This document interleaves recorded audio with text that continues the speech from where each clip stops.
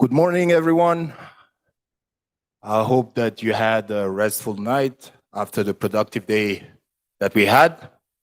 My name is Mokhtar Diouf. I'm from ECA, and I'm going to do a readout of what we did yesterday. Okay? So, on session 5, we had a presentation on the findings of a study on environmental consideration in existing national strategies. The focus of the study was on the dimensions of climate change, mitigation, adaptation, and resilience. So during session 5, participants acknowledged the importance of the study and expressed their desire for the project to be extended to more countries. Actually, to be extended and include more countries. They also requested a better understanding of the criteria that was used to select value chains in each subregions. Session 5, the main recommendation from session 5, obviously there's going to be a more extended report that will include, I would say, more recommendations, especially after the readout at the end of this workshop.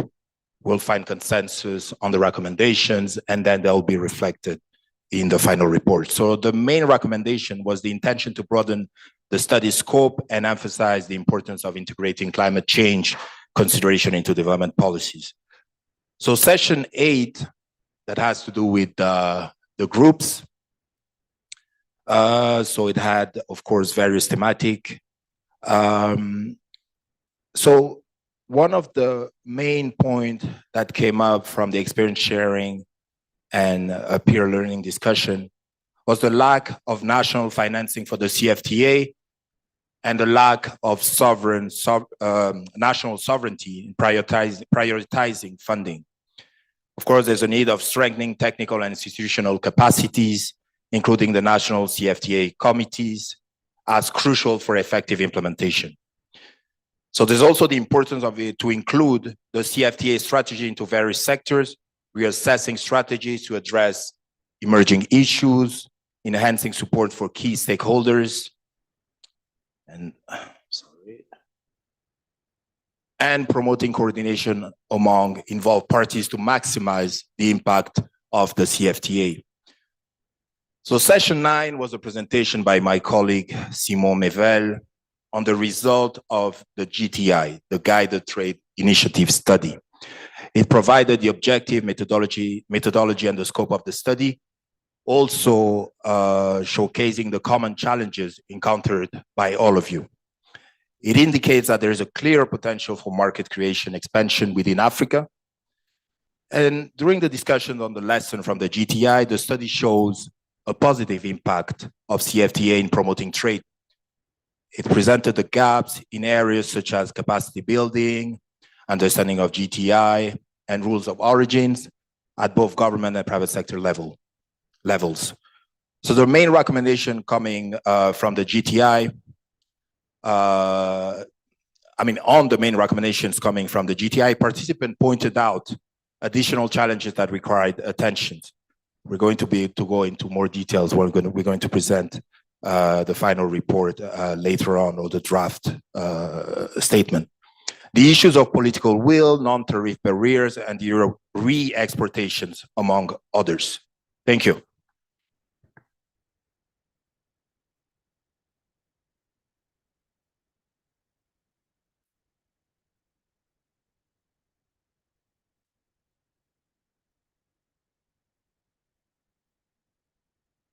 Good morning, everyone. Good to see you all this morning. You just listened to the wrap-up of the last 2 days from my colleague Mokhtar. And I can tell you that if you look at the program of work which has been provided to you, there is no change. There is no change. And even if we didn't manage to be here 9 sharp as we agreed yesterday, I think we aren't so late. I think we may be able to catch up. Hence, I'm asking you to accept that I take you immediately forward to the next session, which is about perspectives from the development partners. This one will be moderated by Halima. Welcome.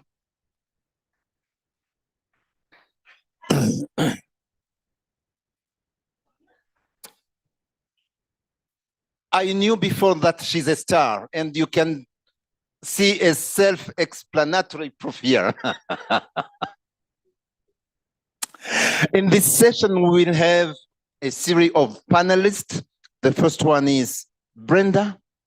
Can you call upon Brenda to join us here, please? Brenda Nyambura from GIZ. Welcome.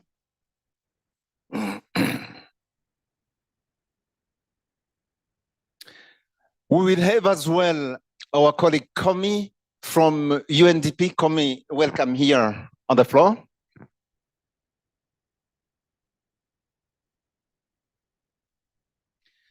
The next panelist is Cecile.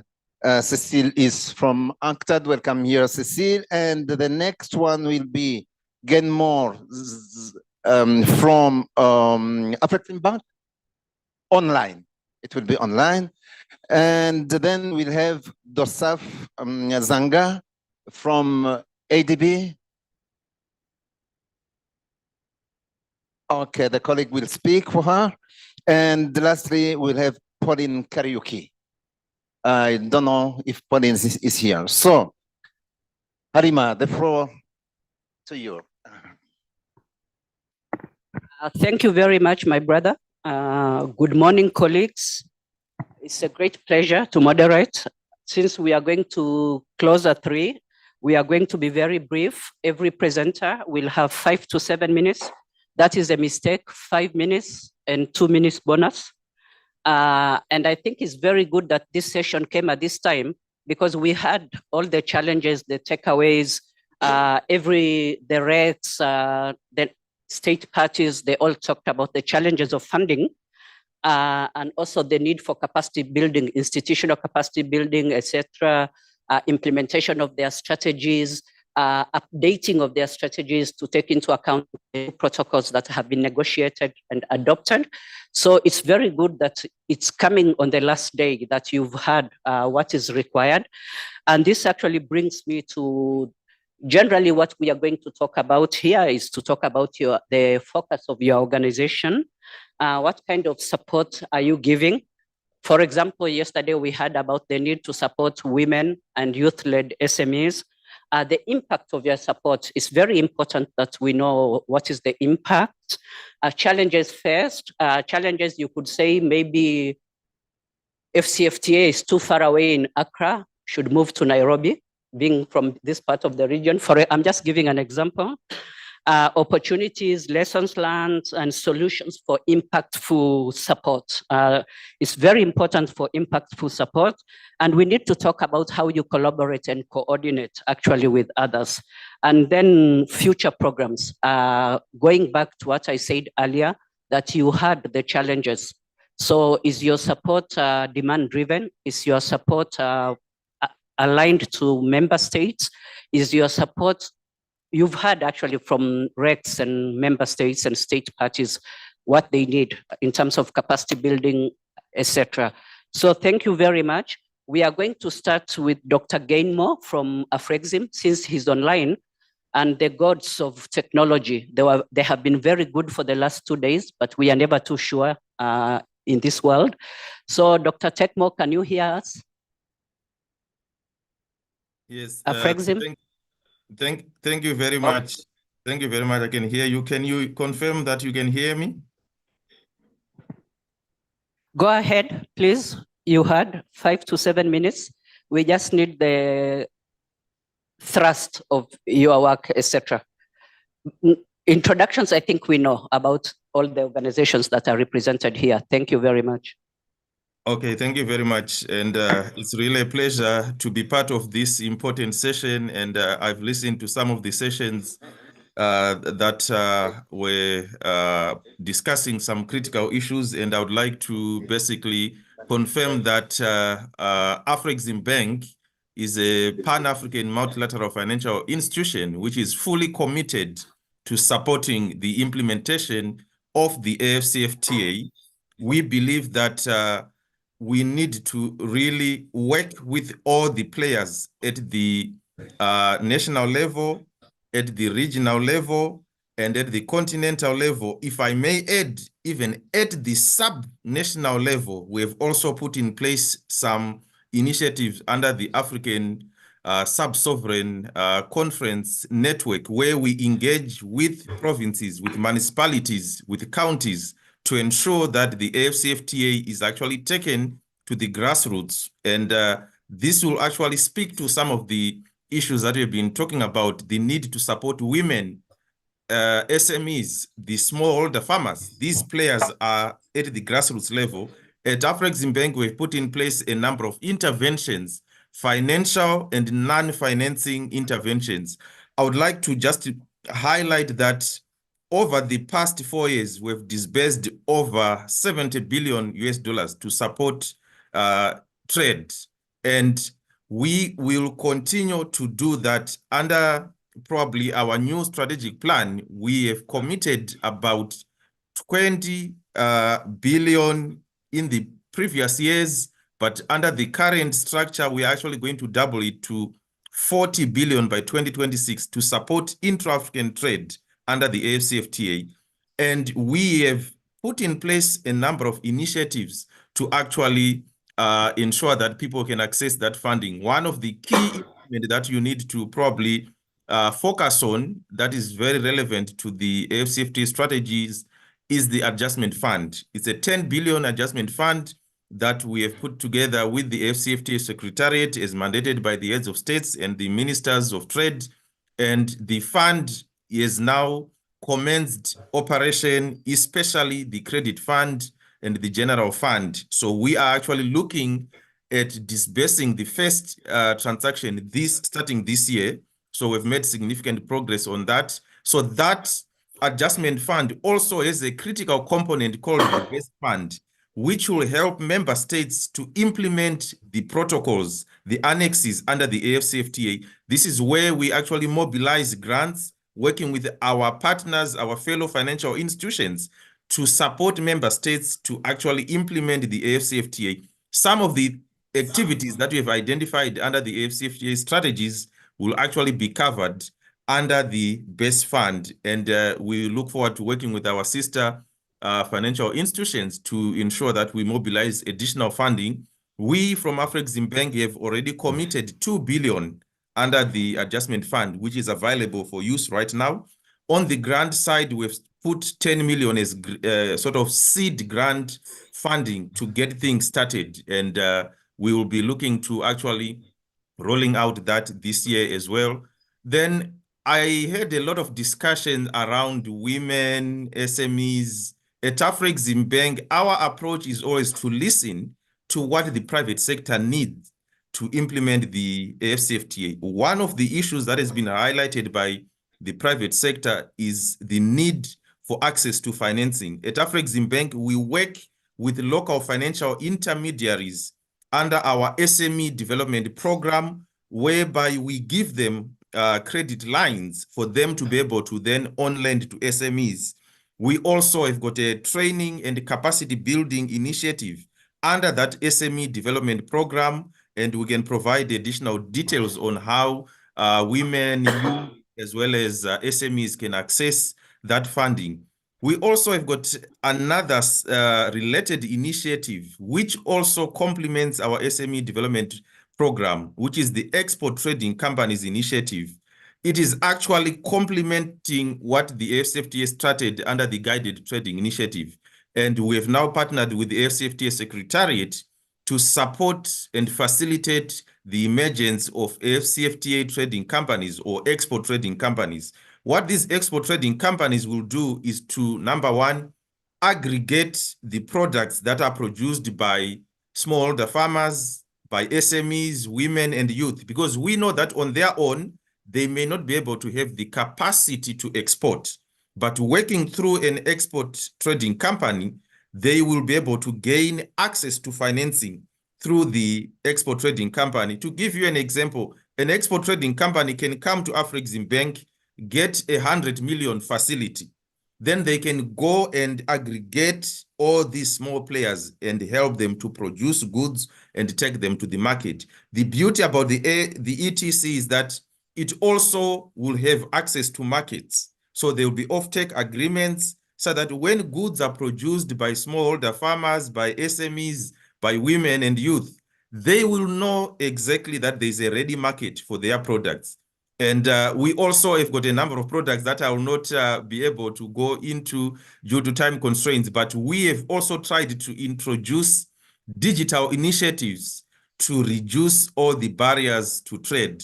We've got the Africa Trade Gateway, and this is where you also have the Pan-African Payment and Settlement System, which we believe is going to be a game changer in terms of African trade. It's going to basically transform the way in which trade is done under the AfCFTA, as well as the way in which payments are done. And we are actually going to save about $5 billion annually when PAPS is fully implemented. It's now already operational in about 12 central banks have already signed on to PAPS, and about 90 commercial banks are already connected to the system with about 10 switches. So we have got other instruments and initiatives that are also complementing the PAPS, the KYC, which is also a major issue for SMEs, smallholder farmers. We can actually provide that support in terms of KYC, know your customer. And we also have got a Trader Club initiative, which basically utilizes artificial intelligence to predict market. One of the major challenges is lack of access to market information. And through the Trader, we are trying to solve that gap. We also have another important initiative, which I want to mention, is the Africa Buyers Program. We know that a lot of trade is actually not happening because, number one, people lack access to information and they don't even know where to source products. So under the African Buyer Program, we will be providing information, matching buyers and sellers within Africa to ensure that they can know more about the products that are produced in Africa. And that will also be supported by the Africa Trade Exchange that we are also implementing with the AfCFTA Secretariat. UNECA is also part of that. And the Africa Trade Exchange will help buyers and sellers to connect and to be able to trade now under that platform. So these are some of the issues that I just wanted to highlight. There is more that we are doing at AfrEximBank. I would like to take this opportunity to thank you for the opportunity to contribute. Thank you very much. Thank you for making my work easy. As you can see, there's a lot of game changing in AfrEximBank. A lot of money, we are hearing billions being mentioned. That's very good. And there have been a good support. There's a lot of value addition to normal programs that we hear about. I liked about that decentralization that you are reaching municipalities, the local governments, farmers, etc., smallholder farmers. You've had actually quite a lot of good programs, adjustment fund, export trading companies that was mentioned yesterday, women and youth-led, and both financial and non-financial support. And I actually confirm that AfrExim has been a very good partner and supporter of the AfCFTA processes. Thank you, Gainmo. I should mention that Gainmo used to work in the Pacific. I met him in Fiji. So he has a wealth of experience all over the world. Thank you very much. So I will call upon Ms. Brenda Nyambura from GIZ Kenya Trade Policy Advisor. Brenda, karibu sana. Thank you so much and good morning to all. GIZ, of course, is the implementing partner of the German government, and our initiatives and support towards the AfCFTA implementation cut across not just the AfCFTA Secretariat, but the RECs as well as the national governments. We have various initiatives and they will come across as quite similar to what other development partners are doing. But initially we began with the support towards the Secretariat, looking at the initiatives and developing work plans together and working towards the actual negotiations support to the different national state parties. The second part of this has been the support of not just the national governments, but their representation at the RECs. Of course, the RECs are the building blocks of the AfCFTA, and this support covers ECOWAS, covers SADC, covers EAC. This support extends to the national government, the ones that are really responsible for the negotiation of their own positions, and also of the implementation of their own values, meaning that we have more than one representation countries. So we have about 10 of these that GIZ supports. It doesn't mean that we do not support beyond the 10 countries.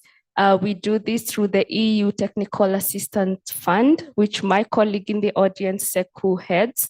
And through this EU TAF, we have two initiatives. One where we collaborate with the AUC and the AfCFTA Secretariat, developing work plans. And the second part of this is through the ad hoc mechanism that is responsible for receiving demand-driven needs from national governments, from regional economic communities, and also from the private sector within these national governments.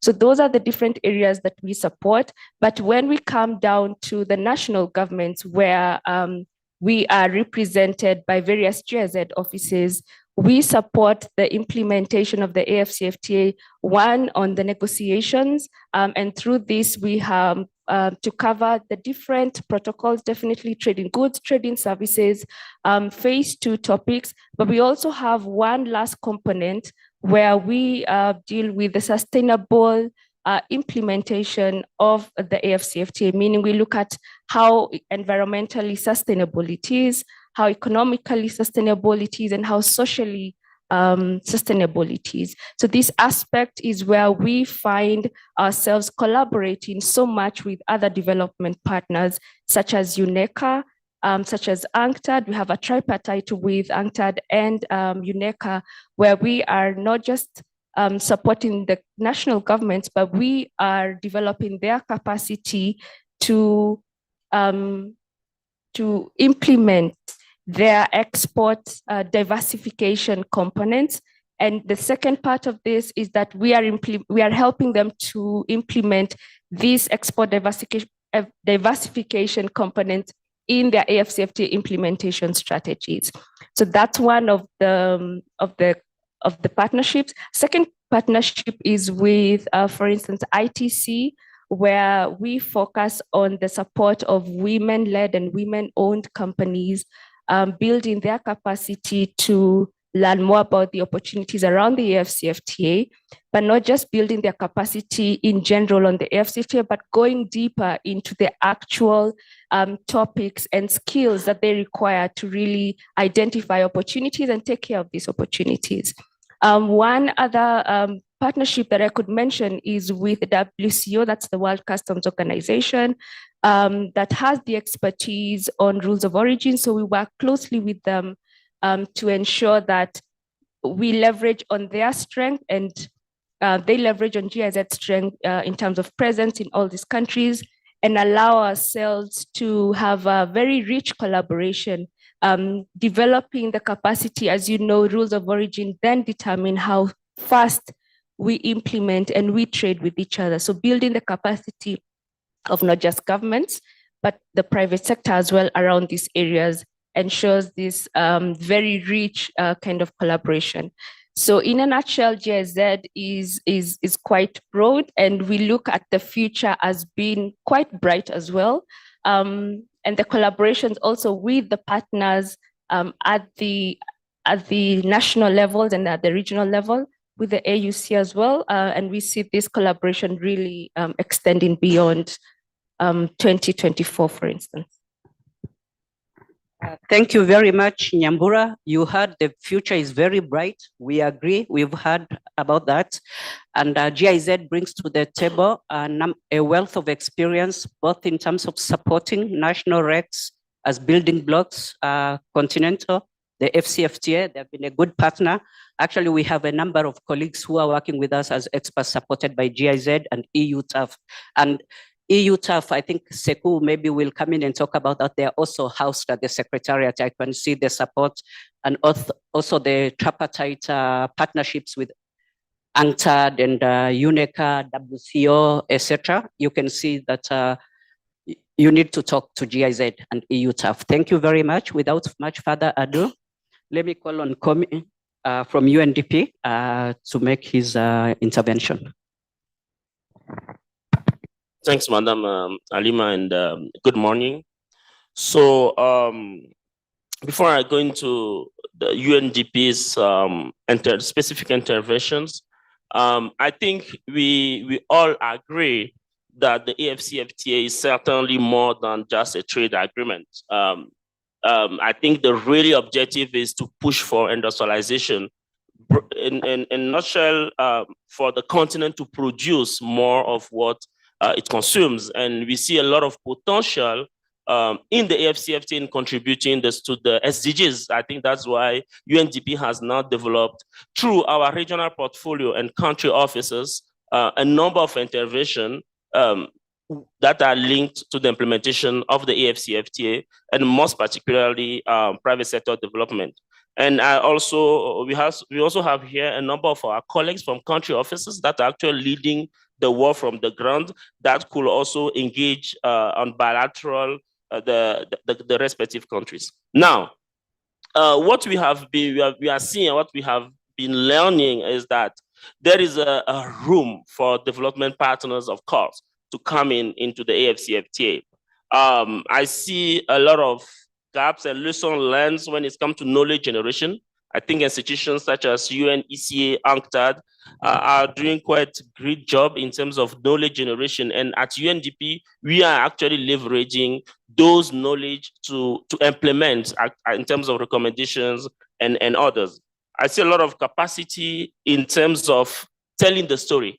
I think that's something UNDP to country officers are doing quite well as well in terms of what is working well when it comes to those women and youth-led enterprises that are actually trading or working toward trading within the continent. Capacity building, I think that is also one of the key areas where I see development partners value addition. Of course, in an integrated manner. I know we work with a number of partners here, including, of course, providing institutional support to the AfCFTA Secretariat as well. Policy making process is a huge area where UNDP from the ground as well support countries and regional institutions. But most importantly now, we also know that all the benefits of the AfCFTA will not come overnight. Deliberate actions needed to really make sure our MSMEs, I think we all agree that these are the ones that are creating jobs on the continent, that are trading cross-border, and most of the time they are unfortunately entrenched in the informal sector. So how do we bring them to the formal sector? I think that's quite important. And through various programs, we are also supporting those MSMEs to be able to now transit to formal economy. Now, how do we organize our intervention at UNDP? Of course, we have regional portfolio and country level portfolios, as I mentioned, but most importantly, we have two main pillars. First is how do we create that space for business to grow through our policy intervention, support to also national implementation committees in a number of countries, Nigeria, Malawi, Namibia, and so and so. We are also supporting actually countries implement the AfCFTA national strategy once they are developed and validated. In few countries, of course, UNDP has contributed and working closely with ECA in developing those strategies, but the value added of UNDP will then be how do we then take them, make sure they are tailored with national development plan and support the priorities as guided by the countries. There, I think, Madam Chair, you also indicated that we should mention challenges. And one challenge when we come to the policy work, I think I highlighted this yesterday, is that we have that practice to get several requests from few different ministries, which are linked to the AfCFTA. That's why we are also calling the national AfCFTA committees at national level now to take that strong role in really coordinating, including coordinating the work of development partners. I think recently I was in one of the countries where partners agree that there is a challenge when it's come to the coordination internally, but the who has to coordinate. I think the National FTA Committee has a strong role also to make sure there is no duplication. And the tendency also to send same request to many institutions sometimes create confusion if we don't know who is doing what. So this is something I think it's important to also put on the table. We're also doing a lot on digitalization, whether through policy, sectoral policy, promoting or investing in digital platform and so and so. The second area of intervention is really our support to making sure the private sectors and of course the MSMEs build their productive capacity and are ready to trade toward AfCFTA market. We have partners with whether ITC, EC, and others to support market access. We have also specifically invested in B2Bs, bringing a number of businesses to identify those emerging markets. I think I can cite, for example, the case of Ghana to Kenya, where we contributed working with, of course, GIZ, World Bank, and others, but under the coordination of the National Coordination AfCFTA Committee of Ghana, for instance. So that is quite important. When it comes to, I think we have also supported Togo and Cote d'Ivoire on B2Bs, especially for businesses to identify those markets and seize them. We also know that in the short term, we will not have 1 million businesses trading in Africa in the short term. We need to start at a scale. We need to help country also. That's what we are doing to identify targeted markets, 2-3 in the short term, so that they can start with those markets. But of course, I think a challenge we are also seeing related to infrastructure solutions. Maritime roads, we know they are not really existent when it's come to the continent, although we are seeing some success story. I think now there is a maritime line between the port of Lomé and I think Durban in South Africa. But we need more of those to be able to scale. So what we are also thinking now is how to come with mapping of those logistics solutions for businesses, especially MSMEs, and we hope we can also work with all the partners in this space. So I think I will just stop there for now and then come in later. Thank you. Thank you very much, Komi. I like that you mentioned the challenges, also gaps in, for example, knowledge generation, but still UNECA and UNCTAD are doing a very good job in this. And I liked when you said that the benefits of AfCFTA are not going to be instant. We Africans like to see something immediately, but this one is long-term. And it's a dream actually from the founding fathers. It was political, now economic, and we will move on, become one African market. So, and I liked when you said that UNDP is very good at telling stories, success stories. So we are hoping to see a success story from here, from the meeting that was very successful. And also I liked about when the value addition of business to business and identifying targeted markets. So this actually is impactful that you're identifying markets, and you mentioned the challenges of logistics. I think yesterday in the GTI presentation, what they didn't mention is by cargo, for example, maritime from Kenya to Ghana, we were told the product takes 6 months to get there. So if it's perishable, it's not going to work, and air cargo is more expensive. Thank you very much. We can all agree that our panelists have been very good with time.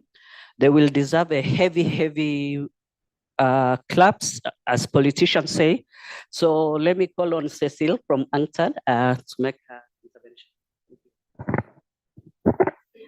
Thank you, moderator, and good morning to you all. I'm very honored to be here among you, and I would like to thank the ECA for the invitation. We are partners for many, many years. I would say sisters organization. I had a presentation, but I'm not going to run through it. I think it's better in considering the format. I'll be happy if the ECA share it with you. I would like to start by saying that, in terms of challenges, I had prepared 2 slides that in fact summarized all what was discussed in the past 2 days. And I think, I don't need to go through this because you all know you have been working in groups yesterday as well.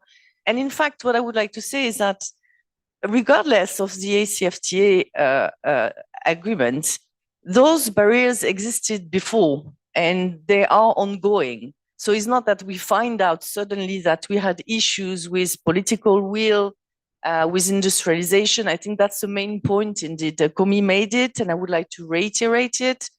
When UNCTAD engaged with countries, and there's many of you that we are engaged with, what we found is that there's a need for identifying what kind of products and services we're talking about. If we want to foster domestic trade and intra-regional trade, you need to know what exactly you are going to export or sell, within the countries.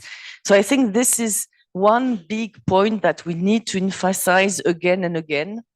UNCTAD is involved in many projects with you. So on digital trade, we have the e-trade readiness assessment. I think it's important that for each project we are looking at what are the conditions, what is the ecosystems, what is the ecosystem in the country that can allow countries to build these capacities of productive capacities, industrial trade, and understand what are the bottlenecks are basically. And while doing so, we are also remedy to one of the major challenges that we face, and that was also mentioned, since the beginning of this conference, which is who is in charge? The cooperation between the ministries. Komi just made the point again. We often work with the Ministry of ICT and Trade because both are important. And when we do e-commerce, for instance, well, it's the Ministry of Trade. We're talking about trade. E-commerce is just a vehicle to do trade in different ways using, the technologies that are facilitating trade. So this engagement, the political will, the need for implementing, we're not at a stage where we can say, oh, I have a strategy. Countries have millions of strategies. And when we come to them, one of the main challenge, because once you are preparing a new strategy, of course, you're looking at the past strategies and the impact they have had. And guess what? I think you know the answer. They don't know. They don't know. So how do we go from strategy to implementation? This applies to the AfCFTA. This applies to all the strategy in all the areas that you are dealing with. I was surprised when I came here, actually. This is maybe in 26 years of career that I enter a room and I know so little people. That means that the focal points we have, who are also part of the Ministry of Trade, they're not here. So how this information that you all have collected today will come to them, I don't know. So, yesterday we heard about the funding and that it has to come from countries. I agree 100%, but how would you make sure that your call to have your country funding your priorities will be heard? There's a lot of unanswered question here. How we're going to build capacity in a sustainable manner? We hear all the time we need to build a capacity. Indeed, if you look just at digital trade, the questions are difficult, complex, multifaceted, and yet evolving. So how we keep track? How do we make sure that most of the people are aware when there's changes, policy changes, and all this? We all know that. How do we ensure implementation, continuation? This is a lot of an answer question. I don't have answers, but I think we have to reflect collectively on this. The AfCFTA is like, if you have to compare it to a board game, would be maybe a chess game, where every move made by each country will have an impact on the rest. And one of the challenges also I would like to emphasize is a national, regional, continental level, without speaking of the global level. Countries are engaged in, some countries are engaged in many RECs. How do they deal with that when it comes to legal frameworks, for instance?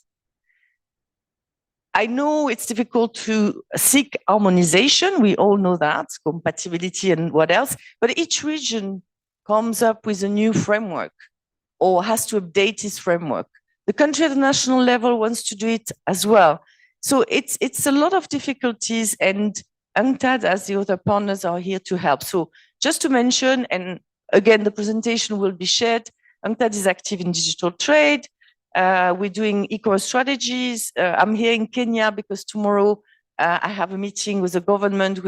They just launched an e-commerce strategy that we have helped with. We are doing strategy at the regional level. I can mention ECOWAS, maybe strategy that was adopted last July, and that needs implementation from all partners, not only UNCTAD. UNCTAD is just, one amongst others. So this cooperation has to be fostered. We are happy that GIZ supported us for the work in Kenya. So Brenda, thank you again. But more needs to be done in terms of donor as well support. We are doing a lot in terms of customs. Many of you are familiar with the SICUDA. We are present in 39 countries. We are working to support in terms of trade facilitation, the national trade committees, and I understand there's many of you there. One of the challenges as well we can highlight is the proliferation of committees and working in silos. Yeah, so you all know that. I can see smiles on certain faces here. And we are also working with port management, with non-tariff barriers. We have a staff actually based in the Secretariat. We are working on green, as it was mentioned yesterday. We have this program on women, and we have Pauline with us, who is going to tell us about, indeed, access to financing. That was mentioned by AfCFTA. By the way, we are happy to work with AfCFTA as well. It's a new partner, so we'd like to thank them as well to join forces. So the 2 points: industrialization, informal sector. We have been touching upon it, but not enough to my taste, because whenever we do e-trade readiness assessment or e-commerce strategy, well, we realize that the majority are MSMEs and informal sector. How do we make sure that those are included and contribute to the development of the economy and intra-regional trade? They cross borders every day. We know that. So how do you make sure that they gain out of this economy and the government gain in turn with, tax collection and so on? So I will stop at that. I'll thank you very much, and please share the presentations. There's more detail that you can find. Thank you so much. Thank you very much, UNCTAD, and I'm very glad that you reiterated what Komi said, that AfCFTA is more than an FTA. AfCFTA is a program to transform Africa. It's for Africa's actually industrialization. And so that's very good. I'm very glad that you mentioned that, and you talked about the trade readiness assessments. This is what we are going to do at the AfCFTA under the program of implementation review mechanism. The first meeting we'll do in UMA and look at especially trade facilitation, customs, and transit. You asked many pertinent questions. I hope we'll get answers, if not here, for the next meeting. About we have millions of countries have millions of strategy. So which is the priority? And proliferation of committees. So maybe NICs becomes an answer to this. Komi also talked about that challenge. And then how do we, from this workshop, actually, you said that the people who are here, some others that should be here are not here. How will this information be disseminated? We know there's lack of continuity, actually, most of the time. Dissemination of information came out yesterday as a challenge from all the groups, etc. And then I liked when you talked about how do we build capacity in a sustainable manner, because maybe I was trained working with a certain organization, then after the training, I move on to another organization and there's no living knowledge behind. And you talked about the challenges also of proliferation of REITs. AfCFTA was supposed to be an answer to that, actually. Why AfCFTA came into being, it was because of the spaghetti ball. It hasn't worked yet. There's also a challenge of countries signing FTAs with third parties where they're supposed to notify the secretariat, etc. There's challenges of notification, many committees, focal points, etc. But this is a starting point, January 2024. You've asked questions and we hope we get answers. Thank you very much. FDB, as we mentioned, is not here. There's a colleague who will intervene from the floor, but I'll give the floor to Ms. Pauline Karaoke, co-founder of, is it Mau Africa? You can explain a little bit since some of us don't know about Mau Africa. The rest of organizations, we knew about them. Thank you very much, Pauline. Thank you very much. So Mau Africa is helping buyers from around the globe to be able to source handmade or handcraft products from the continent, from different makers or artisans, as we call them here in Kenya. So I'm actually also a beneficiary of the e-readiness program by UNACTAD. So it's really, and a lot of other many women within the continent. And in regards to AfCFTA implementation, as Mau is helping buyers sourced from the continent, and as a startup, what we are trying to do is help people who are makers from different parts of the country to be able to access wider markets. One of the issues most SMEs have is accessing wider markets. So even as Mau, when we're trying to consolidate all these makers from Kenya, Uganda, South Africa, Nigeria, one of the issues we have is the movement of goods from Uganda to Kenya or South Africa for consolidation for it to be shipped, which I think is something that after the AfCFTA is going to help with the implementation. So the logistics cost, which is very, very expensive due to the customs cost. So the issue of the tariffs, the issue of the taxes, the issue of just the movement of goods and the infrastructure, making that logistics being so expensive is an issue that a lot of SMEs are facing when it comes to e-commerce. And specifically as Mau is focusing on the handicraft sector, and we are looking to ensure women businesses, youth are participating in this trade. The handicraft sector is majorly dominated. Actually, 70% is done by women and youth. So by us enabling trade to continue developing within the continent and also outside the continent, a lot of women, a lot of youth are going to be able to participate in this trade. They're going to be able to grow their grow themselves economically, and over and above them being able to trade and sell through the platform. What Mau does is a lot of these businesses are not registered. So the regulations, the various regulations or the various sort of documents they need to have for them to be able to access funds is always an issue. But through the platform, since they're able to sell, what we do is do a credit score based on what they sell. So we are able to provide financing to them, working now with other partners. So already all these SMEs are having issue accessing funds due to how hard it is for them to access traditional financing. And when you ask yourself why most of these SMEs do not get registered and do their financial preparation, it's because one, they may not have the knowledge, the technical or the financial know-how, or probably due to the cost. So are there policies that are being implemented at national level when it comes to having all of these SMEs regulated for them to be able to participate better in trade sufficient, or are they favorable? Yeah, that's the word. Are they favorable for them, or are they just looking at the middle or very bigger SMEs? Because even a very small business of someone who's trying to make baskets is also an SME, and they're trying to trade and participate in this the trade between the different countries. So are the regulations that we have at the national level favorable, at least for the very, very small SMEs? So those are some of the issues that they face when they're trying to access finance. And where we come in is we'll look at what they have through the platform, we'll credit score them, collaborating with banks and other financial partners that we have. And then based on that and what they sell, we're able to extend financing for them. The other area is when it comes to private sector collaboration. Given that we help buyers from different parts of the country, the US and the Europe, mainly to source from the continent, we do see a lot of collaboration from makers, let's say, of baskets from Ghana and Kenya and Zambia. We do have makers of leatherwork from Kenya. We do have makers of a lot of hide work from Uganda.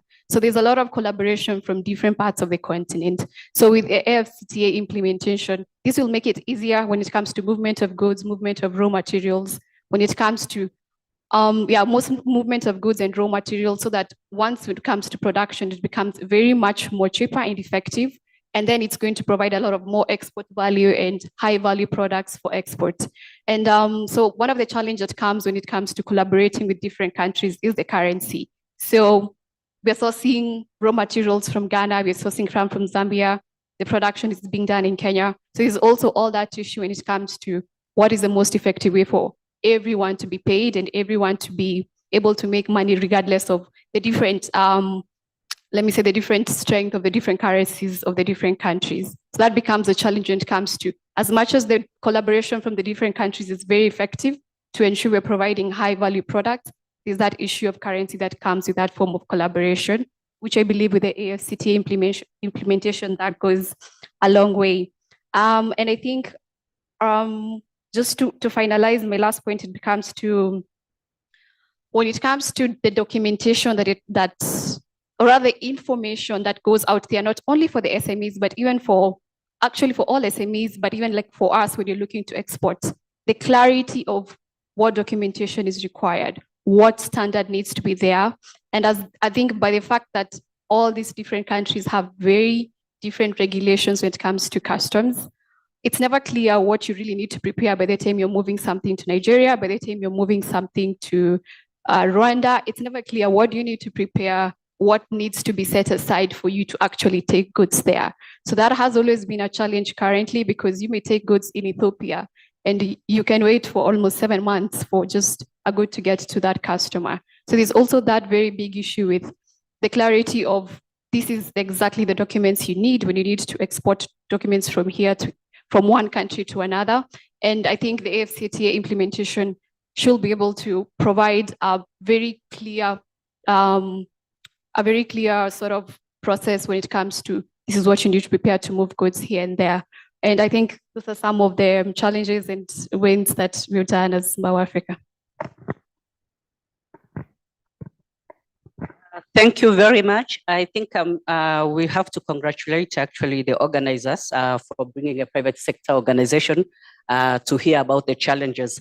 What I have actually seen since Monday is that the private sector don't have information about the documentation that's needed for the AfCFTA. When we talk about GTI, you heard from United Republic of Tanzania that they wanted to export tobacco to Egypt, but tobacco is in category C. So we need to unpack these tariff concessions. If a trader in Kenya wants to export to ECOWAS, Nigeria, Ghana, they need to know. Remember Simon's presentation, we are in T3, liberalization started year 2021. So GTI was supposed to test the waters, whether the systems are working. We know now the systems are working, but we need to expand. And my colleague said GTI was temporary. What we need is Africa to trade. You said in value addition, in high products.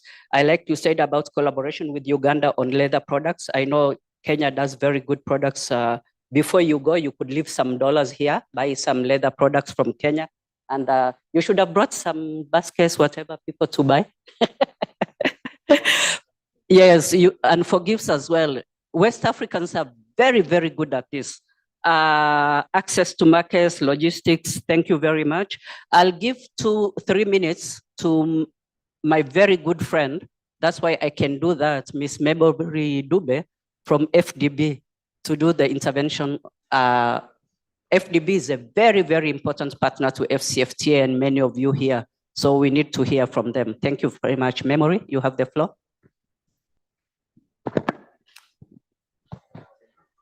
Memory, be afraid of power. Come to the point.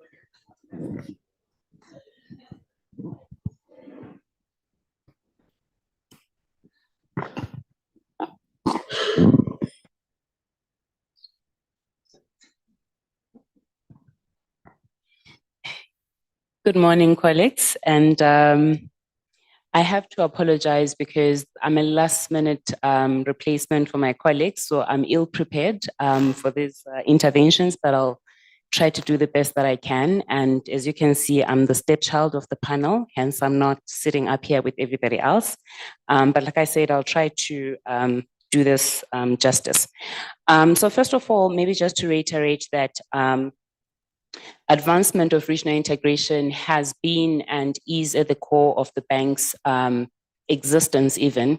All of the interventions, all of the projects that we do at the bank actually gear towards advancing regional integration. And we see that as one of the pathways towards the development of the continent. And it's actually part of our mission as the African Development Bank. And perhaps to reflect on some of the, I'm so sorry, I'm not going to do 3 minutes. It's going to be longer than that. Perhaps to reflect on some of the conversations that have been, taking place in the past 2 days. One of the things that, I always, keep an ear out for is when, countries talk about financing. And one of the key issues that came out was financing of AfCFTA implementation.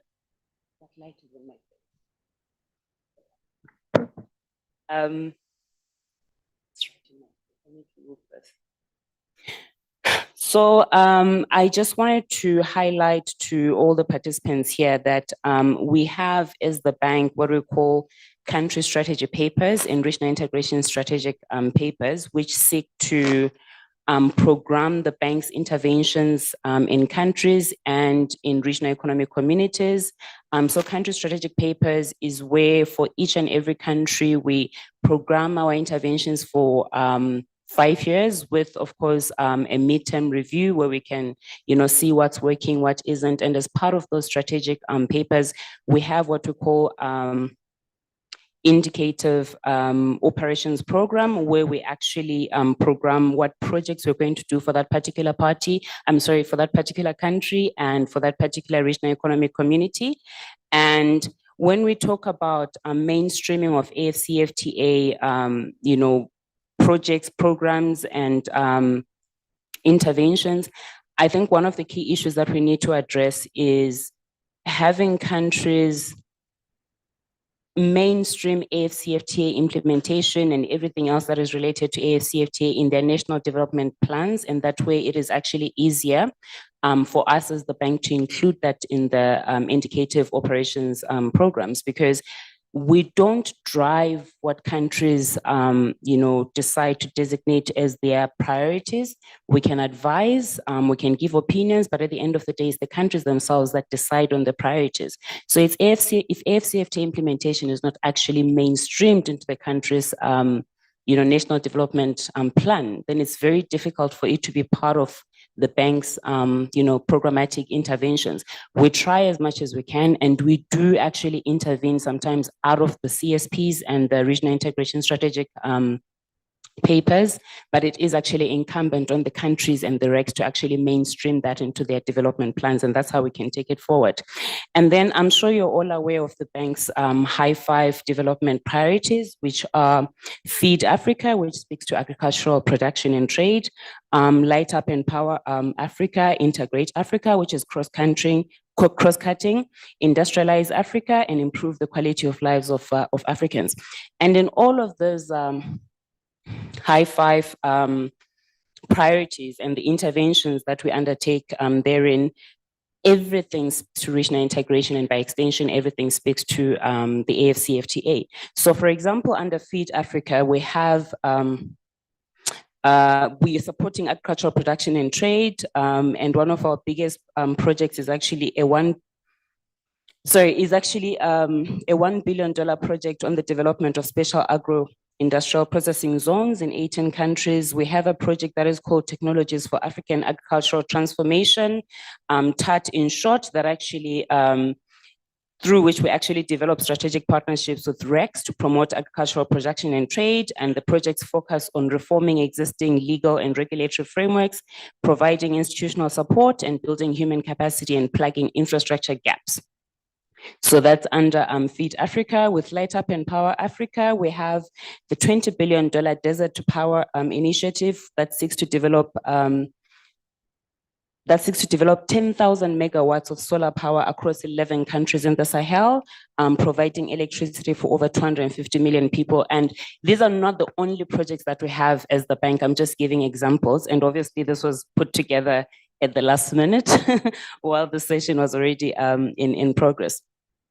And then, of course, Integrate Africa, very much cross-cutting. So, so many projects, even our interventions with RECs, with continental institutions. So, AUC, AfCFTA, we've provided support to the AfCFTA Secretariat that also falls under Integrate Africa. We also have Industrialize Africa, where we're focused on value chain development.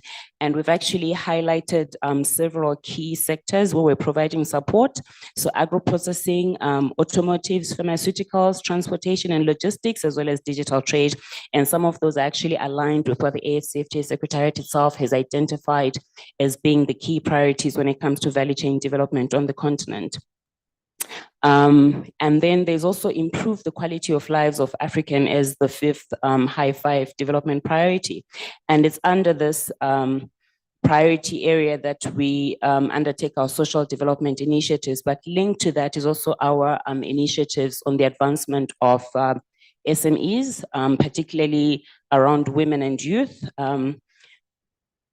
And with particular reference to women, we have what we call the Affirmative Finance Action for Women in Africa, AFAWA in short, that seeks to close the financing gap for women, especially women entrepreneurs in Africa. We also have what we call the Youth Entrepreneurship Investment Banks, YIB in short, that also seeks to close the financing gap when it comes to the youth, and especially the gap between when they get financing from friends and family and still cannot are still not able to qualify for financing from commercial banks. So we seek to cover that gap. And all of those initiatives, if you think about it, they really contribute, they're integral to the success of the AfCFTA, because you need to address some of these challenges for the AfCFTA to actually work. And then there's also a key issue in Africa when it comes to regional integration and the AfCFTA, which is closing the infrastructure gap. And as the bank, we've invested in excess of 10 billion in cross-border infrastructure projects in the last 6 years alone, including PIDA projects, with most of the financing going to transport, transport, energy, finance, and ICT, making us actually the lead financier in infrastructure on the continent. As some of you may know, infrastructure financing is actually one of our niche areas as the bank. And we're equally active in infrastructure project preparation up to bankability, because that is a key issue in Africa, through the NEPAD Infrastructure Project Preparation Facility, NEPAD IPPF in short, and other instruments. And the facility has to date mobilized resources for projects that catalyzed, mobilized resources for project preparation that catalyzed infrastructure investments worth more than 24 billion. And of course, all of our infrastructure investments are actually accompanied by soft infrastructure interventions, or trade facilitation interventions that target cross-border infrastructure development through the creation of larger and more integrated markets by linking landlocked countries to markets and supporting intra-African trade. And as a matter of fact, all of our infrastructure development projects, 10% of the value of that project has to go towards soft infrastructure interventions. So again, if a country has a holistic development plan, then it's easy for example, the Ministry of Trade and Industry, in collaboration with the Ministries of Transport, especially when it comes to the construction of roads and one-stop border ports and everything, it's very easy then for those particular departments to influence the design of the soft infrastructure interventions. So it's really important that countries actually properly mainstream AfCFTA implementation into their national development plans. We also have, in addition, capacity building initiatives in trade. Thank Thank you. I'm almost done. Yeah, I think I'll leave it at that. And I really have to apologize because I probably could have done a better job if I'd been better prepared, but my colleague was not able to make it, so I had to step in and step up on behalf of the African Development Bank. But just also to reiterate our unwavering commitment to the AfCFTA and its objectives, as well as regional integration and the development of the African continent. And if you need information on how best to access AFDB funds, we have representation in almost every country, and in the countries that we don't have representation, we do have regional offices in every region, and there's always people that are dedicated to particular countries. And if you reach out to your ministries of finance, there's always an AFDB desk. And through those desks, you can actually put together a concept note, submit to the bank. And if it's something that is viable and we see it as sustainable, we will look for the funding. We actually do have just one more thing. I just remembered one more thing. Through our regional operations envelope, we have the regional public goods envelope, through which countries can actually get countries and regional institutions, continental institutions, can get grant funding, grant resources that can support AfCFTA implementation. And countries, as far as countries are concerned, because again, this is geared towards the promotion of regional integration. So if a country, say Kenya, since we're in Kenya, gets funding under the RPG envelope, then what it means is that whatever project it is, it has to have a regional component to it. So the benefits have to flow beyond just Kenya. It has to benefit the rest of the region by default. So yeah, I think I'll leave it at that, and I'm open to questions. Thank you.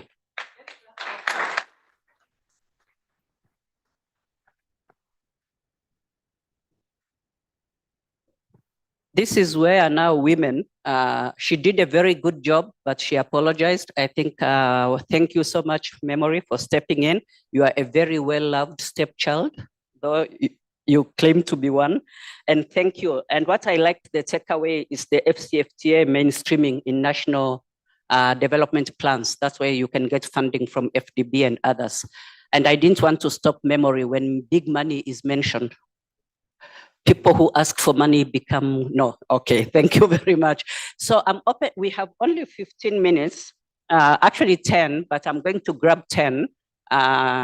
So I'm going to give the floor to Maria Andrea there to talk about UNLC, what they are doing, and before I'll open the floor to everybody else. Please give Maria Andrea the mic. Okay, can you hear me? Good morning. My name is Maria Andrea Chasu, and I work with the UN Office of the High Commissioner for Human Rights. And thanks to the organizers. I wanted to briefly mention the work that we've been doing with ECA and other partners in integrating the right to development perspective in the AfCFTA. What we're doing is basically on the policy support by providing tools like the human rights impact assessment of the AfCFTA. So we did an ex-ante exercise that I will share with you outside. I will provide some QR codes. And in this exercise, what we try to do is to identify areas where possible negative and positive impacts of the AfCFTA could have on human rights, particularly on a set of human rights, like the right to work, to right to food, and to social security.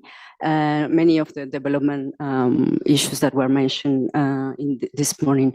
And this exercise also provided important recommendations for the design of the AfCFTA process, but also in the monitoring.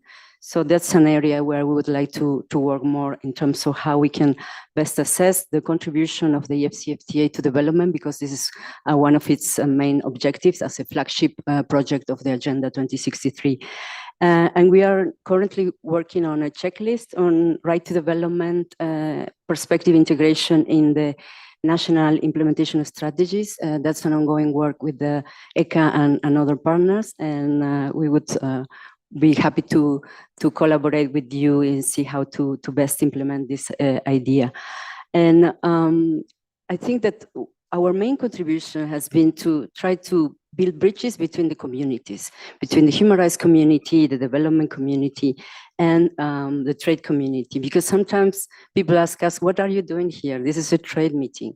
And what we try to do is to, from a right development perspective, is to recall that the aim of trade, in fact, is to contribute to sustainable development, and AfCFTA is one of these processes. So how can we help in the analysis from a leave no one behind perspective, how we can leverage the participation of grassroots organizations, or bring in our own partners like national human rights institutions, civil society organizations working on human rights issues.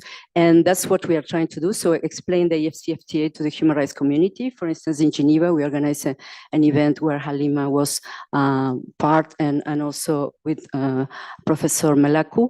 And so we try to explain how we are integrating human rights in the AfCFTA, and we are participating here, trying to also to see how we can best contribute to you. Thank you.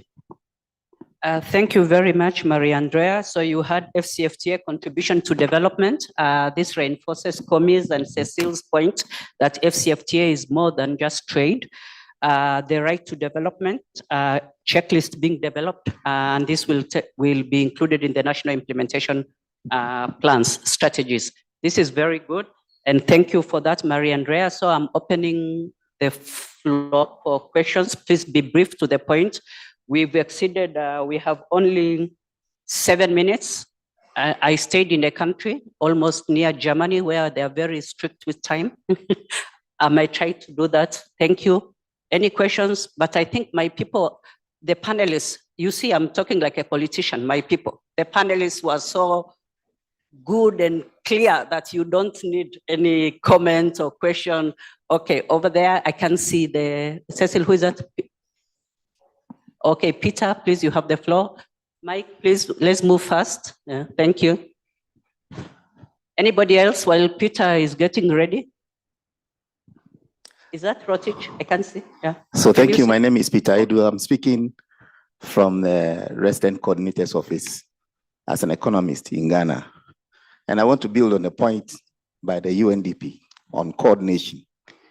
And I want to suggest that I think countries should take advantage of the offices of the resident coordinator to harness this coordination and make sure you are building complementarities of efforts of other DPs. I can give you an example. What we did in Ghana, we realized this, and when we saw the bold step, and thank you to UNDP and UNECA for taking the lead, but we realized that we're going to have problems. So we started with mapping, and to utter dismay, we realized that a significant amount of UN agencies were into trade initiatives and industrialization. I can give you just 2 examples. I have about 10 of them. UNOPS was building integrated shared facility centers and industrial parks. IOM was looking at supporting local actors and ensuring socioeconomic empowerment of women in cross-border trade. I can add WFP on value chains. I can continue to add FAO on food systems. And so when we brought all of them to the table and we did this mapping, later we had UNCTAD on e-trade readiness coming on board as well. And so in Ghana, we have this coordination tool with the mapping, bringing all agencies together. So I want to recommend that coordination is very, very serious, especially in lower middle income countries like Ghana, where the need to drive development is about partnership and resource mobilization. And so when you go there, you realize that all government ministries and agencies are chasing DPs on the implementation of strategies, and therefore take advantage of the resident coordinator's office to coordinate all DP actions. That's what I wanted to add on board. Thank you. Thank you very much. That's very good lessons learned. Coordination in Ghana, mapping what different agencies are doing. So I think that will be one of the takeaways from the meeting. Thank you very much. It was over there. I couldn't remember the, yes, please go ahead. Any lady to take the floor? I've seen we are skewed against, though we are talking of women-led, youth-led. Youth have been active, but women not so much. Thank you. Thank you. Okay, go ahead. Yeah, thank you, Dr. Halima, Program Coordinator. I just want probably to share some of the discussion and an outcome of my discussion with several participants here regarding how EU TAF can support them. Because you might recall that we had the first window of call for proposal back in September, where we received more than 140 project proposals from REX, member state, and then private sector. And then some of the participants in these conferences are wondering what would happen with the project proposal, given the fact that at that time we had limited resources, so we were only able to select only a few project proposals, about 25 out of 140. So the good news is that we've engaged with the EU to mobilize fresh funds, and then those projects that have not been selected in the first phase are still in the pipeline. So in the coming months, we broadcast information that we are launching a second call of proposals, so that those projects that have not been accommodated in the first round will be considered for support. That's one point. The second point also is that we want to launch another initials. We're on thematics area for trading services and competition policy. So in the coming month also, we will be engaging with the EU Commission and also EU member state to mobilize also funds, and then to inform member state and REX that we have a dedicated program on trading services and competition policy, so they can send a project proposal to the EU TAF project management unit at the secretariat. We look into this proposal at the technical level, and then we will select a few of them so that we ensure that we broaden our scope of intervention on the AfCFTA related matters. That's what I want to share as information to the audience. If there is any additional clarification you need, you can approach us on the bilateral level so we can discuss about it. Thank you.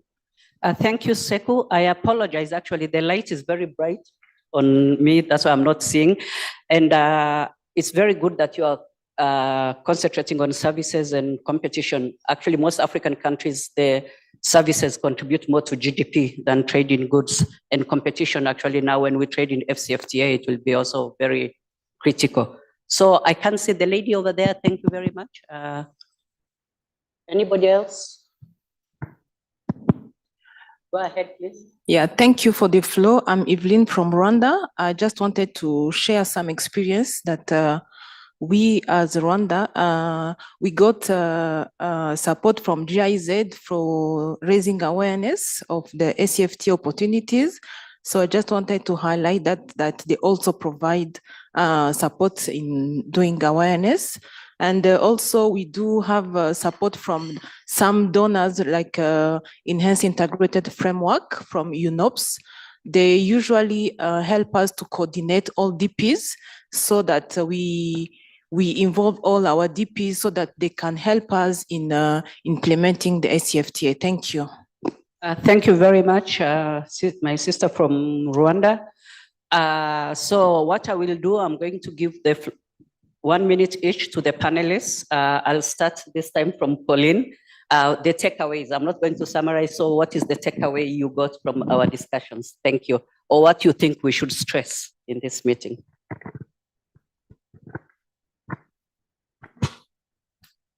I've only been here for this session, unfortunately, but I think just being aware of the AfCFTA, that's acronym, that's of the CFTA, as I like to call it. I think what needs to be done is more of people speaking about it, and how by different parts of the private sector can be able to participate and participate in the implementation of the AfCFTA, of the CFTA. So I think my takeaway is more of, can we have the relevant or people speaking more about it, and it also being pushed a lot to the private sector, because all these SMEs in the private sector, and they're the ones who are going to really push the implementation of the CFTA. Great, thank you. I'd like to end by probably just sharing 2 lessons learned from my experience and answering to what the fellow panelists have actually talked about. The first one is regarding capacity development or sensitization or awareness creation. We have found that, and as we all have seen, this request is endless, meaning yeah, it will come from private sector, it will come from government institutions, it will come even from the civil society.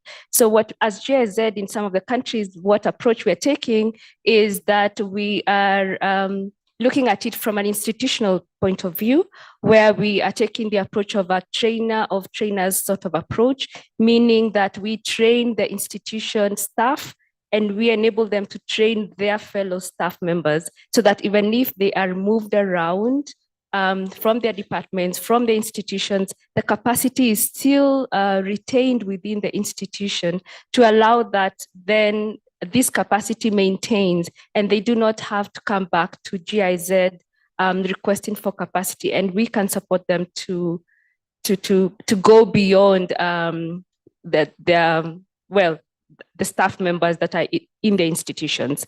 The second part is that, as we all know, development partners funds are not endless, meaning they are pegged to projects, and these projects are in phases. So when these phases come to an end, you find that governments and institutions really find it difficult to understand, because if you start to support an institution, they would want the support to be for a longer term.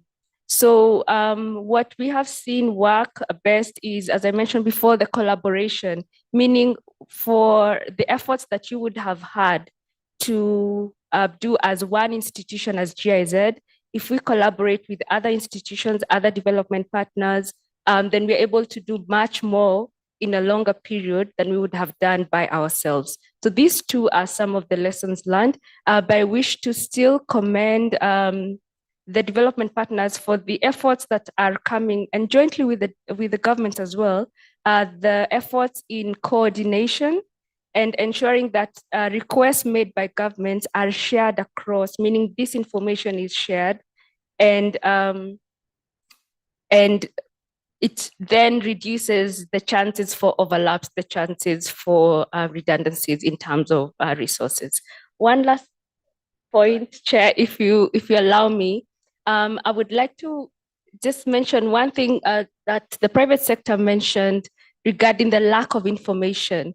So one thing we're trying to do is ensure that we work with our institutions. For instance, in Kenya, we work with institutions that have portals. UNCTAD supported 2 institutions with the e-regulations portal and the InfoTrade KE portal, and ensure that information on the AfCFTA regulations, market requirements, and also on regulations on trading services appear in these portals, so that member state parties are able to access this information for easier trade.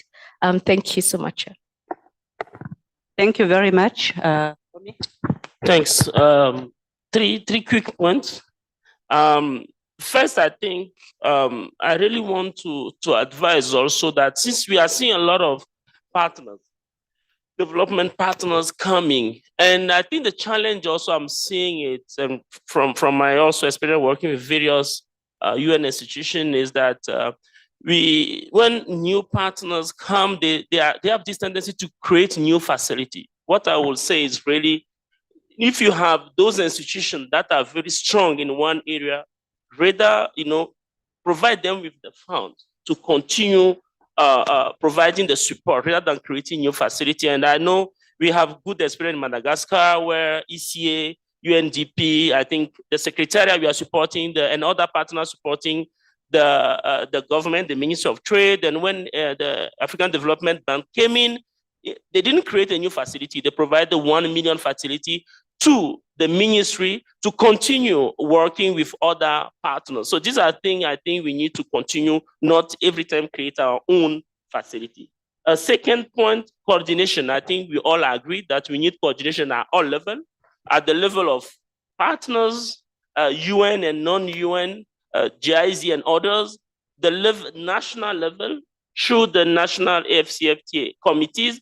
That's why we need strong national AfCFTA committees to put everyone together. And then I will also suggest that the committees, if you have not done so, maybe you can also do a mapping of what everyone is doing, whether from the development partners, but also other ministries and and the private sector organization, so that we know when we go to a country what everyone is also doing.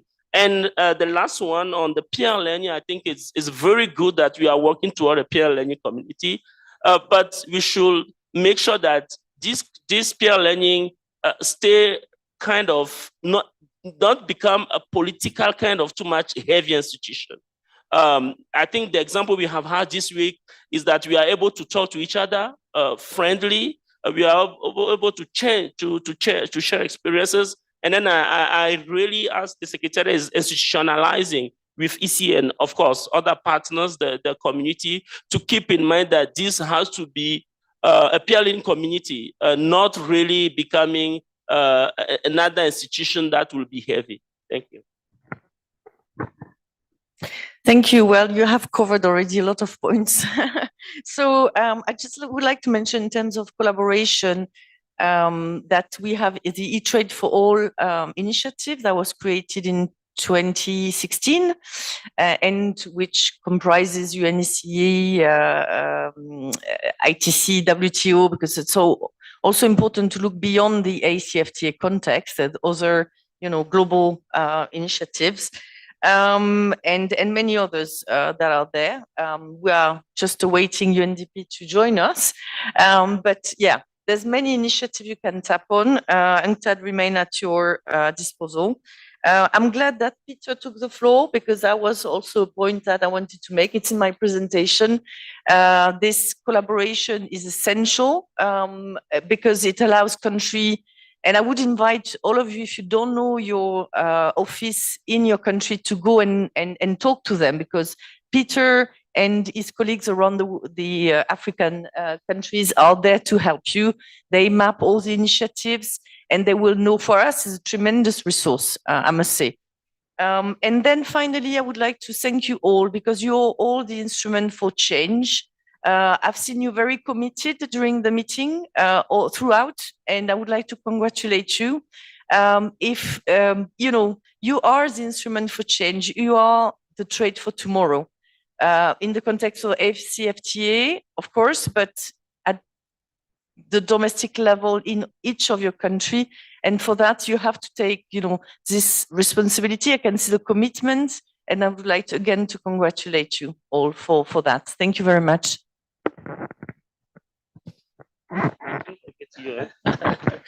Thank you, Komi. Komi understands the pain of being a stepchild. I think for me, the points that I'd like to emphasize is mainstreaming of AfCFTA and national development plans, very important. Also helps us as development partners to ensure that it is, included in our programmatic interventions. And then again, to echo what everybody has said about coordination and collaboration. I think we currently exist in an environment where there is more demand than supply, particularly of grant resources. So it's very important that development partners coordinate to avoid duplication of effort. We need to ensure a judicious and effective use of financial resources. And perhaps to take it a step further, maybe we need to think about institutionalizing this coordination, because we always talk about it. I know that on our part as the African Development Bank, with every project that we put together, we're actually mandated to speak to other development partners to find out what they're doing in that particular area, in that particular country, in that particular region. But still, these issues around coordination still come up. So perhaps we need to institutionalize this coordination. We need to have a partner that leads on this, and we institutionalize so that I know, but regardless, we still have maybe a more formal, I don't know. It's just a thought, but those issues still come up. And since I have the microphone and you cannot take it away from me, I also wanted, okay, that's fine. I also wanted to mention that we're better known for our public sector interventions, but in 2022, we finalized the bank's private sector development strategy, and we're trying to show up our support to the private sector, and we're diversifying beyond financial sector interventions into the real sector. And that's in recognition of the fact that, sometimes some of the interventions that we've been, making are just not as beneficial to the private sector as we would want them to be. So now we're being very particular and very specific and intentional about how we're going to support the private sector going forward. So in addition to the public sector, private sector as well, make it holistic. Thank you. Thank you very much. My stepchild. So takeaways quickly: capacity development, awareness raising, sensitization from government, from partners, from civil society. I like that. Civil society has a wealth of knowledge. And then capacity retention. You mentioned that. Also development partners, funds are not endless. Governments have to step in to support Africa development processes. Actually, funds have to be set aside from government budgets for the AfCFTA implementation. What is it? This is actually what partners here, you've all talked about it, collaboration and coordination. This is to avoid duplication, bring in complementarity, even advice to do mapping where necessary. Need for strong NICs, you mentioned that, and mapping of who is doing what, and also ministries, also the private sector. So we need to know all the players in the AfCFTA ecosystem, what they are doing. Peer learning, this, let's not politicize, is sharing of experiences and AfCFTA to institutionalize this. And this is where you talked also of countries. I'll share just one small experience. When I worked for UNDP Somalia, partners, donors actually sat at the table together to talk about support to Somalia, for example. And then I liked, this is what Memory said, mainstreaming AfCFTA into development plans. When you do that, actually, even in budgeting from governments, Ministry of Finance, you will get finances. Thank you very much. Please, let's clap for the panelists. They did a very good job, and especially Memory. Thank you very much. And so I hand over. I've enjoyed this power. Please give more of it to me next time. Thank you. So I hand over to you. Even before closing the meeting, we can give you more. Another round of clap, please. It was an excellent panel, a wonderful moderation. I think everyone here will leave this room with key takeaways. The summary was brilliant. So thank you to you all. Now, for everyone here, let us just break for coffee, but let us ensure that we are back here at 10 for the next session, session 11, on this time around, informing AfCFTA implementation strategies with phase 2 issues. Thank you all.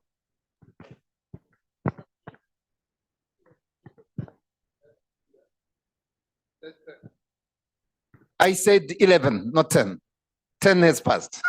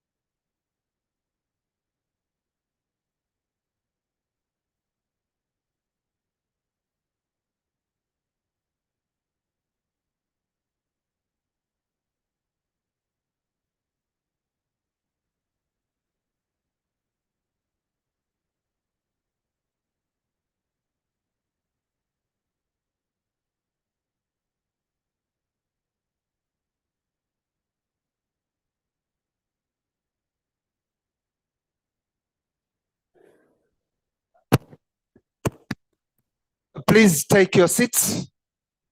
Can you please take your seats? We restart. Okay.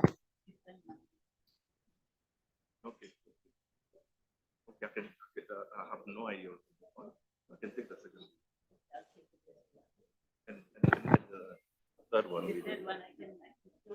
Okay. Yeah, because for me, I'm focused on more.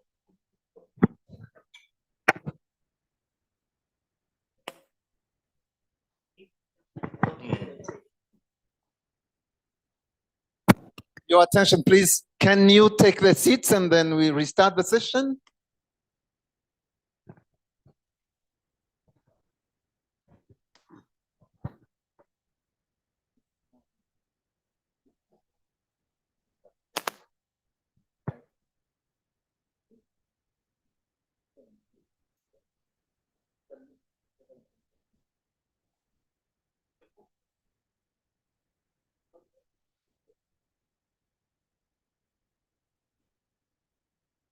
And I'll come before him. Before him. No, we've got this direction. Because look, this will be with us, and then when I call Gonzalo, because he will be the second to be called, I will ask him to go to the no, the questions will be something. Yeah. Gonzalo. When I call you, you take the last seat over there. Okay. And then she will join Yes. me. Yes.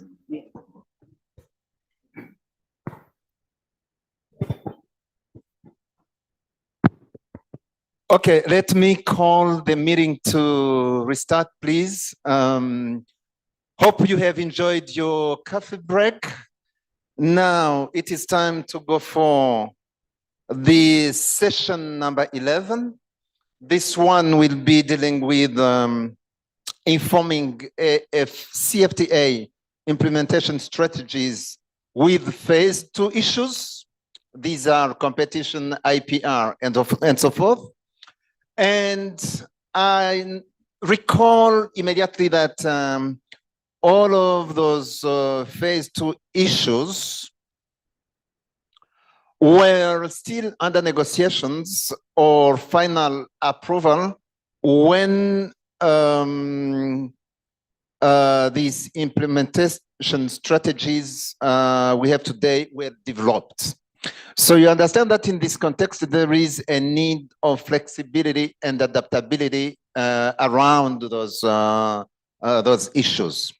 That's why this panel session we are heading to with a number of experts is expected to share the perspectives, the experiences, best practices on those issues, and how they can be incorporated into national implementation strategies. In this regard, then, the panelists will share their experiences, and they cannot skip the challenges they are having, as well as the best practices and the lessons learned. We are lucky then to have a number of talented panelists here. The first one of them is Dr. Ifi Ogo, who is from UNDP. And I'm calling to Igor to join me here, please. Welcome, Igor. Have a seat. Yeah. The next panelist will be joining us from online. He is Mr. Sajiv Nair. He's the regional director, competition specialist, CATS International. He will be connected online. The third one is my colleague Gonzak, who is the gender expert from United Nations Economic Commission for Africa. Please join me and have a seat on the extreme to ensure that the security is guaranteed from these outstanding ladies sitting with me. The next one is Mrs. Aissatou Diallo, who is from ITC. I'm not sure if will she We are checking if she will be able to join online. We are checking, and if she's available, she will address us. And now the next one is Gemma from AfCFTA Secretariat. You are familiar with her? She has been addressing this meeting some few times ago. Please join.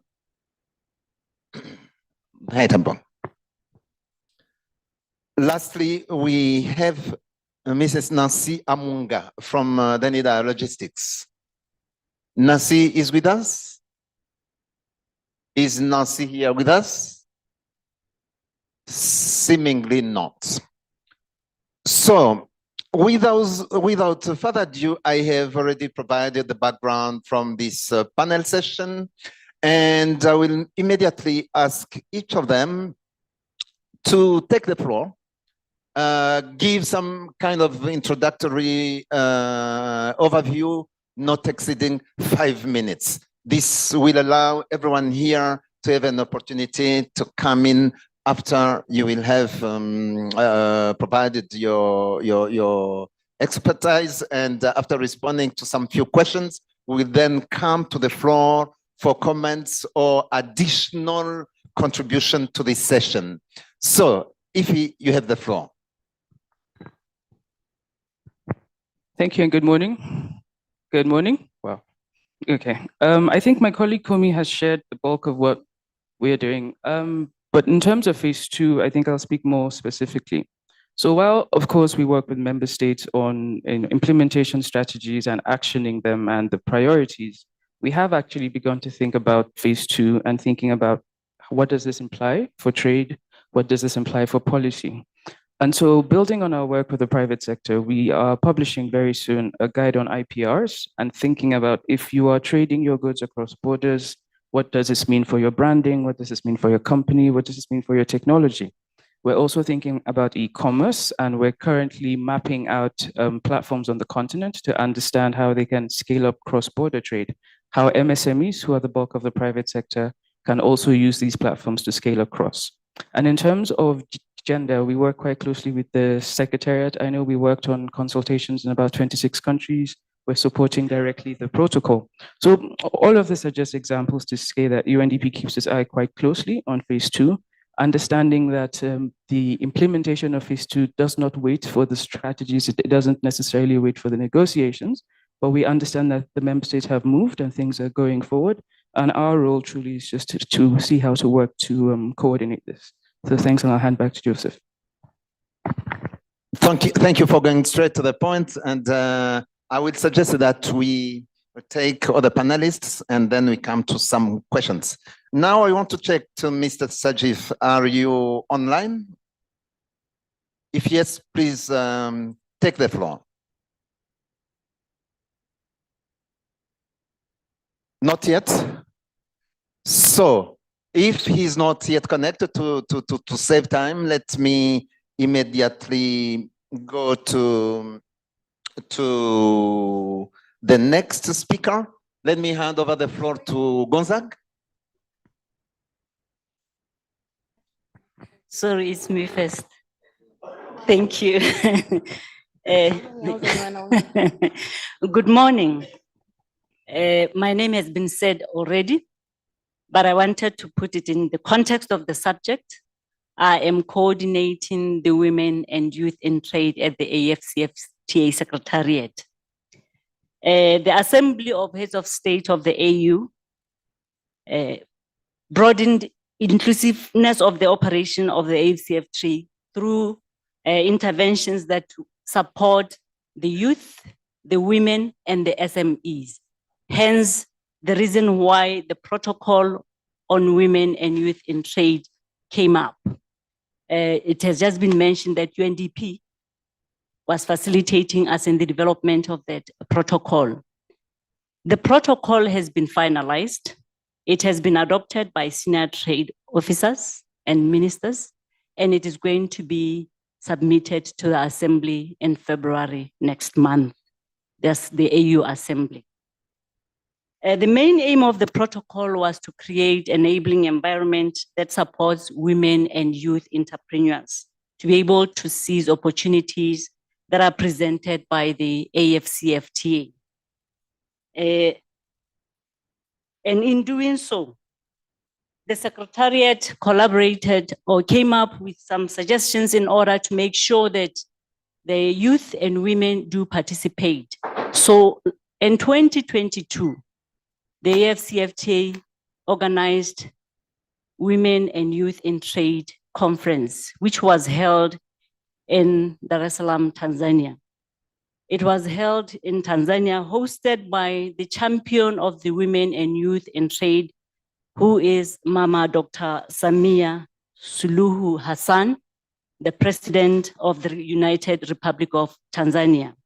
Now, it was at this conference that the youth felt that their voice was not heard enough, or their representation was not to their satisfaction. And then there was a youth symposium, which was held just for the youth in 2023, August 2023, hosted in collaboration with the government of the Republic of Zambia in Lusaka. And this symposium was held under the theme, Igniting the Future for the Youth. And again in 2023, December, the Women in Trade. This time it was just Women in Trade and not Women and Youth in Trade. It was Women in Trade. The conference in Women in Trade was held still in Tanzania, hosted by the champion of Women and Youth in Trade in Dar es Salaam, Tanzania. So these are the developments that have been taking place at the Secretariat to make sure that we don't leave out the youth and women, to make sure that the agreement, the implementation of the agreement does not leave anybody behind. That is why even in some of the group work that we had, I emphasized, or I tried to ask member states as to the extent at which they have included women and youth in trade, and not just the private sector. Because I believe that we can all agree that, or we are all aware that 70 to 90% in our respective member states involves women and youth in trade. They may be formal, they may be informal, but the larger percentage of traders in our member states are youth and women. Thank you. Thank you, Mr. Moderator. My name is Gonzak Wazali. I'm with the Gender Equality Section of the United Nations Economic Commission for Africa. For me, I will touch, I will discuss two issues. One set of issues relates to what the protocol says of how countries can resolve some of the challenges that women-led traders, women-led businesses and women-owned businesses face in terms of cross-border trade. And the second issue that I will discuss is the extent to which ECA can assist, can support the implementation of the protocol when it is when it comes into force, in member states. So first of all, some of the challenges discussed in the protocol. We know that for me, I will focus only on women, but I'm sure that some of the issues will also apply to youth. So we know that women face systematic challenges that limits the meaningful participation in intra-African trade. So the protocol lists some of the possible interventions that countries can take to ensure that they promote, foster the effective participation of women in cross-border trade. Some of the issues, I will just list them quickly. Promote integration of women in trade, eliminate discriminatory legislations, regulations, and practices, undertake awareness programs on cross-border trade, increase the productive capacity and export capacity of women-owned and women-led businesses, support the associations of women-led and women-owned associations so that they coordinate and advocate for the promotion of the participation of women in cross-border trade.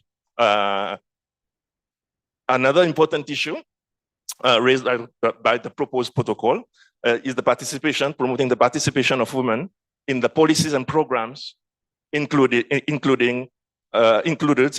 the AfCFTA NICs.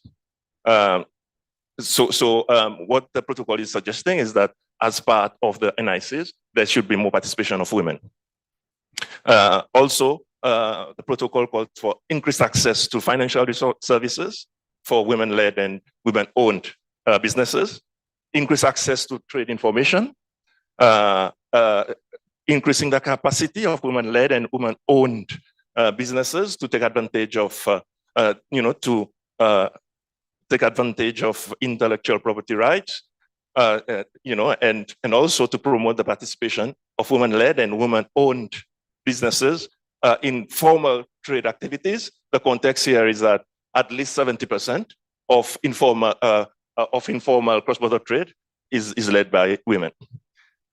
Within that context, now I want to focus on, how ECA can position itself to support countries when the protocol comes into force. As Gemma said, the protocol is in draft stage and it will be presented to the summit for adoption. And once the protocol is adopted by the summit, then it has to be ratified by countries, by AfCFTA member countries. So this is one of the first roles that ECA can play to assist countries in terms of communicating, for them to ratify the protocol, and in terms of advocacy and popularization of the protocol. So this is the first area where ECA can assist member states to meet their commitments under the protocol when it is adopted. The second area where ECA can assist member states is providing technical support.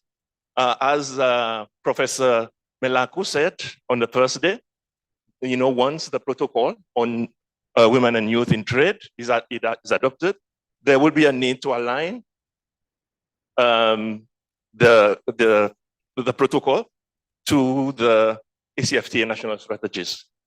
Okay, and as part of this, there needs to be thorough gender analysis, a thorough gender impact assessments to ensure that to identify the sectors that will be identified, so that will be affected, how sectors in the economy is affected by AfCFTA and which groups, population groups, is affected by the AfCFTA. As we had discussed earlier, women is concentrated in the informal sector and certain sectors like agriculture also. So there's a need to undertake an assessment of the possible impact of AfCFTA and also to come up then with measures, framework, policy, legal, and institutional framework to promote women-owned and women-led business. So the first area of possible intervention by ECA was advocacy and popularization. So the second one is technical support for countries to align their strategies, so that they meet the commitments under the protocol. The third area that ECA can possibly engage with member states is peer learning, as which is the subtitle of this conference. Peer learning, as part of the protocol, countries are expected to share best practices about how they integrate gender issues in trade. And ECA is in a very good position to ensure that these best practices are shared between countries so that the implementation is consistent across the continent. The fourth issue that I want to raise, where ECA can play a part, is in terms of monitoring the implementation of the protocol. The protocol proposed that the AfCFTA Secretariat has annual reports on the implementation of the protocol. And one role that ECA can play is, to based on these reports, to identify the challenges and success stories in terms of implementation of the protocol, with the view to inform the review of the protocol, as is indicated in the protocol. After 5 years after the implementation, after the adoption, of the protocol, there needs to be a review.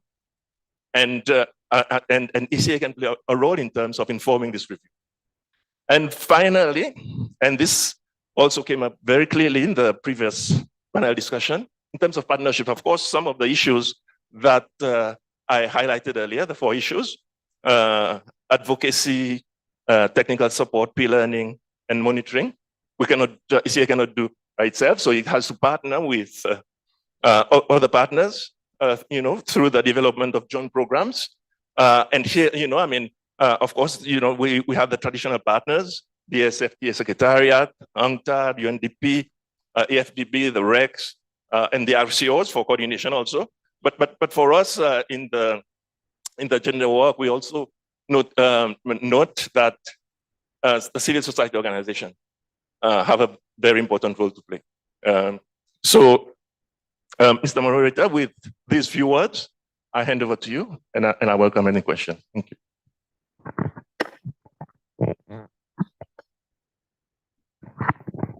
Thank you both. Now let me turn to Sajiv and check if he can address us online. He's not yet ready, seemingly. I want to check, what about Aissatou Diallo? As well, it seems that she's not already connected. Now, we cannot keep waiting for them to join. Let's continue our proceedings. I want to probe with some questions on their presentations here, and then once they will be connected, we will listen to them. Now, let me start from the extreme there. Gonzague, you have given us 2 main points, which may be part of the takeaway messages. You have told us what protocol says and how ECA can support. On what protocol says, you have mentioned a number of issues from protocol, participation of women as well as women in trade. Somehow you were crossing what your colleague have said there, because she told us that the protocol is finalized and it is to be submitted to the AU Assembly for adoption. And as well, she talked about women in trade. So your area are crossing, what is quite right. But probably the participants here need to understand more from you. I'm asking you, how can you advise how governments can build on 2 commitments under phase 2 protocols in order to implement reforms necessary to advance participation of women and youth in trade? That is one question. Let me give you another, because you are 2. Amongst others, underemployment is an important issue for both women and youth. How can policy reforms within the context of the protocol address this issue, and what interministerial coordination needs to be considered? You can decide who responds to what, coordinate, because you were been complementing each other in your presentations. Even in the response, you can proceed the same way.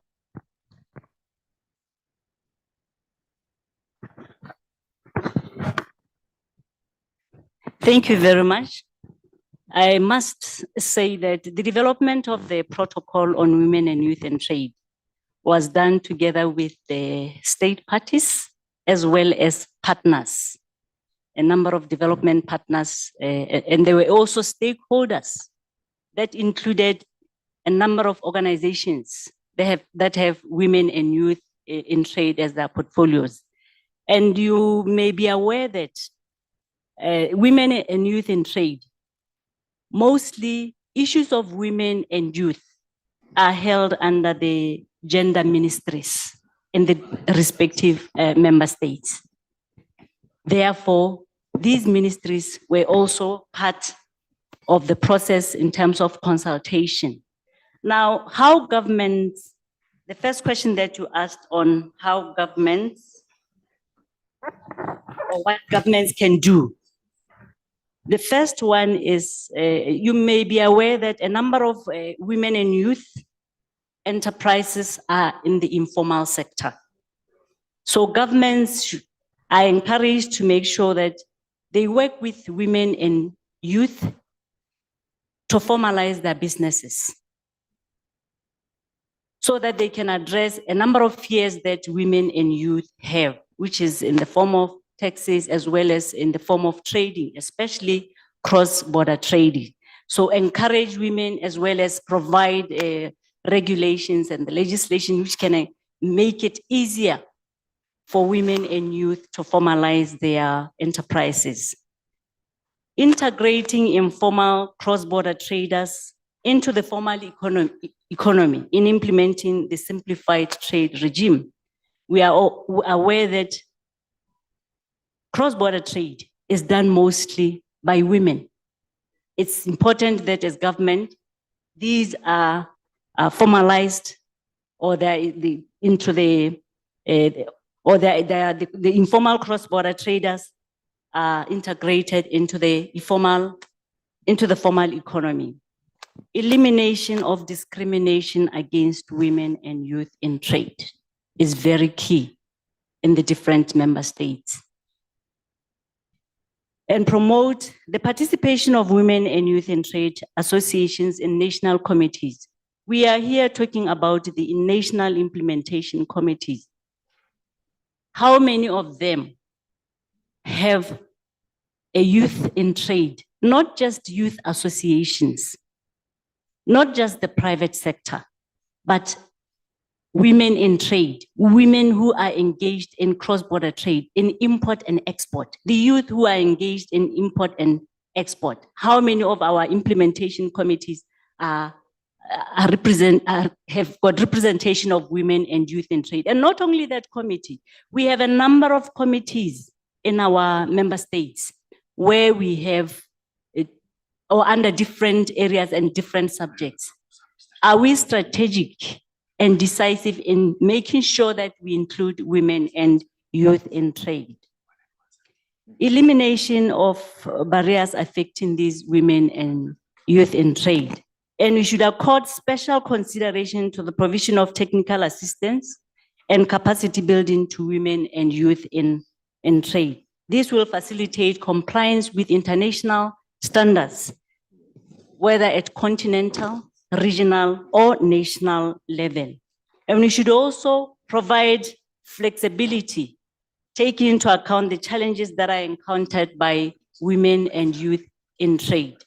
They don't have the same muscle that men have, especially in terms of participation or entrepreneurship or businesses. Therefore, we should be strategic when we, in making sure that we grant flexibilities for the women and youth in trade.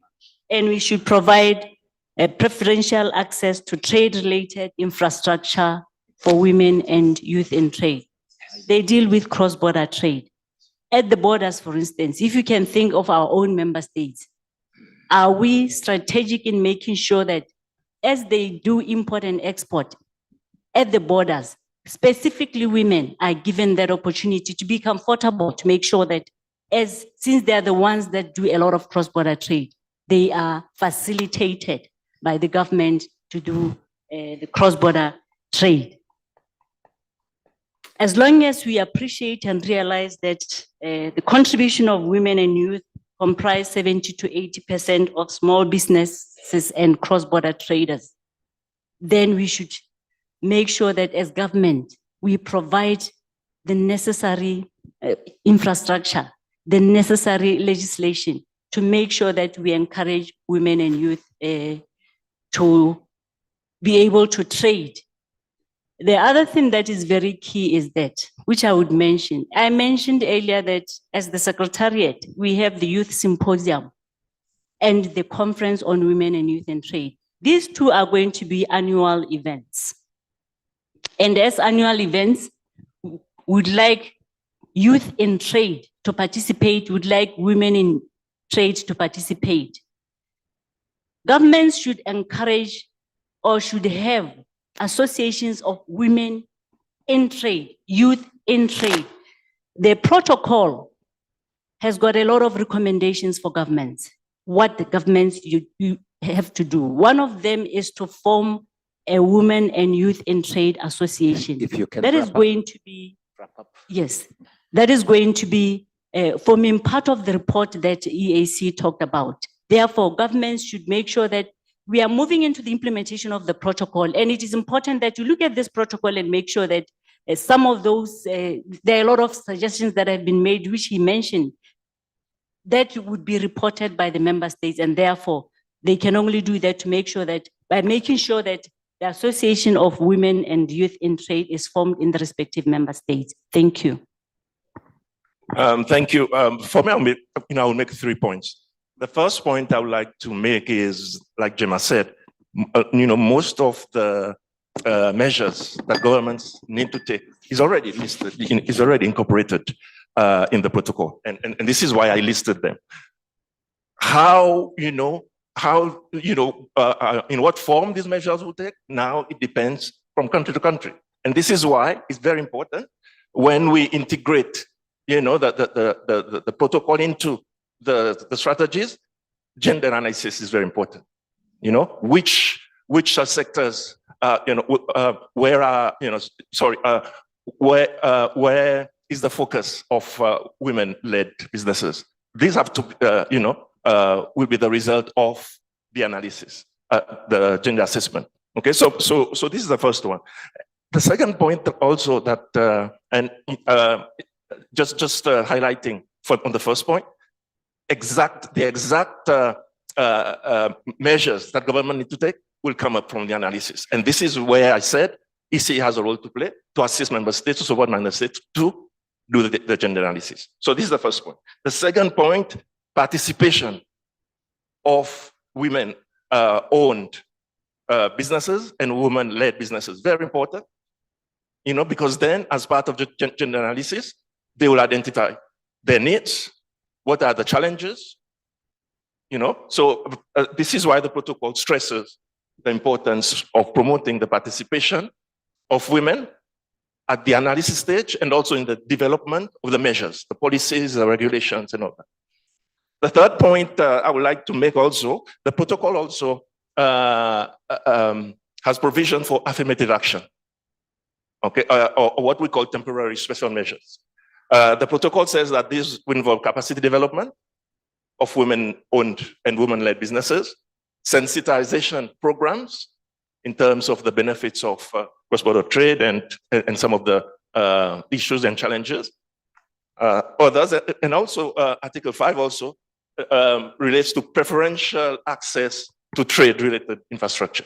So these are some of the issues, but I would like to highlight the fact that the measures will vary from country to country, and it's not one size fits all. But the broad outline is provided by the protocol. Thank you. More you speak more, I feel you need to add more. It is so interesting. Therefore, I'm going to ask you two. Each of you 30 seconds, not more.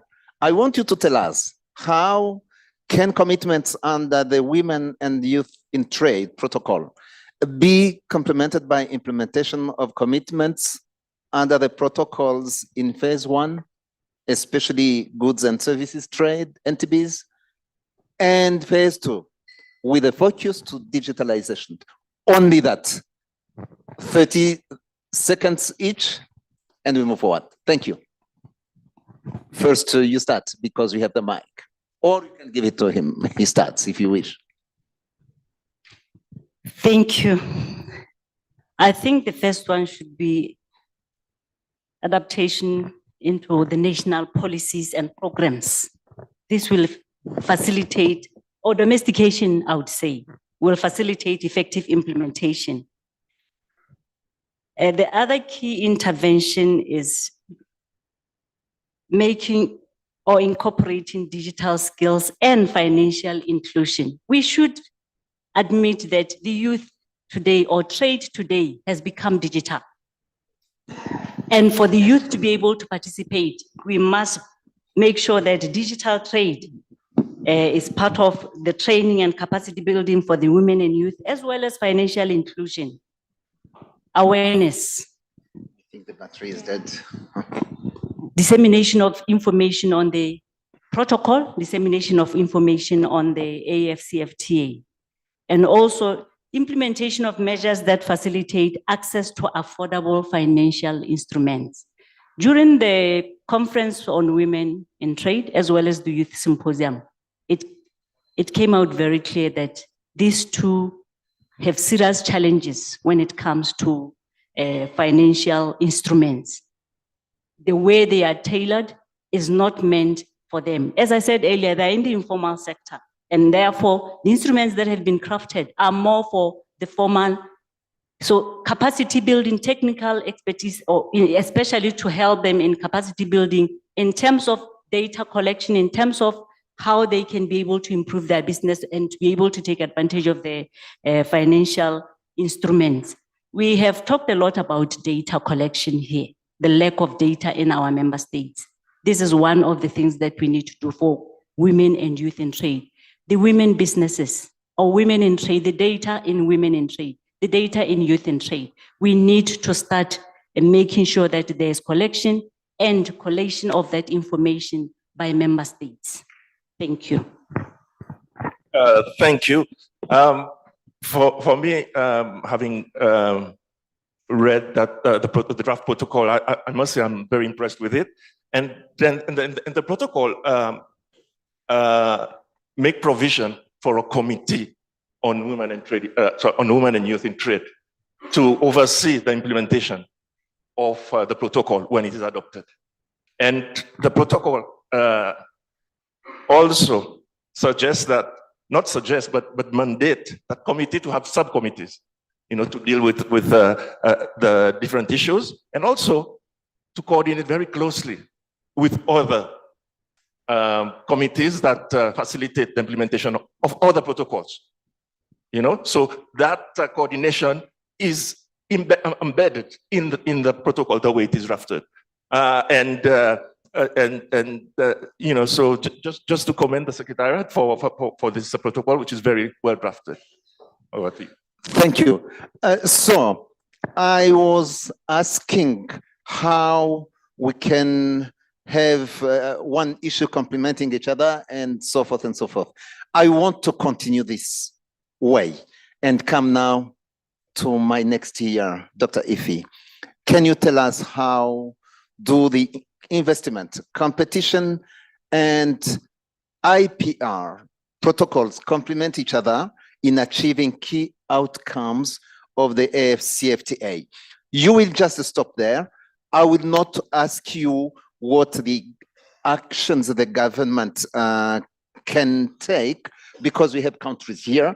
When we will open the floor, it will be probably that opportunity for them to tell us about that. You just take the first side of the question. Thank you.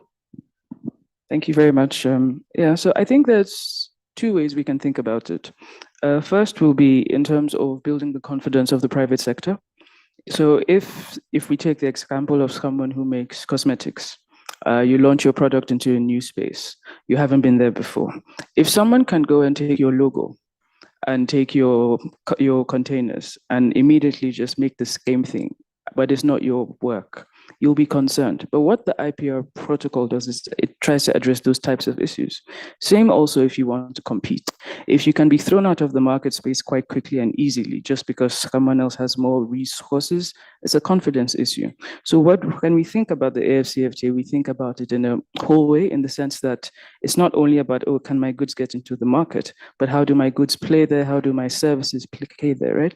If you think also on the part of the public sector, it makes it a bit more clear on how to cooperate. So it's not only about non-tariff barriers or standards or those kinds of things, but holistically, if we think about the overarching goal of the AfCFTA, we are trying to integrate the markets. So we can't just do that in a piecemeal way. We have to think broadly speaking. How do our people interact? How do our products move? And what we're calling phase 2 is essentially saying, how do we build a whole fence around the market space that allows us to play by the same rules, fairly and equitably? So I'll hand back here. So noted, but to insist a bit, even if we have understood your brilliant explanations, very briefly, how do you think the common investment framework complement the common market? Briefly, 30 seconds, if you can. Well, if you mean the AfCFTA investment framework, so if we think about, again, going back to why we have an AfCFTA, let's say we've heard the last few days about the strategies, and we're taking down the tariffs and we're taking down the barriers and all those other things. One of the points of the AfCFTA is to not only increase the value of trade, but we are saying, how can African goods weigh more on the markets, right? So if we've taken down all of the barriers, all of the state parties have done everything, everything's fine. How are the goods going to actually enter the market? They have to increase their productive capacity. I'll give you 2 examples from some of the work that we're doing. There's a young girl who makes cosmetics. I think she's in her late 20s. So she's got her AfCFTA CFO, she has her standard, she has her FDA, everything. But then she found as she began to trade, she couldn't meet up with the market. And so she had to increase her productive capacity by 5. So she was, I think she made about 200 jars of creams a week. By the time she played in only 2 AfCFTA states, she had to increase this to 1,000 jars. And so how else is she going to get the funding if not someone has to invest in that? And then I'll give another example of there's about 9 co-ops in northern Ghana. And then we have actually come there to say, okay, as you grow your share, as you grow things, here is a processing plant to be able to quicker do this, to have consistent standards. So investment has to flow across the continent for the AfCFTA to work. If we're going to unlock the markets, if we're going to unlock the production, and if we're also going to unlock how our goods and our people will move. We complain a lot about the cost of trade, about the cost of flights, about the cost of sending goods across. But what is the incentive when someone to invest if the goods are not going, if the people are not going? So this is not, I think, complementary, but it's an embedded part. If the AfCFTA is going to work, we're going to have to think a lot more about how we invest, where we invest, and what that should do for our broader goals. Thank you, Ifi. Let me check for the last time if Sajiv is connected. Seemingly not. What about Aissatou? She's not as well. Now, I cannot take the risk to summarize what they have said because I'm sure I will fail. I'm lucky that there are colleagues over there who are taking summary of the takeaway messages here. Instead, I wish to come to the floor. When I was asking questions, you remember I said, luckily we have the member states here. We will hear, for instance, what are the actions they can take. This applies as well to the first part on investment. Now, let me come to the floor. You may wish to share experience. You may wish to ask questions and so forth. Now, let us take a couple of questions from the floor. I start from here. It is, I failed to see what is the country. It is Tanzania. And then I continue with over there. Zambia. Please, Tanzania, you have the floor. Thank you so much for the floor. My question, that's small. I just wanted to understand either from you, AfCFTA or UNECA, who have said that we need to ratify the 2 protocols, that the women and the youth and the digital, I don't know, the commerce. So I just wanted to know, do we need member states ability to ratify the protocol or we have just taken by because the agreement is already ratified and adopted. So I just want to have this clarity. Thank you. Thank you. Seeking clarity, if there is any to ratify the protocol, let us listen to Zambia. Thank you very much, Chair, and commendable job to the panelists, quite insightful.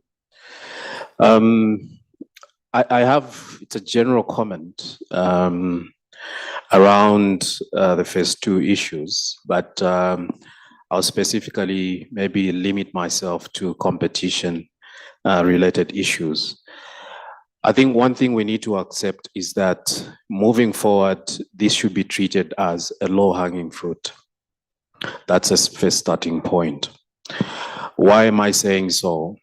If you look at historically, matters to do with competition, even at the WTO, when they were brought in as new issues, as new Singapore issues, firstly, there was resistance.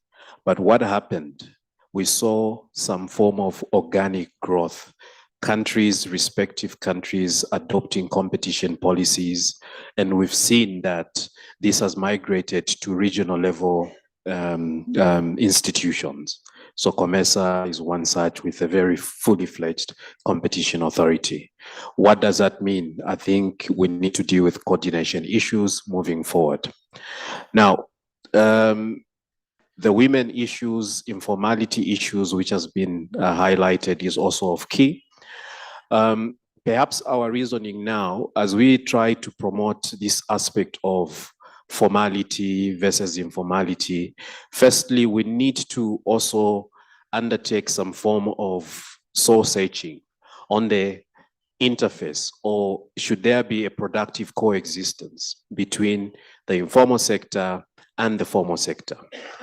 We have, given the fact that there is a competitive edge in terms of the informal sector because they don't pay taxes and so many other things. But you will see that even from the formal side of things, there are certain actions which are undertaken by those in the informal sector in terms of anti-competitive behavior, which affect the informal sector. With that said, I think having some soul-searching analysis around, the productive coexistence between the informality and the formal sector might be very important. Thank you. Thank you. A question over there. I cannot see. What is the... Lesotho, seemingly. Thank you. Thank you to the brilliant panel. I have two questions. One which I think should be relatively easy to answer. The other one, perhaps not. The first comes from Gonzak. You referred to women-owned and women-led enterprises. So I just wanted to ask, where can we find that definition? I'm interested in what are the thresholds of determining a women-owned and a women-led enterprise. The other question has always been a curiosity of mine, as why do we have a protocol on women and youth? Because while we can recognize that women and youth have common challenges, but they're also very unique demographics that have their own unique barriers and their own unique interests. And so I believe that it would have been appropriate to have two different protocols on women and on young persons. Firstly, because in many African societies and cultures, women have occupied a minority status where they've been viewed as being minors under the guardianship, firstly, of their fathers or of their uncles, should they get married, under the guardianship of their husbands. And so I believe that putting women and youth in a single protocol is an unfortunate signaling, because it continues to depict women in this minority status. But also secondly, from a position of efficacy, that if we recognize that they have their own unique barriers and interests, how appropriate will a single protocol be to address these different interests? I believe that the efficacy is also diluted by putting these demographics together. So how did the member states reach this decision to combine women and youth in a single protocol? Thank you. Thank you. Let us take another question over there and then go to responses from the panel. Thank you very much. I had to run across the room as a youth representative just to be seen. This happens all the time. My name is Anela Simon, and I'm the Secretary General for the Independent Continental Youth Advisory on AfCFTA. It's ICOYACO for short. And I noted yesterday, I think it was Group D, that said that there's been a lack of inclusivity, especially when it comes to women, youth, and academia. And I represent all of those three groups, and I could not agree more. I just wanted to say that I think we have a lot more to gain than to lose by including the youth, because we've noted that there's been a lack of awareness. And if you include the youth, you're going to get a lot of range of perspectives, especially in terms of awareness. Excuse me. And then secondly, we keep talking about how the youth are making up the biggest demographic, but yet you're not including the youth in making policies that affect the youth. And lastly, I just wanted to note that including youth and keep on saying that we are the biggest demographic only makes sure that the policies that you make are targeted, they're impactful, and they're relevant. So I think the member states should note that in their strategies. Thank you.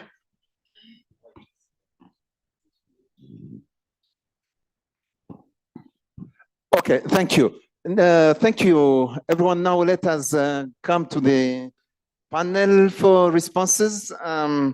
There is a first question, which is from Tanzania, asking why to ratify the protocol. Probably this, I will leave it to the Secretariat to respond. Then there is comments from Zambia. Thank you on this. The comment is on two different aspects. One, it is on competition, where you are referring to COMESA with an existing and functional setup on competition, and you are asking for coordination. And the other point is that you are calling for a balanced sausage on formality and informality. And Lesotho, there is a question for you, Gonzague, and another one which is coming almost to close to the first one. Why a protocol on youth? And I think when you will be responding to Tanzania, you will probably go once for all with this one, because the last one is indeed a comment. But if you want to come to this one, feel free as well. So let me start with Gemma. Thank you very much for the questions. Tanzania, the question was why ratification? Article 25 of the Protocol on Women and Youth in Trade does call for ratification and entry into force. And it also relates to, or it calls part of the AfCFTA agreement as a whole. Why a protocol on women and youth? I think it was a question to member states more than to their secretariat, but I can just say that it is the appreciation of the fact that women and youth are marginalized. We unfortunately cannot put it into the radar or into a scale, but we appreciate that while those two are marginalized, however, they make around 80% of the cross, or they are involved in around 80% of the cross-border trade, and therefore the need to address the challenges that they face, or to the need for us to make sure that governments are interested in making sure that they facilitate them in the cross-border trade for us to be able to reap the benefit as the continent, especially when we look at the implementation of the AfCFTA. So unfortunately, I can't say why or not, or why they were not separated, but I believe that it was taken in view of the fact that that is the group that is being marginalized. Of course, I must admit that they are different in a way, but it's not to subject anyone below the other, but it is just to try and make sure that, or it was meant to, the protocol is meant to make sure that their issues are addressed at national level.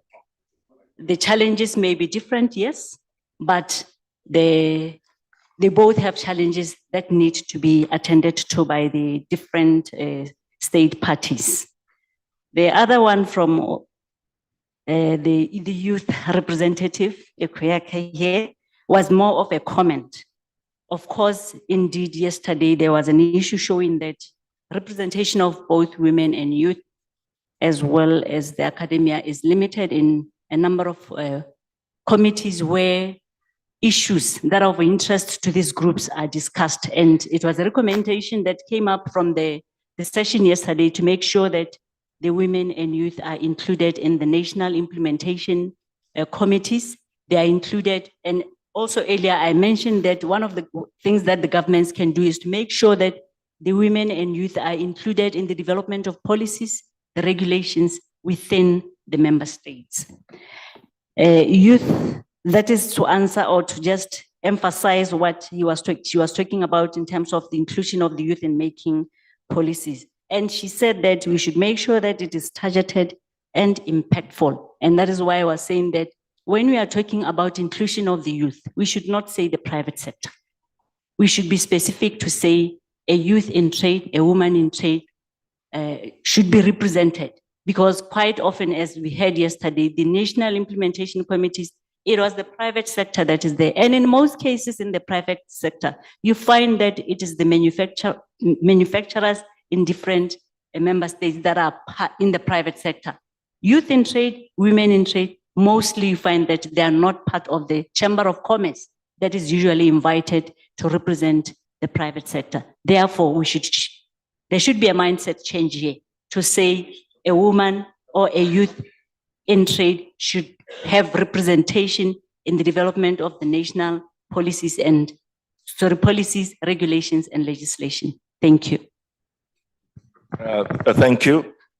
Two issues. The first one in terms of ratification, as Gemma has said, it's written in Article 25 in the draft protocol that countries, state parties to the agreement, to the agreement agreeing to, for the establishment of the African, AfCFTA. So countries that have ratified AfCFTA, the way I read that Article 25, can then ratify also the protocol. This is the first one.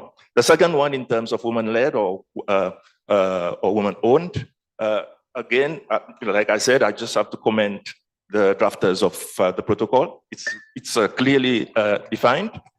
Women-led, women or groups of a group of women has to own at least 25% of the business. But when the a woman or group of women owned more than at least 50%, then it becomes woman-owned. This is clearly defined in the protocol, the draft protocol. Thank you both.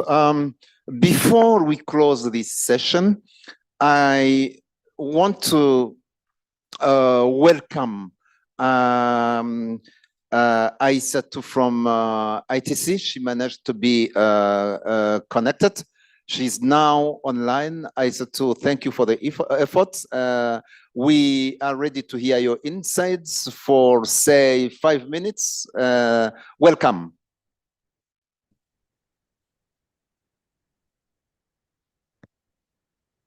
Good morning, Joseph. This is Lily Sommer from the ITC. Can you hear me? Yes, we can hear you. Fantastic. Aissatou has asked me to stand in to deliver her remarks since she's been called to an unforeseen and urgent meeting, and sends her sincere regrets. I hope that's okay. Oh, we are even lucky to have a known face here. You are most welcome. Thank you, Joseph. So first, let me thank UNECA for inviting us to join this important event, and apologies that we cannot be with you in person today. We want to acknowledge the excellent work you've done with AU member states to formulate the AfCFTA national strategies, working very closely with the AfCFTA Secretariat and the AUC. And we've been very grateful to be associated with the strategies in Côte d'Ivoire, Niger, Ghana, Sierra Leone, and Mauritius. So we just wanted to highlight key 4 messages in this intervention. The first is that phase 2 issues need to be incorporated into the AfCFTA implementation, and it's not too late. They need to be fully disseminated and incorporated into the domestic policies, regulations, and reforms. And this is really a must because they're critical to ensuring that the liberalization process is really buttressed by harmonized improvements to economic governance and efficiency that empower private sector actors and support African prosperity at large. The second key message is that we at ITC, we're ready to support the practical follow-up interventions of AfCFTA national implementation strategies with a focus on phase 2. As many of you may know, ITC is the UN agency with a very focused mandate to deliver trade-related technical assistance to promote SME competitiveness in international trade. So we work with public and private sectors to ensure the inclusion of business perspectives in the implementation of trade policy and regulatory reforms.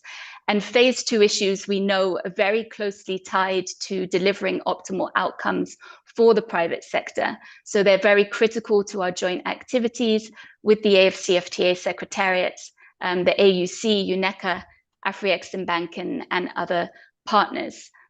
I wanted to just share a few examples. So this would be our third key messages of countries that have already integrated phase 2 issues into their AfCFTA national implementation strategies, which we can learn from.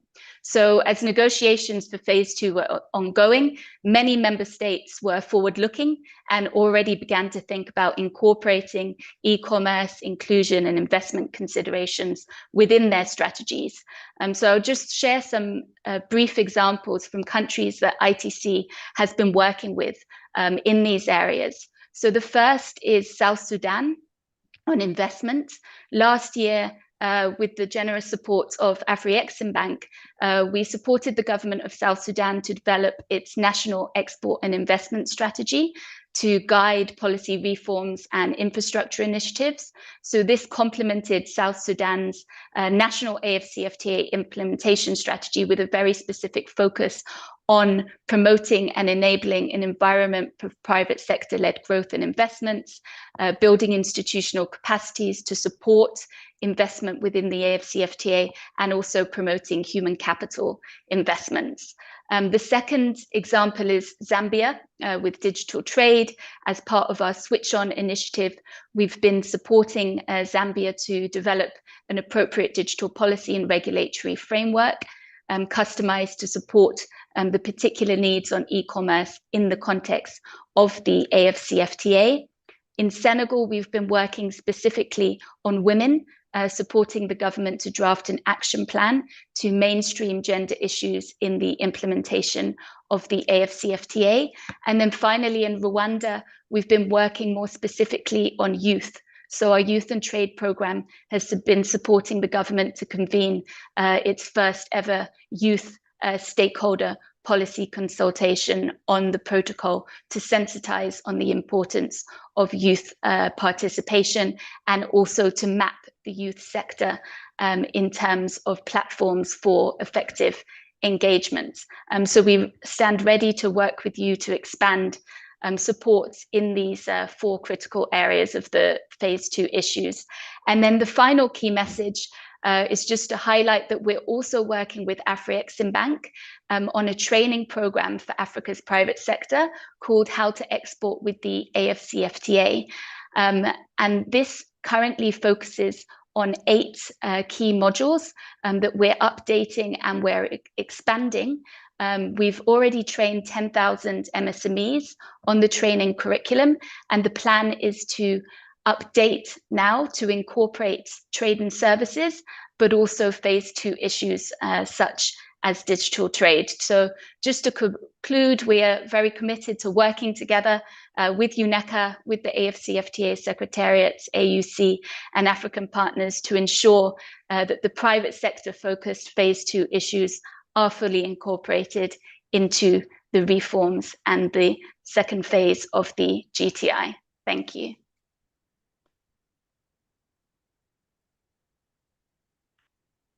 Thank you, Lydie, for your insights, and we take good notes.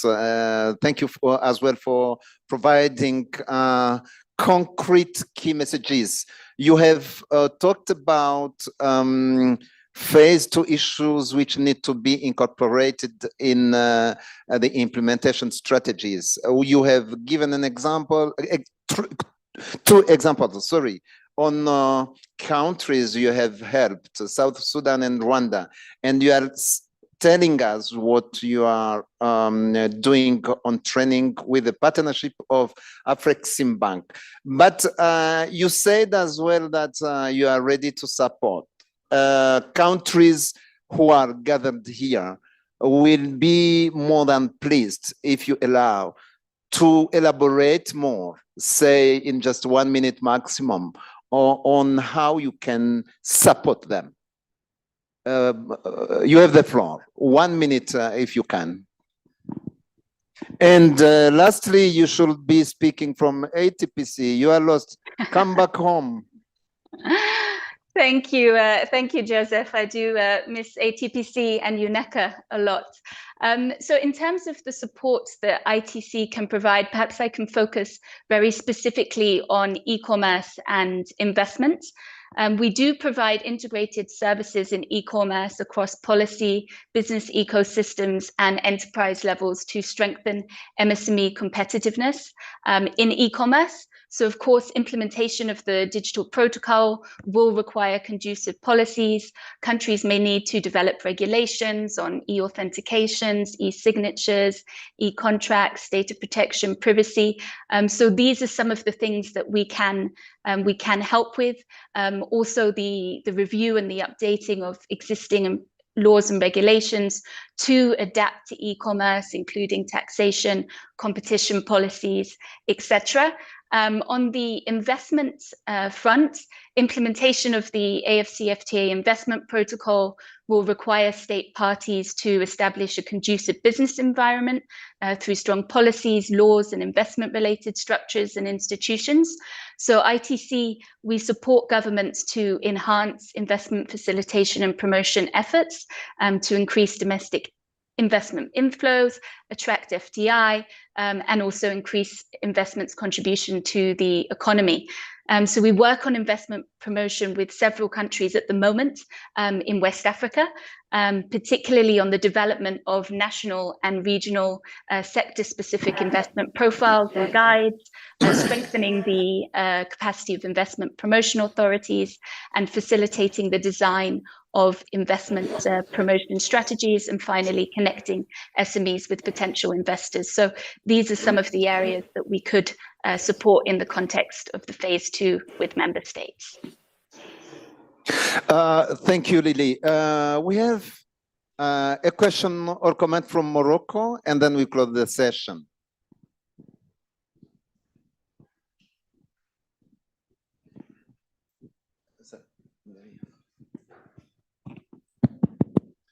Bonjour tout le monde. Merci, monsieur le modérateur. Merci, mesdames et messieurs les panélistes, pour l'excellente présentation. Je me permets de dire aujourd'hui que je suis en train de faire une certaine autocritique à nous tous en tant que pays membre d'AfCFTA. En ce qui concerne le protocole des femmes et des jeunes dans le commerce. Dans la mesure où ce protocole, en lisant ce protocole en profondeur, il s'est avéré que, je suis désolé pour le terme, que c'est une coquille vide. Et je réitère que c'est une autocritique que je suis en train de faire, même à mon pays. Oui, c'est vrai, personnellement, je suis chargé de tous les aspects ZLECAf, mais vu la charge des dossiers, j'avoue que je suis ce dossier des femmes et des jeunes dans le commerce de loin. Mais on reste toujours responsable des résultats de tous ces travaux. c'est vrai, moi personnellement, j'ai pris le train à mi-chemin. Et finalement, on se retrouve avec un document. Je parle du protocole sur les femmes et les jeunes dans le commerce. Un document qui ne donne pas vraiment d'avantages tangibles aux femmes et aux jeunes dans le commerce, dans le cadre de la ZECAF. En partant du titre, je me suis dit que ce protocole va prévoir, entre autres, des avantages, par exemple, en termes de droits de douane appliqués sur les importations et les exportations des produits émanant des femmes et des jeunes dans la région. Je me suis dit que ce protocole va prévoir la simplification des procédures concernant l'import et l'export pour les femmes et les jeunes. Je me suis dit que cet accord va réduire la liste des taxes internes. D'ailleurs, hier, il y avait 11 listes, à ma surprise d'ailleurs, une liste de taxes internes. Je me suis dit que ce serait l'occasion pour les femmes et les jeunes de bénéficier d'un certain traitement spécial et différencié par rapport à ça. Mais finalement, il n'y a rien de ça. Donc, je ne sais pas, il faut qu'on parle franchement. Je suis en train d'assumer ma responsabilité et de dire ça. Il faut qu'on revoie ce protocole. Et si on ne peut pas le revoir, il faut qu'on lui annexe certains annexes qui l'enrichissent quand même, qui prévoient en quelque sorte des avantages, un traitement préférentiel aux femmes et aux gens, soit en termes de rythme d'accélération, de démantèlement des droits de douane, par exemple, soit en termes de réduction ou de simplification des procédures à l'import et l'export en faveur des femmes et des jeunes, soit en termes de réduction de la liste des taxes internes, etc. Donc, ça serait l'occasion pour moi, lors de cet événement, d'émettre une recommandation qui prévoit l'enrichissement de ce protocole pour qu'il soit vraiment bénéfique aux femmes et aux jeunes dans le cadre du commerce au sein de la ZECAF. Merci. Merci le Maroc pour ce commentaire. Et c'est pas une question. J'aime bien d'ailleurs la manière dont vous avez placé ça dans le contexte en disant que c'est une critique et après vous rebondissez en disant que c'est même une autocritique. Vous vous retrouvez dedans. Moi, j'aime bien ça. J'aime bien d'entendre une autocritique de quelqu'un qui est acteur de terrain, qui parle avec des évidences. Ce que vous avez vu, ce qui manque, et vous terminez avec des recommandations. Ce que je crois, moi, mon avis, c'est que vous terminez d'ailleurs d'une bonne manière, comme vous avez commencé, en expliquant ce qui manque et en faisant des recommandations concrètes, comme quoi il faut une accélération pour ce qui semble être des avantages de nature à favoriser ces groupes, soit véritable. J'aime bien. Alors, on a beau avoir assistance de telle ou telle institution, à la fin, la mise en œuvre revient à qui? À vous, les États. C'est vrai, il y a contribution, mais le dernier mot, la mise en œuvre, ce sont les États. Donc, le commentaire est bien retenu. Et encore une fois, je termine en disant, j'apprécie une critique positive, si vous permettez que je le dise comme ça, parce que critique positive, autocritique. Je vous remercie. And on this note, let us close this session. I have said I cannot take the risk to provide a summary of what has been said in this panel. We are lucky that we have colleagues over there who are drafting the key way and the key takeaway messages, which will be one of the following sessions. Let me ask you to close this session. Lily, we are asking you to extend our appreciation to ITC for all the efforts to join the session as well as the positive insights we have received. And I'm calling all of you people here to join me to give a good clap to this panel. And Yes, please. Pardon me, moderator, but after his comment, I wanted to say that indeed there is a room in the protocol for member states to develop different affirmation actions that can be done to facilitate women and youth in trade. They are not specified in the protocol, taking into consideration the fact that we are at different levels of economic development, and therefore the protocol cannot be prescriptive of what each member state can do, but it does give an allowance that under the different actions that have been put in the protocol, member states can develop those affirmative actions like you proposed, the reduction of tariffs or in other things, especially issues around cross-border trade. There's a way in which we can develop as member states to make sure that women are better facilitated. But thank you so much for that comment. And I believe that it should come as one of the recommendations for member states to ensure that they develop these affirmative actions as annexes to the protocol, especially as we move into the implementation of the protocol. Thank you. Thank you, Gemma. And this is one additional reason why I'm asking people here a clap for these brilliant experts. Thank you so much. With this, this session is coming to an end, and thank you so much. Now, this session is over. It's true that we are a bit late, but I'm coming back to you to ask you that we adjust the program. Instead of just going for the next session, then we go for lunch, and then we come back for the summary and the closing. We are proposing you that we finish it once for all, and with that we'll be able to go for lunch around 2:15 if we stick on time. We're planning to, but at 2:15 we may be done with everything. We go for lunch and we do not come back in the room. Is there any objection on this? Seemingly not. So thank you for your understanding and collaboration. Since we do not have any objection, let us go for the next session. It will last just for an hour. It is about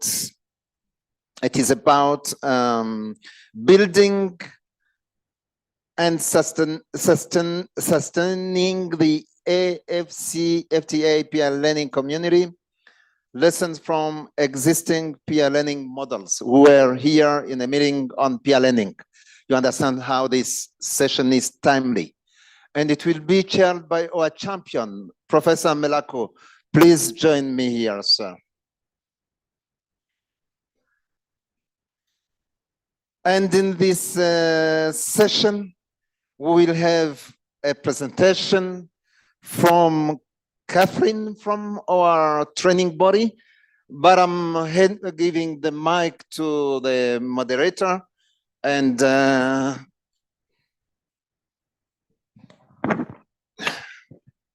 ask him to try to help us and stick on 1 hour. Thank you so much.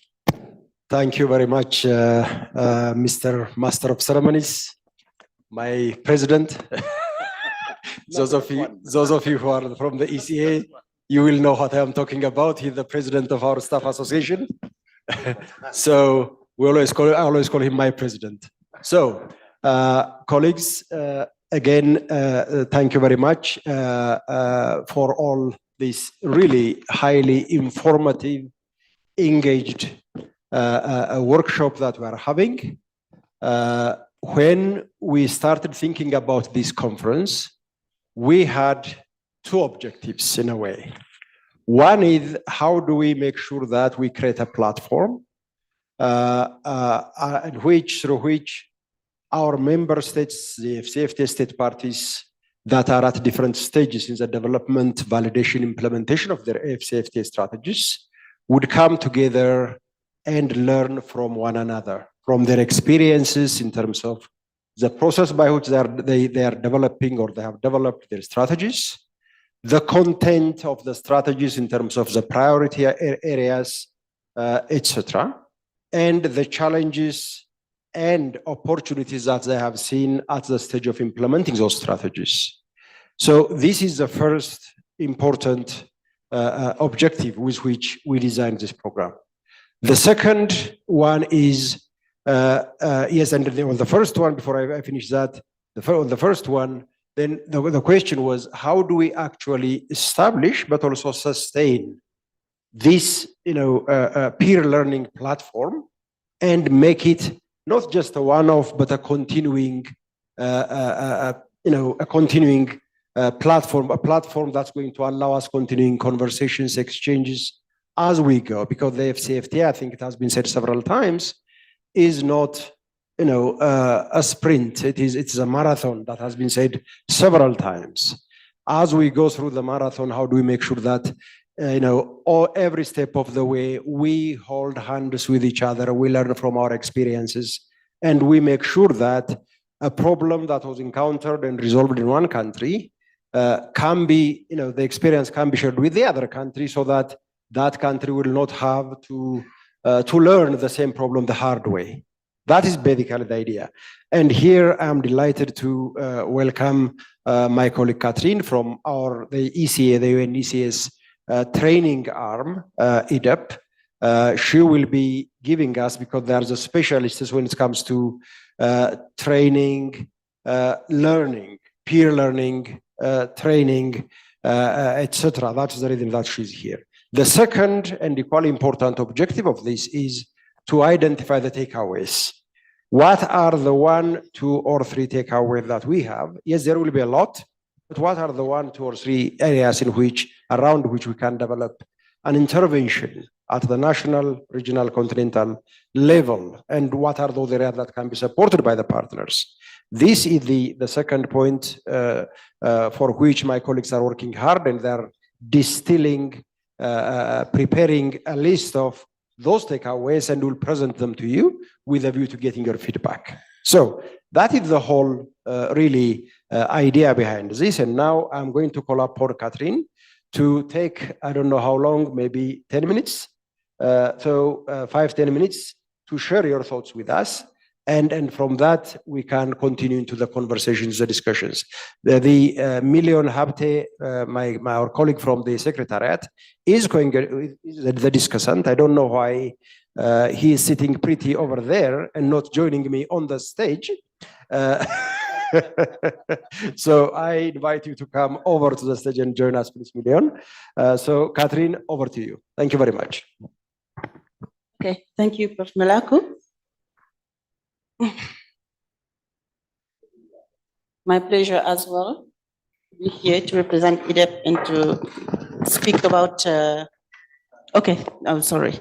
So my pleasure as well to be here to represent EDEP and to speak about how we can end up with the good, or let me say acceptable, peer learning model. So for those who don't know EDEP, EDEP is the African Institute for Economic Development and Planning, based in Dakar, which is a training arm of ECA, as Prof. Malaku just said. So we are here to support, our core mandate is to support member states in terms of capacity building programs. And I'm kindly invite you to learn more about that institution. That institution to visit our website, www.unidep.org. You can find there lots of information and our catalog, which revision is ongoing since we are finalizing our strategic plan. And then we have to fit in the General Secretary's recommendations and orientations, since we are in the decade of the 2030 agenda achievement. So let me just start my presentation, which will be about, as I said, building and sustaining the AfCFTA peer learning community lessons learned from existing peer learning models. I will be the presenter. Next slide, please.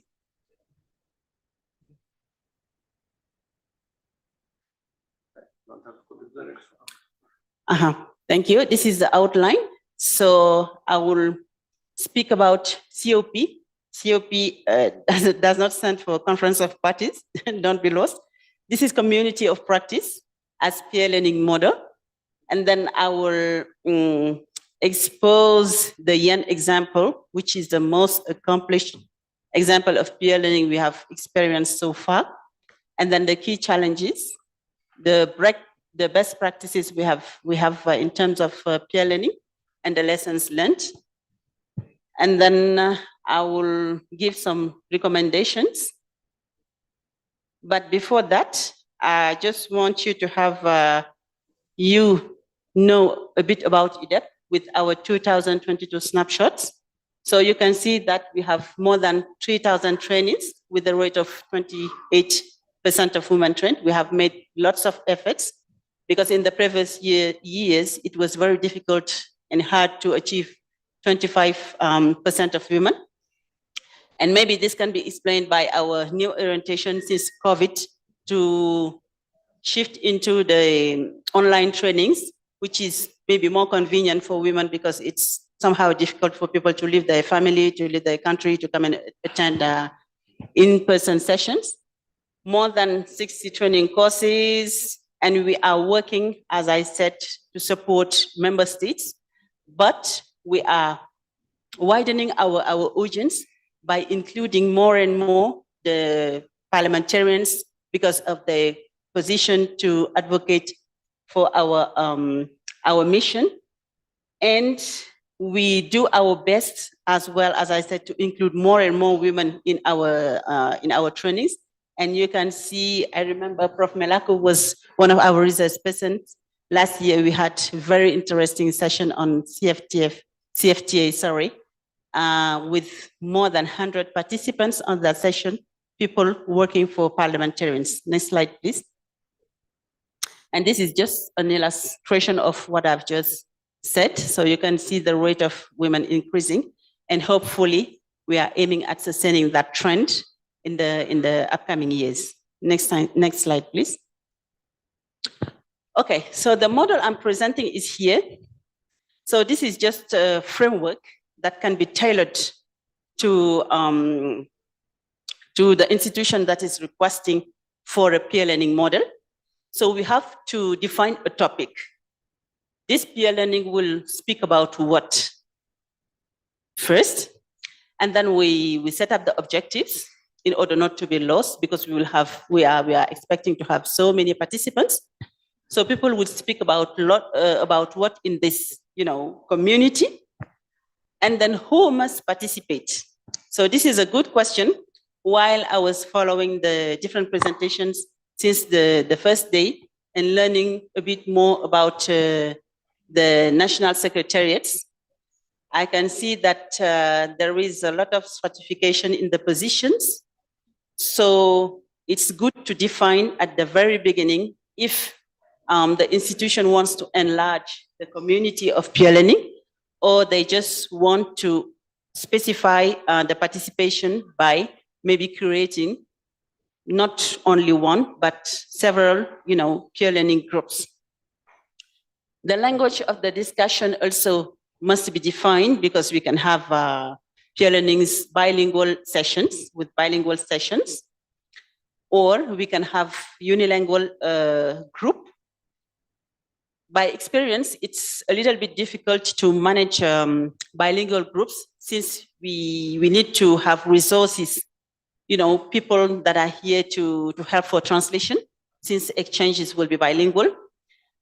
So it's good also to know, maybe we can set up peer learning groups per region, because they are sharing the same challenges and maybe they are speaking the same language, it depends on. And the format of the sessions, which is also very, very challenging. Very challenging because the best format, as you may know, is that people, meet and gather in person. But since you are talking about budget and, resource financial resource constraints, it's good to include as well online sessions, which can be through WhatsApp, which can be through a format of webinars, etc. And to define as well the frequency of the meetings, because we know that you are busy with their own roles and position, but in order not to lose the trend and the momentum, we need to define the frequency of the meeting. We can choose to learn online every 2 weeks, every month, and then maybe have in-person sessions every semester or every year. The moderation style as well must be defined, since we need experts and research persons to be here and available to guide, to respond to questions, since it is a permanent exchanges. There is something that is been hidden here. Can you please? Hold on. Colleagues with the system, can you move the picture, the window where we appear out of the text, please, so that she can see the text that she has there. Colleagues, if you are able to do that. Okay. We are good. The moderation, okay, etc. So just to come back to what I've already said, meaning this model can be tailored. So it depends on what you exactly want to define your peer learning. As when you are saying community, it's about inclusiveness. But in that inclusiveness, what do you want to include? Who do you want to speak to? And what are you expecting from your peers? Next slide, please. So this is the most accomplished peer learning model we have experienced so far. The YEN, for participants who don't know about it, it's a Young Economist Network, which has been set up as a human resource, to provide human capital in order to participate to Africa's transformational economic development.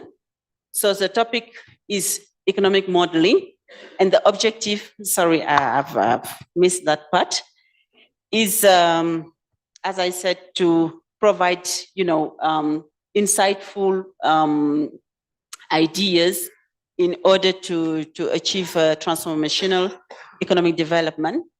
Who must participate? The young economists. The language of discussions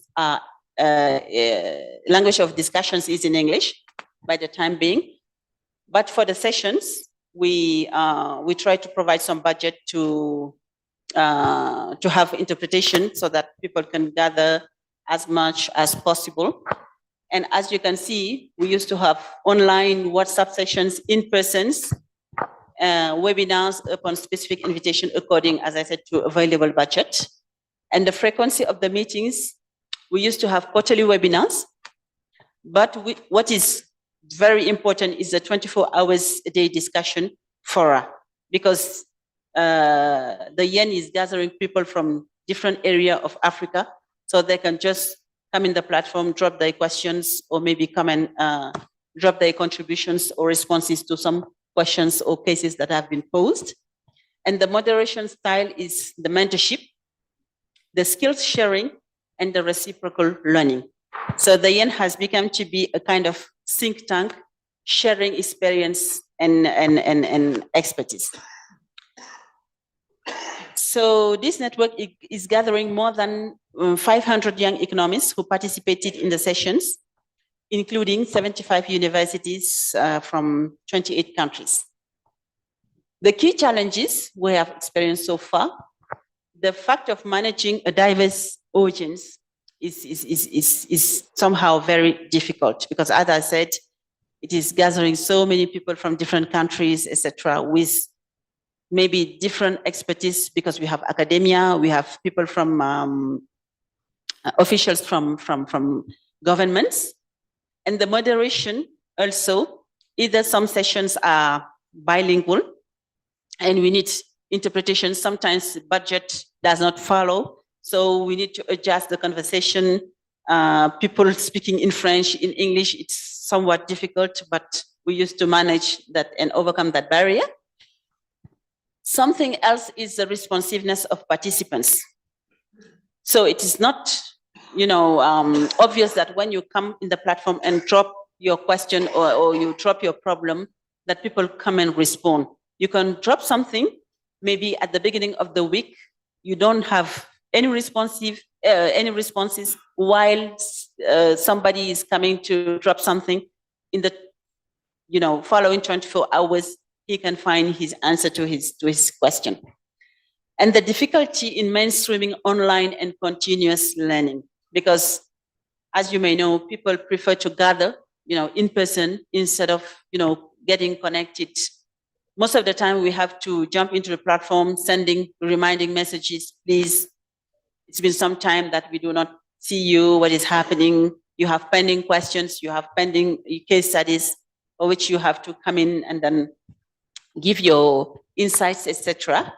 And specifically for the CFTA, the feedback we used to have is a number of protocols and the new protocols, the diversity in the negotiation phases.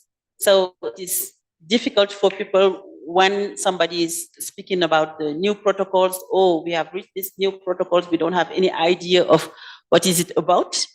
And then the huge range of sectoral policies covered by the CFTA.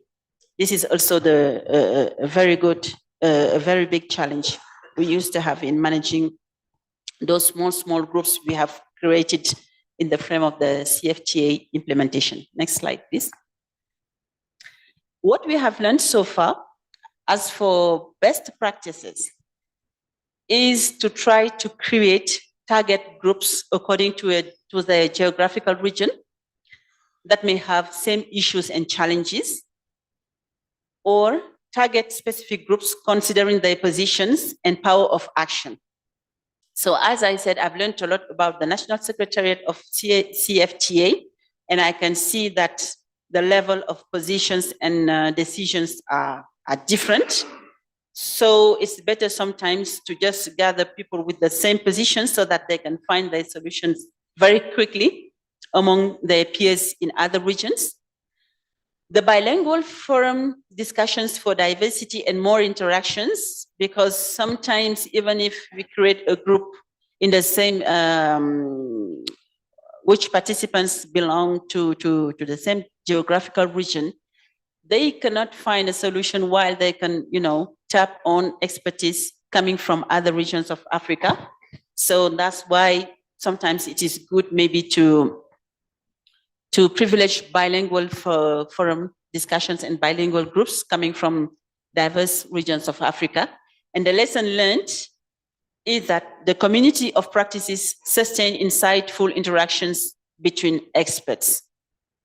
This is the first lesson we have learned so far, because we are delivering so many trainings, and afterwards we are losing the participants, because once they have finished the training, they just go and deal with their responsibilities in their ministries, or just doing continuing their day-to-day professional life. But when we create a community of practice, sending them reminders, please come and contribute. You have questions, please come and showcase the success stories you have in your country. This is a kind of motivation they have to come and join the group, come back, contribute, and then respond. And the community of practice for specific groups offer a pragmatic, as I said, problem-solving scope. And multilingualism also provides, more interaction and brings openness to learn from others. Next slide, please.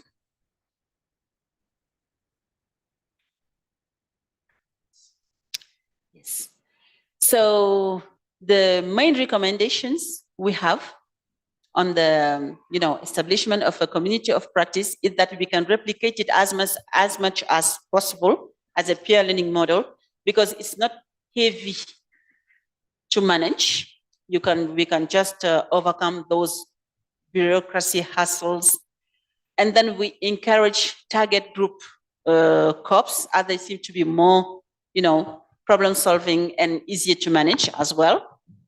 And last but not least, even in our, choice of resource person, we always prioritize African expertise because it is very important. The issues and challenges we have in Africa may be different from the issues and challenges we can see in other continents. So please, let's trust our expertise and let's share, let's learn common. Thank you.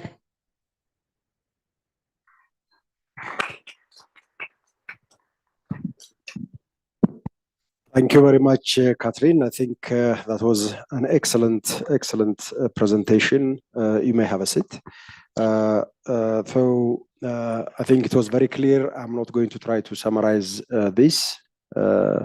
Two specific models, the community of practice and the Young Economist Network, and with very specific concrete recommendations. So you will have heard from the opening statement that was delivered on behalf of the Secretary General of the AfCFTA Secretariat, His Excellency Wamkele Mene, on Monday, that there is now a decision taken by the AfCFTA Council of Ministers to formalize, to establish a continental and AfCFTA committee of focal points who will be representing the national implementation committees. And there was a suggestion that we can actually continue this kind of engagement, this kind of conference, this kind of gathering under the auspices of that new institutional structure. And I'm very pleased in that context to welcome Million Habte, who has been coordinating the Secretariat's engagement with state parties around strategies and particularly the national implementation committees. I will give Million some 5 minutes.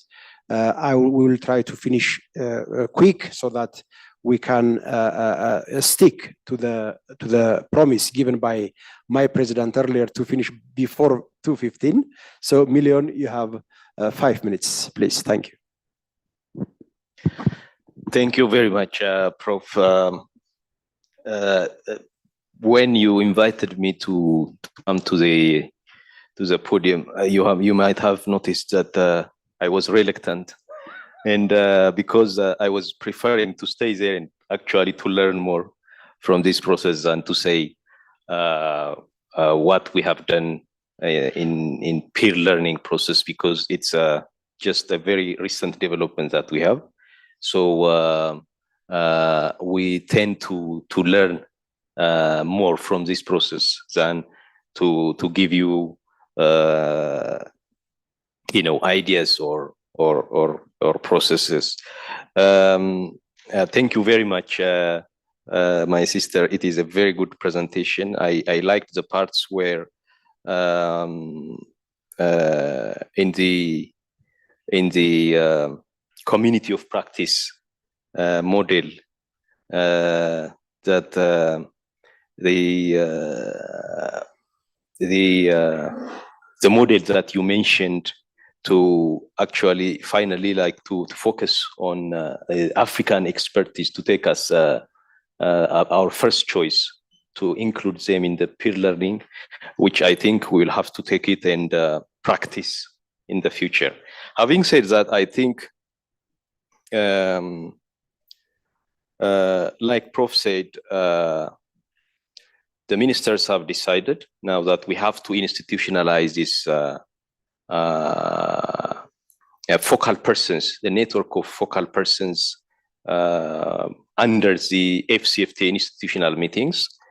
So the assignment given to the Secretariat is to develop you have heard it from our previous presentations, to develop the terms of reference in the work plan.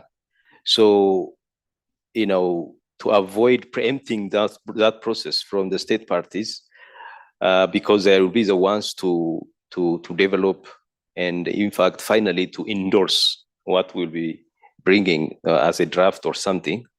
I will take this opportunity instead of me saying, what peer learning method or model we will use. I would actually, throw it back to you as a state parties, and actually, there are representatives from regional economic communities as well. They have rich experience in terms of, sharing some of their practice. I would throw it back to you, and I would ask, what would you prefer to see, or what would you like to see if a meeting of this nature was, for example, in the first committee meeting of the AfCFTA focal persons of implementation committee? So I would love to hear more from you than me giving you those ideas.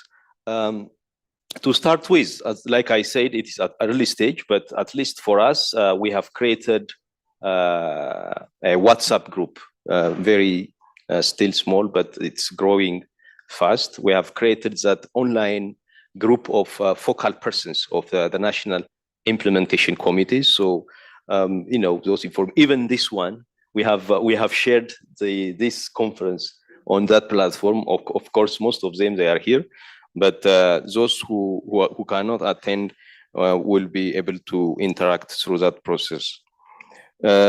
So make sure that before I close, make sure that for every question you are throwing to us, give us also, what ideas you would like to be involved in that work program in terms of reference that we will be developing for the committee. So in short, that's what I have, Prof. Thank you very much. Thank you very much, Million. I think that is a very good sign of a secretariat that is here to listen rather than to dictate, right? So, colleagues, there you have it. I think at the ECA, I don't remember exactly when EDEP was created. I think it was created in 63 or 64. EDEP was created in 63 or 64? Around that. EDEP? Yeah. Last year, we were commemorating our jubilee, 60 years jubilee. 63, 1963, exactly. That's what I thought. So we have, that accumulated wisdom, experience at an institution, and EDEP has proven to be a very transformational institution for the continent in many ways in terms of capacity building. Now we're talking specifically about the AfCFTA, for which the secretariat is the primary, the institution that's primarily responsible, the custodian, as they often say, of AfCFTA implementation. And I was very pleased, I have to say, when Director Prudence announced the establishment of this committee on Monday. I was very pleased because I thought they had already, looked forward to the kind of issues we are trying to socialize here. And I think this is something that you should welcome. We talk endlessly about capacity building in the continent in this very technical area. Capacity building, we can do it in many ways. We can approach it in different ways. An AfCFTA implementation peer learning platform certainly has a place there. And I think formalizing it, institutionalizing it, of course, institutionalization has the risk of making it overly bureaucratic. But as long as we stay, vigilant on that side, the institutionalization of this kind of process through the AfCFTA can only be a helpful thing. So, colleagues, I would allow about 10 minutes for discussions. And as Million said, the key question that, you have heard the different models that were presented. The key question that we'd like to ask you really is, where do you want us to take this? We're committed to do anything that can advance the AfCFTA agenda. We are committed to that. What is the best way of taking this agenda forward? So we are here to listen to you. And whatever we're listening we're hearing from you, we will present it later, as our takeaways. And then we'll have a short list. We'll share the final report of this conference. So let me invite 3-4 people. I see Dr. Jacob on my right, I see Dr. Olusegun on that side. So we have two on this side. Let me also see a few on this side. This side seems to be quiet. I don't know what's happening. From where I sit, this is the left wing, that is the right wing. Can I see people from the left wing, please? Okay, I don't see anybody. So I have 1, 2. Okay, let me start with them. Please, over to you, Jacob. Thank you. Merci, Monsieur le Président, pour... My French is tiny. D'accord. Merci, Monsieur le Président, pour la parole qui nous est accordée. Je voudrais avant tout féliciter la présentation qui a été faite, qui nous donne quelques éléments d'information assez utiles pour la réflexion sur l'établissement d'un mécanisme de suivi de la mise en œuvre de l'accord sur la base de l'expérience, du partage d'expérience.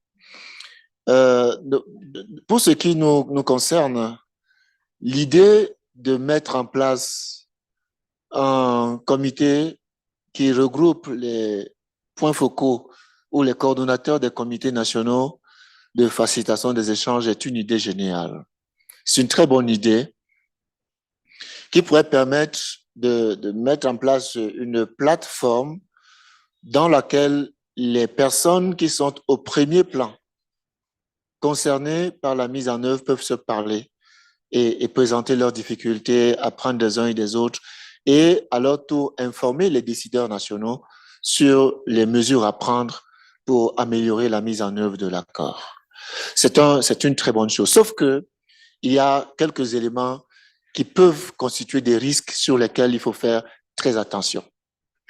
Premièrement, les comités nationaux. Est-ce que les comités nationaux fonctionnent effectivement? Parce que c'est la base de départ.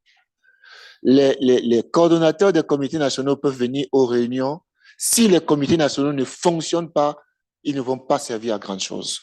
Donc, le premier point, c'est de tout mettre en œuvre pour que les pays aient des comités qui sont fonctionnels, qui résolvent les problèmes au quotidien et donc qui sont exposés aux difficultés et aux questions pratiques qu'ils peuvent relayer et présenter dans un cadre d'apprentissage commun. Donc, première chose, s'assurer qu'on a des comités régionaux, nationaux qui fonctionnent.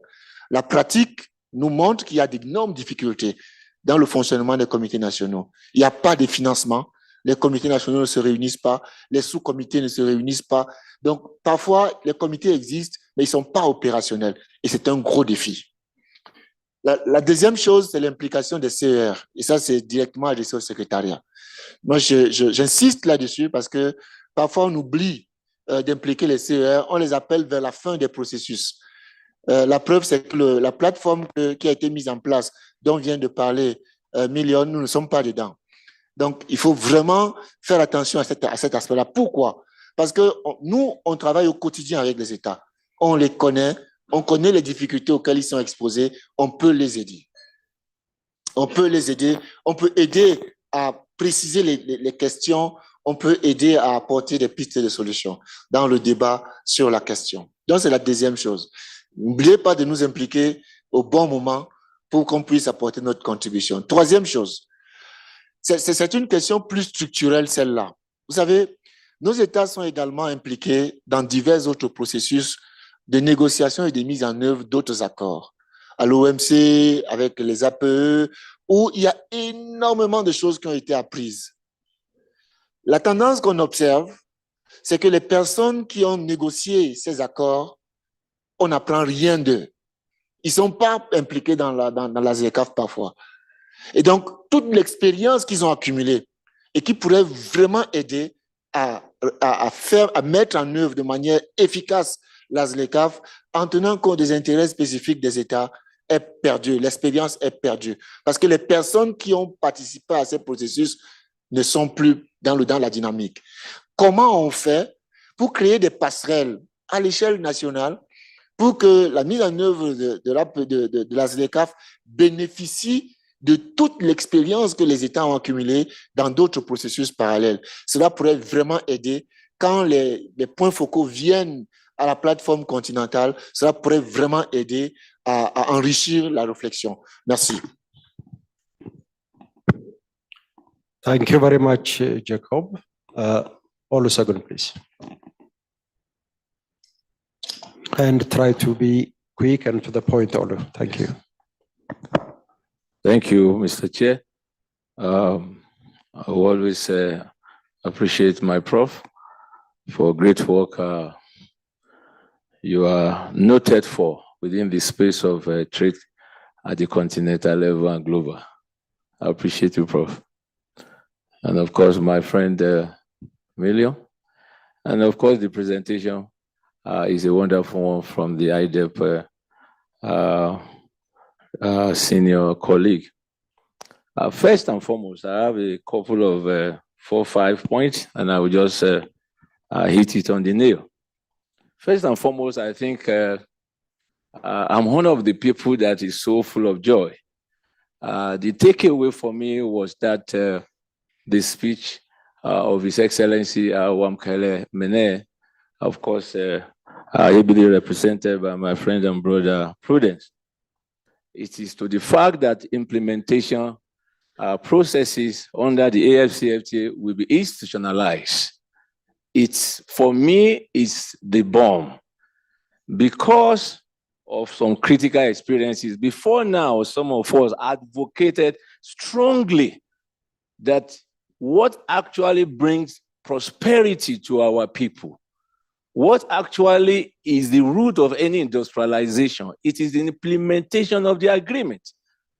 I can go on and on, but I think I will just stop there. So it's a good takeaway for me, and I think for all of us, that we see AfCFTA as the path to the development and the industrialization of Africa. Secondly, concretely, what I will, and on behalf of my country, to see in the continuation of this meeting is what I call value chain mechanism. If we want to ensure there is an increase in intra-African trade, this is the way to go. State party A, what do you have? Even if you don't know that state party B is in need of that particular product, there has to be a mechanism that will say, look, you don't need to go to that third country. It's available in X or Y state party. And then you begin to see trade growing. You begin to see job being created. You begin to see our people being prosper in that regard. So I will want to see a mechanism designed around that. Thirdly, there has to be a clarity on what we call focal points.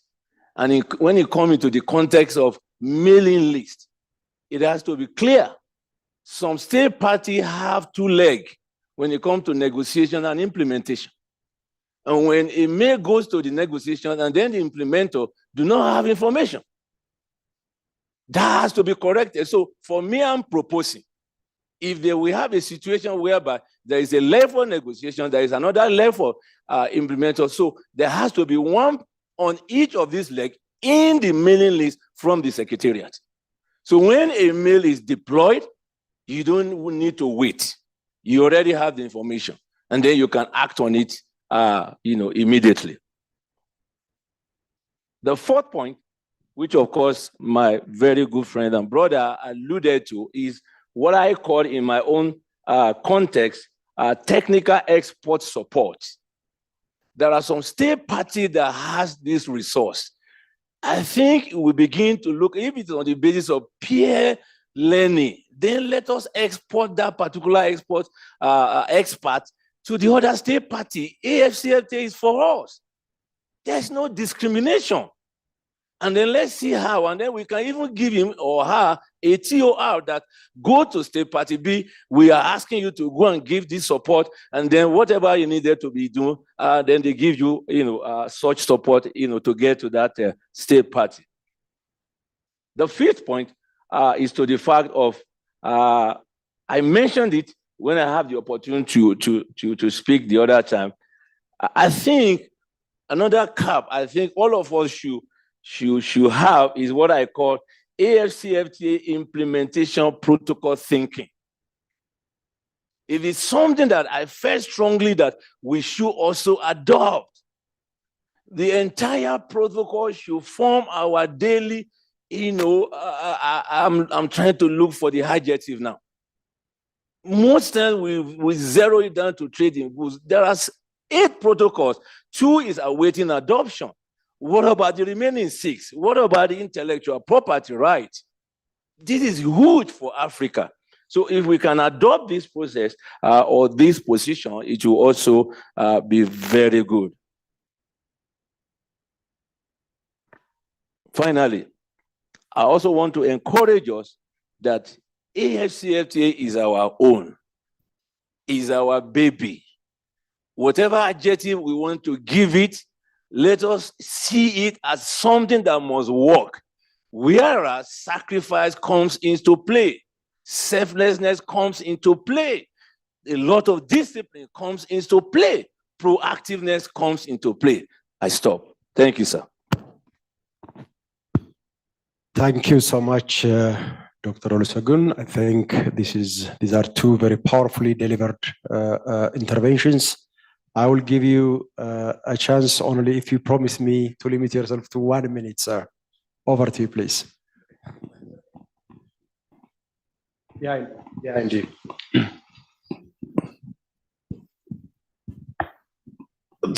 Thank you so much, Mr. Chairman. I will try to summarize the points that I have, but I think this is a very important discussion that we are having now, trying to chart a way forward. I think for me, one of the things that we have to bear in mind is to strengthen our research, in supporting the implementation of CFTA. I think that is very important.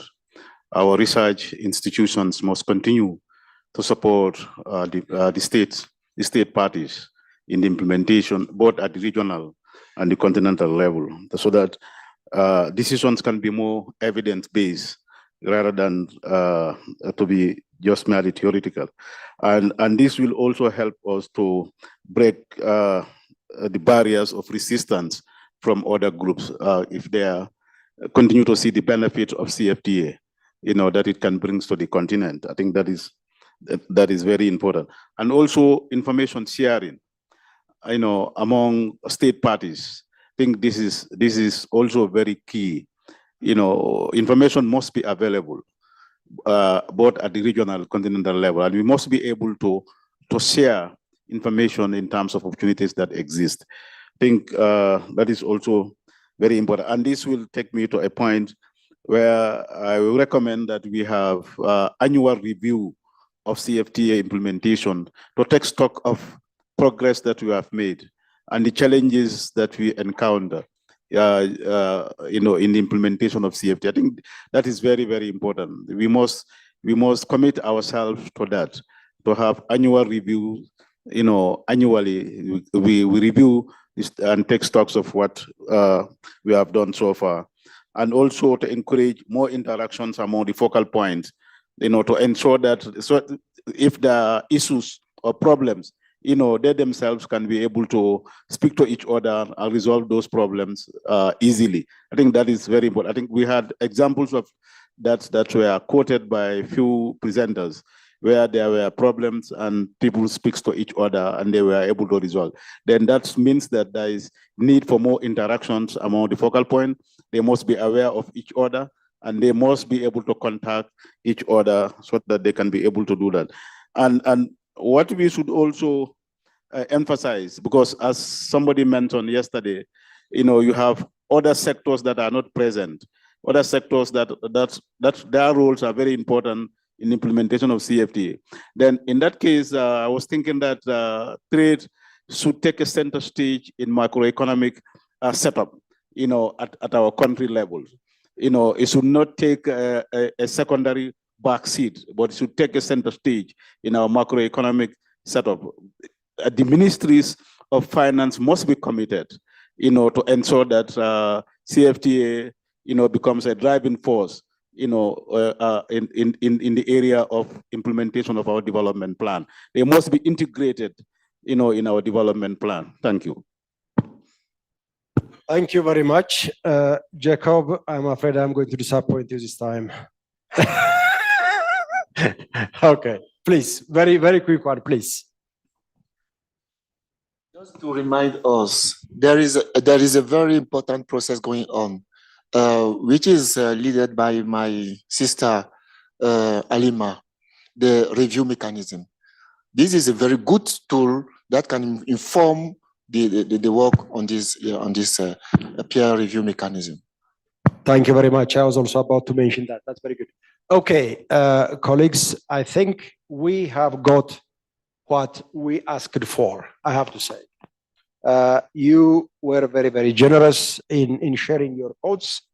Very important points, I think, came up in this exercise, in these three, interventions that we had. I'm sure if we allowed the time, we'd get more. We'll be very happy to hear those bilaterally and everything. But I think they are all worth, emphasizing, and I'm afraid they might be coming too late in the day for my colleagues to capture them in their presentation, which is going to start in a few minutes. But let me just emphasize these few points because they're so good. The community of practice, the decision to institutionalize this community of practice idea through the Secretariat is a welcome thing. And let's make sure that RECs are not forgotten. They are the ones who are working closely with the governments. And let's also not forget that there is always a need for a harmonized approach, an effort to make sure that countries, because they are involved in negotiations, in commitments at different levels, global, continental, regional, bilateral, let's make sure that those are also brought together, I think is the key point that came from Dr. Jacob there. Institutionalization of the AfCFTA is key, again emphasized by Dr. Olusegun. Let's have a value chain mechanism is how he put it. I would paraphrase it to say, let's make sure that we understand what each country is capable of supplying and match it with what each country is actually in need of.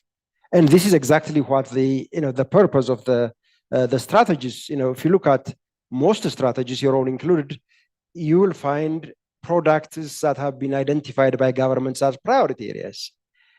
Those products for which countries think they have a supply interest and capacity, you will also see them, others identifying them as products for which, which they are importing from outside the continent.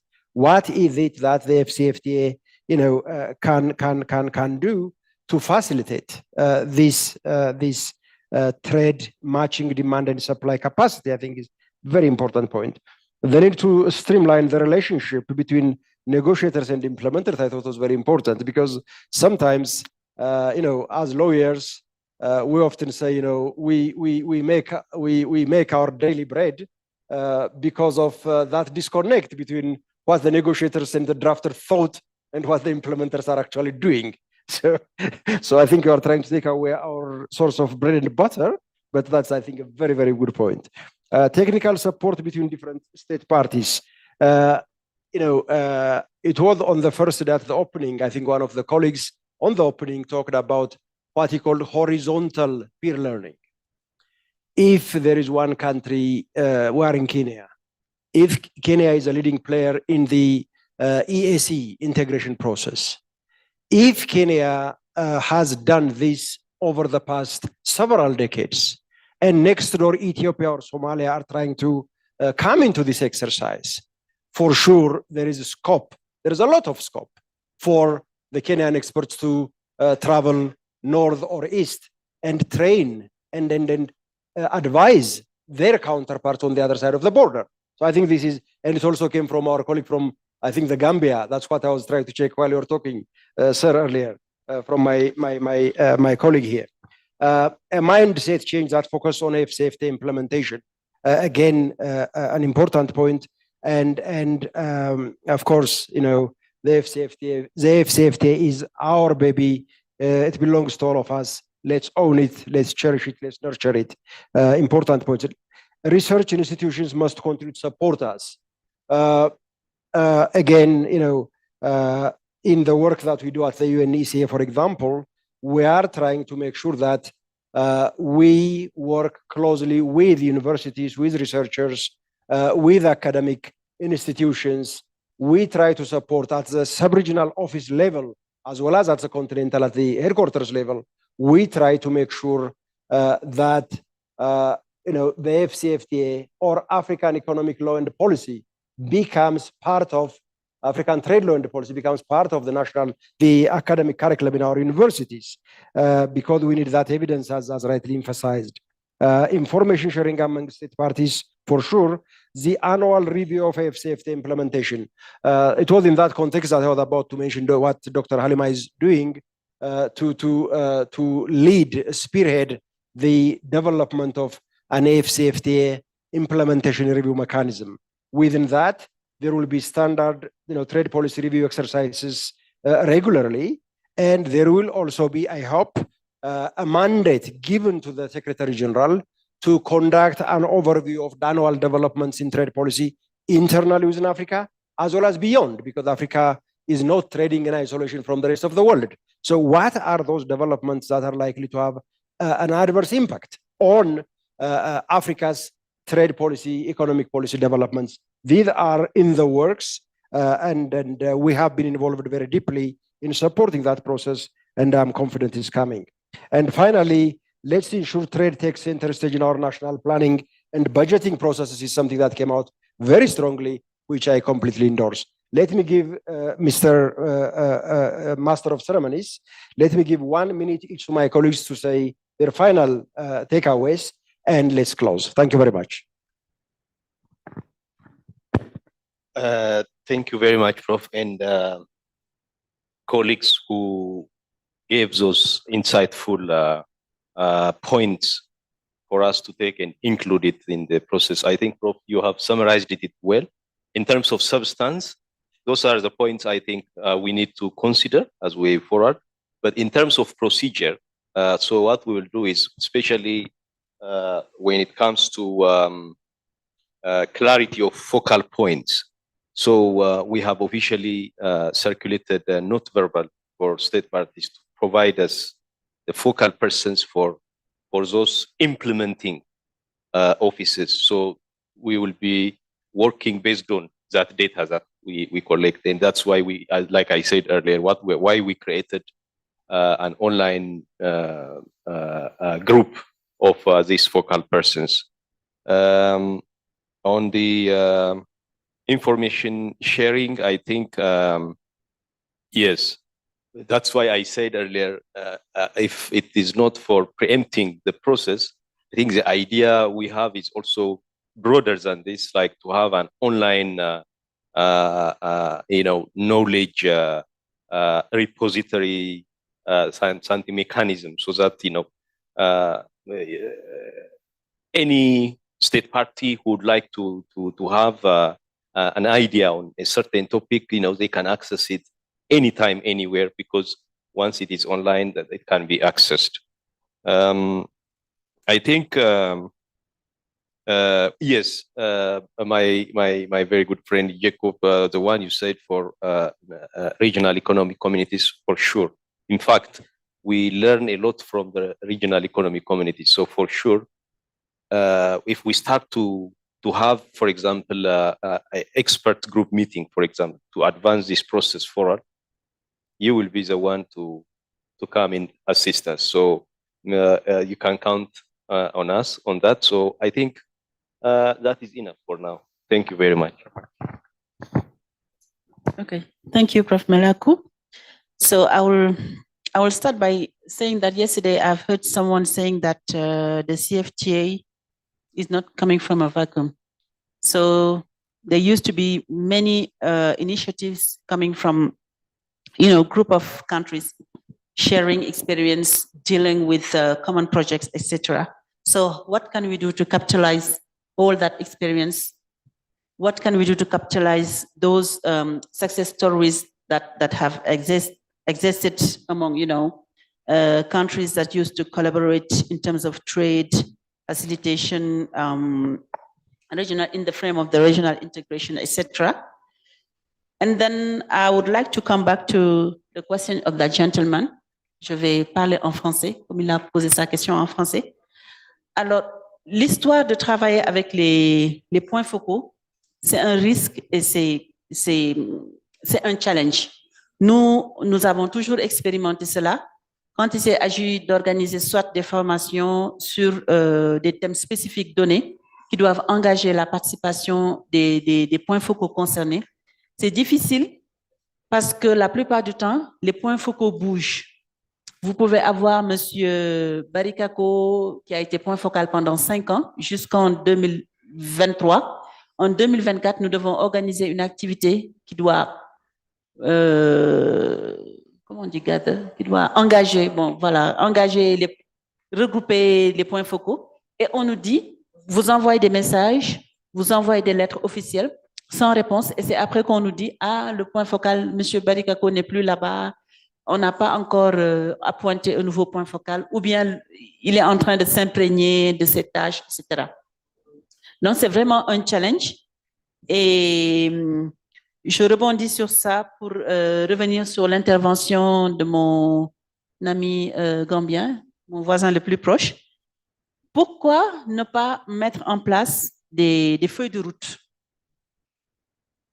Si les secrétariats nationaux parviennent à s'organiser pour mettre en place des feuilles de route avec des timelines bien définies, je pense que des revues annuelles seraient pertinentes dans la mesure où ils seraient capables de dire, OK, dans le premier trimestre, on s'était assigné comme objectif ceci, cela, dans le deuxième trimestre, et ils seront capables d'identifier au cas où on ne le souhaite pas, il y aurait des, comment dirais-je, des objectifs qui n'ont pas été atteints. Qu'est-ce qui a été à l'origine de la non-atteinte de ces objectifs-là? Comment on peut faire pour éradiquer ces obstacles, etc., etc.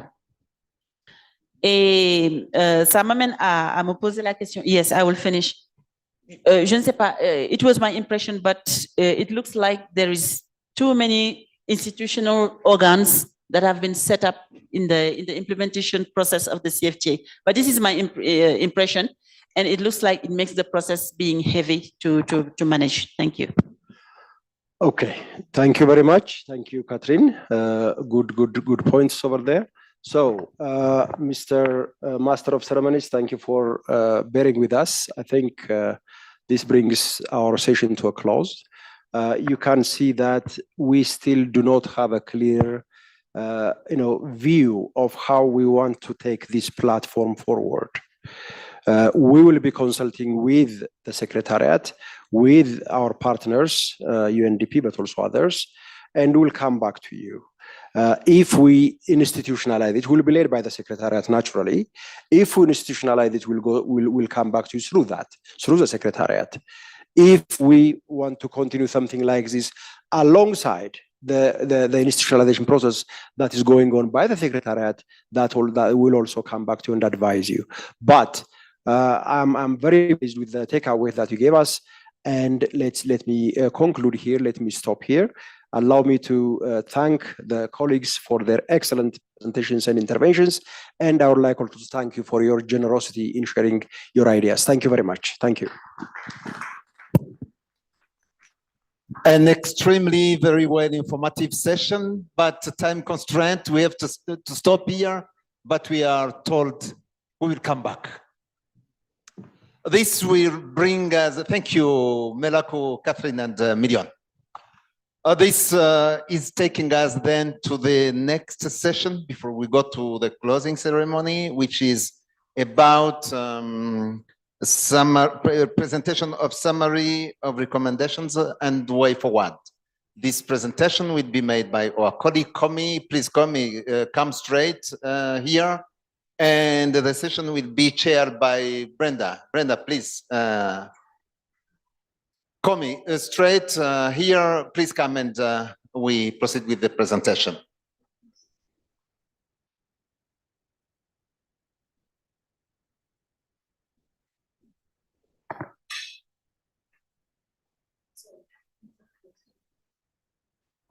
I'm sorry, I have been confused. This session will be chaired by Andrew Mold. Andrew, welcome, sir. I'm so sorry. And Komi, welcome for the presentation.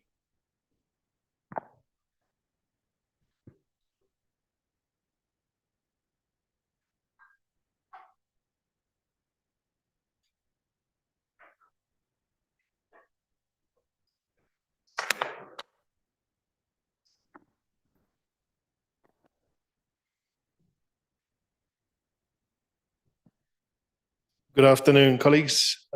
Yes, my name is Andrew Mould. I'm Chief of the Regional Integration and AfCFTA Cluster at the Sub-Regional Office of UNECA in Kigali. And to those who know me, our office has been doing a lot of work in terms of supporting both the development of national and regional strategies on the AfCFTA and a lot of advocacy work as well.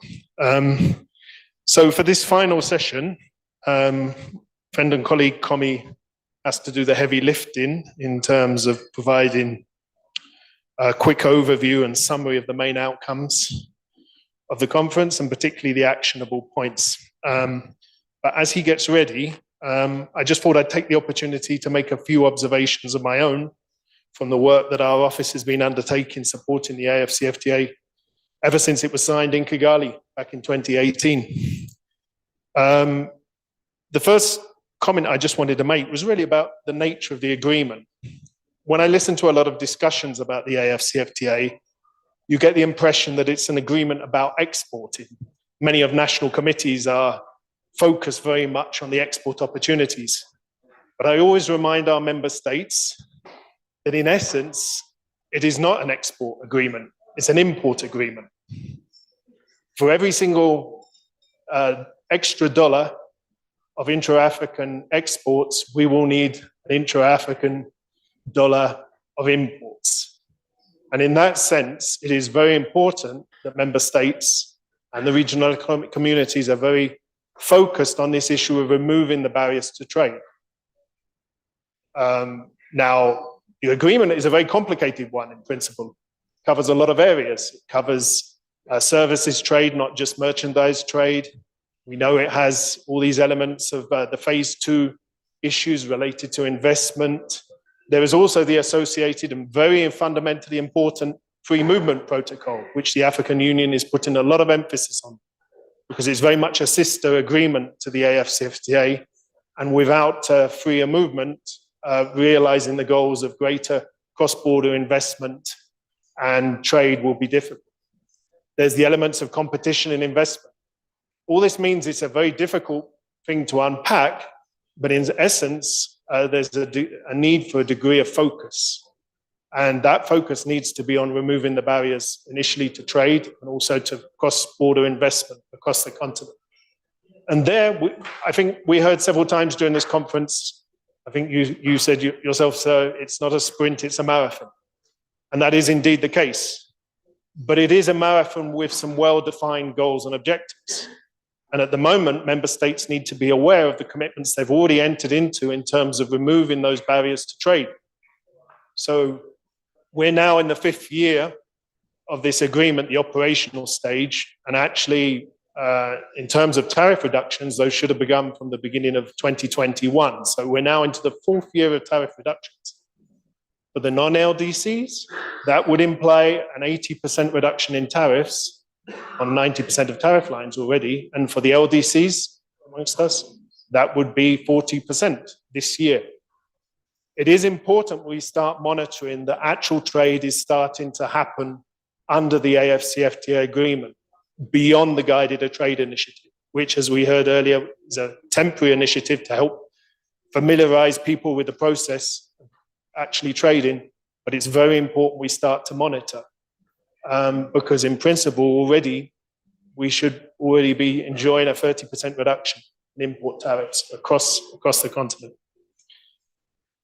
And the final thing is, I was just going to say as a summary, this issue of focus, as I said, it is a very complex agreement, but underlying it is a very simple idea. The African continent has suffered for many, many decades from a lack of economic unification, lack of having a common market. And this agreement really is an historic step forward to address that problem and challenge. So it is very much important that we focus initially on the tariff reductions on the one hand, but also facilitating greater cross-border trade, greater cross-border movement of people. So I think with those reminders having been said, Komi, are you now ready to give your presentation? Right, so I'm going to have to ad-lib a little bit more and raise a few other points. maybe that may have been important. Do you know, I've actually said what I really wanted to say. I didn't want to extend my opening comments. You know, I think this question of focus is important at this stage in the agreement, isn't it? And monitoring, particularly monitoring going forward. Yeah. The national committees have a lot of work to do in terms of coordinating the response of member states. I personally also believe we need to give the RECs, the regional economic communities, a bigger role in terms of actually operationalizing this agreement. We have new institutions that we have to create, for example, the competition rules, and some of that will need to borrow from the existing achievements of some of our regional economic communities. Yeah. And with that, Komi, are you now ready?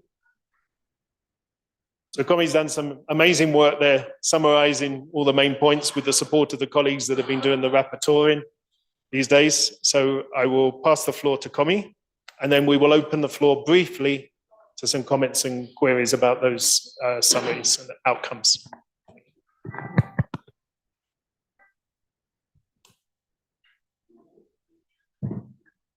Thanks very much. This is not really a summary done by Komi, by a whole team. We are not attempting also to go into all individual or specific recommendations. We have tried to summarize them, but again, we might have certainly missed some points. So welcome as well to add anything you feel have been missed. So we don't want also to have 20 or 100 recommendations. We want to really have those key recommendations that can be implemented in the short term, 1-2 years, so that at the next conference we can easily report on them. Now, vis-a-vis member states, the first one is really to strengthen the national implementation committees and leverage opportunity for resource mobilization, including from the private sectors in the implementation of those strategies. That is the first one. The second, what member states we think should do, and what is coming or came from the discussions, is also to integrate the strategic orientations and associated program from the AfCFTA strategies into the national development plan and other strategies and program in order to quite reflect the holistic nature of the AfCFTA agreement. I think this has been discussed throughout, and this morning as well has been stressed. We have stressed those points. Of course, capacity building. So the member states should continue to build the capacity of government, private sector, civil society organizations, parliamentarian, vulnerable groups, to really effectively be part of this AfCFTA, to make the AfCFTA really inclusive. Of course, it's important to continue as member states investing in infrastructure and logistics, including, of course, shipping, as much as possible, so that the private sector can make the most of the agreement.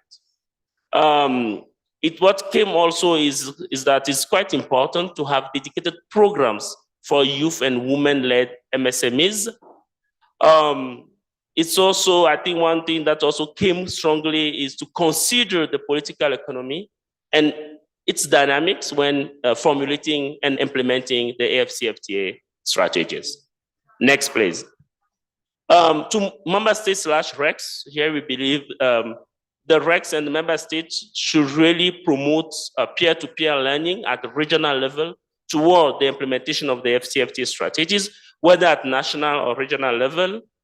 RECs as well to further identify what are the constraints impeding RECs level of integration in order for them to effectively play their role as pillars, a building block in Africa's integration. And we do also, I think one thing that also came from the discussion is that member states and RECs to explore ways of enhancing alignment between the regional and national AfCFTA implementation strategies. Important here that both speak to each other. Next, please.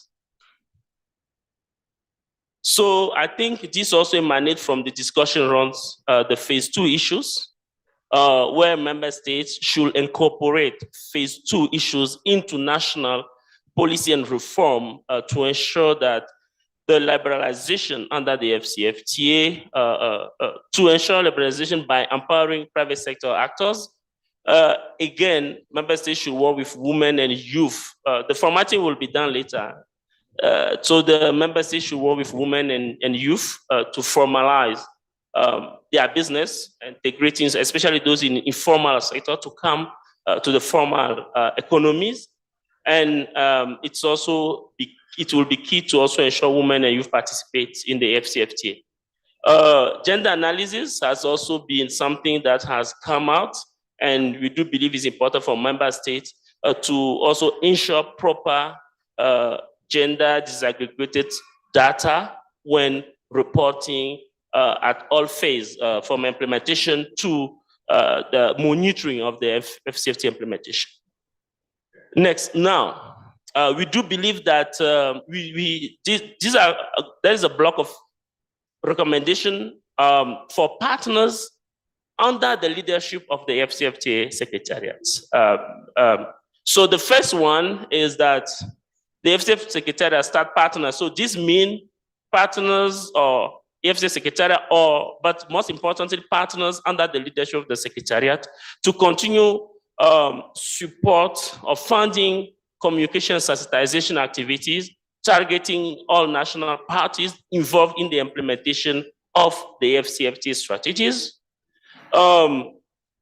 They should also support the development of a tracking device or platform to see how countries are doing in implementing the AfCFTA agreement. And we do believe such platform or device will also inform the work of the peer-to-peer learning community. AfCFTA secretary and partner, again, to ensure that the knowledge product identify gaps in the implementation of the AfCFTA, while offering also documenting sharing best approach and best practices. Again, another one, the AfCFTA secretary and partners to continue working or should work closely with national statistical offices as members of national implementation committees to help address the issue around lack of data availability and quality of data at national and of course regional and continental level. The next point is that the secretary and the partners should leverage. This is, I think, is more for also the partners to leverage their distinct strength to scale up their technical and financial support toward not only strengthening the capacity of government, but also private sector, civil society, parliamentary, in order to effectively implement the AfCFTA. Next, we also have taken the point that as a way forward, most importantly, the secretary and partners, of course, when with all the member states to support institutionalization of the peer-to-peer learning among member states, including through organization of annual conferences on AfCFTA implementation. One of the, not yet, please come. Yes, so the last point will be for the Secretariat to work with ECA to review the guidelines for the development of the AfCFTA implementation strategies here to really make sure that the phase 2 and new issues are on board clearly for those countries that are revising their AfCFTA strategies or those countries that are developing their own strategies. Yes, I think, and I hope these points have summarized or the team has been able to capture the main point. But of course, we are ready to hear from you what are the missing gaps in terms of recommendation, and they will be taken on board. I hope someone will be helping me to add the additional issues. Thank you, Mr. Chair.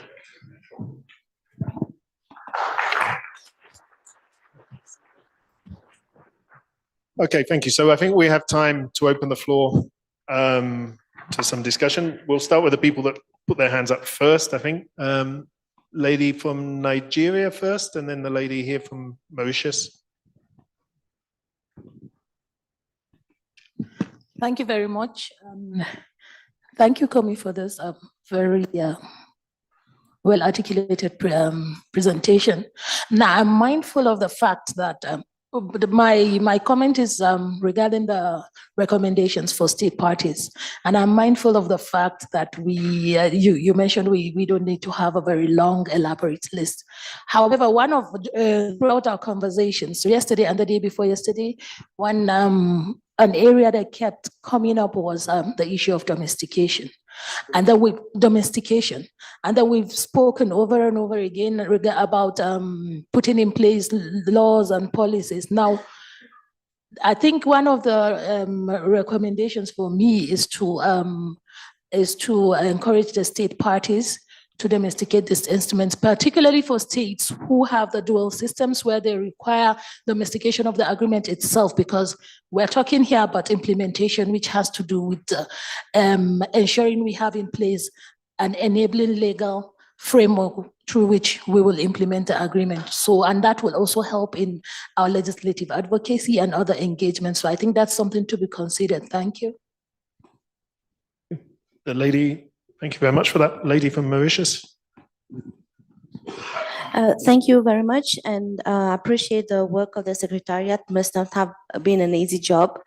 I know you've mentioned that there is one particular point regarding investment for logistics, but I want that the report reflects that, as a major challenge for countries that are not part of mainland Africa, that is, I'm referring to island states, the main issue is an issue of connectivity. I mentioned this yesterday within our breakout session, but I think because of time, I did not raise it during the plenary. So be it air or maritime connectivity is a major issue for us because this adds to freight costs. And this hamper trade with the region. So as a recommendation, I wish to emphasize that this could be an issue for discussion during future meetings of the committee, and to try to find solutions on, for example, how to develop regional shipping lines and enhance air connectivity, especially with Northern and Western Africa, with whom we are now wanting to establish trade links. Thank you. Very much. Thank you very much. A very important point. I can't see the name there. Sorry. Chad. Yes, Chad first, please, and then the gentleman. Merci pour la parole accordée. Je tiens très sincèrement à féliciter les rapporteurs et M. Kikou pour sa brillante présentation qui est assez exhaustive. Mais il me semble qu'il y a un point qui a fait vraiment un focus sur les discussions, c'est le commerce électronique. Et je parle sous le contrôle du secrétariat de la ZLECAf et de Afreximbank, qui ont travaillé dans le cadre de la stimulation, plutôt pour stimuler le commerce numérique. Et pour cela, ils ont développé un site, je crois que c'est un site de commerce, d'échange inter-entreprise, B2B, et inter-administration, B2G. Donc, par rapport à cela, il faudrait qu'on pense à le vulgariser pour une meilleure appropriation. Donc, peut-être qu'il faudrait insérer une recommandation à l'endroit de la ZLECAf et des États et du secteur privé à l'effet de s'approprier ce dispositif pour faciliter les échanges dans le domaine numérique et permettre à ce que tous les entreprises puissent avoir des informations sur ce site. Je vous remercie. D'accord, on a pris note. Monsieur, sur la même table.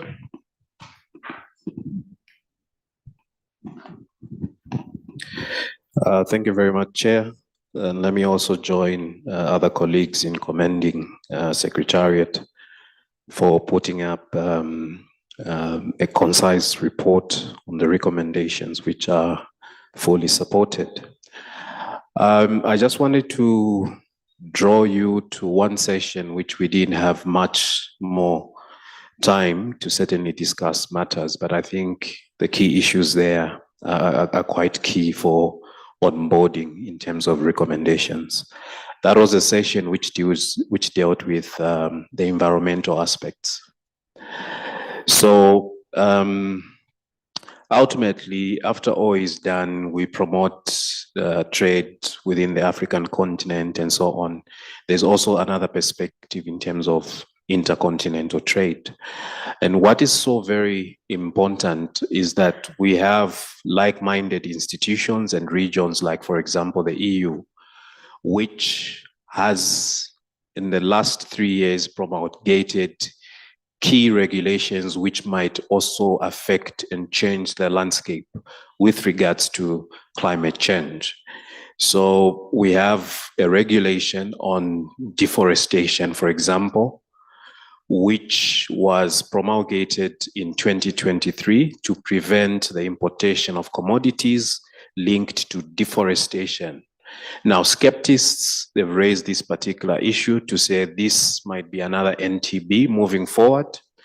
And obviously, we need to look at it from a general perspective in terms of whether we need to do assessments on what would be the implications of the new promulgated regulations in other regions like the EU on our, trade with such kind of regional groupings. Thank you very much. I believe, yes, gentleman there. Thank you very much, Mr. Chair, and thank you to the team for putting this fantastic recommendation together. However, I just have some few comments I would love the team to look at. Firstly, with respect to the recommendation to partners under the leadership of AfCFTA. On the two, you talk about tracking device.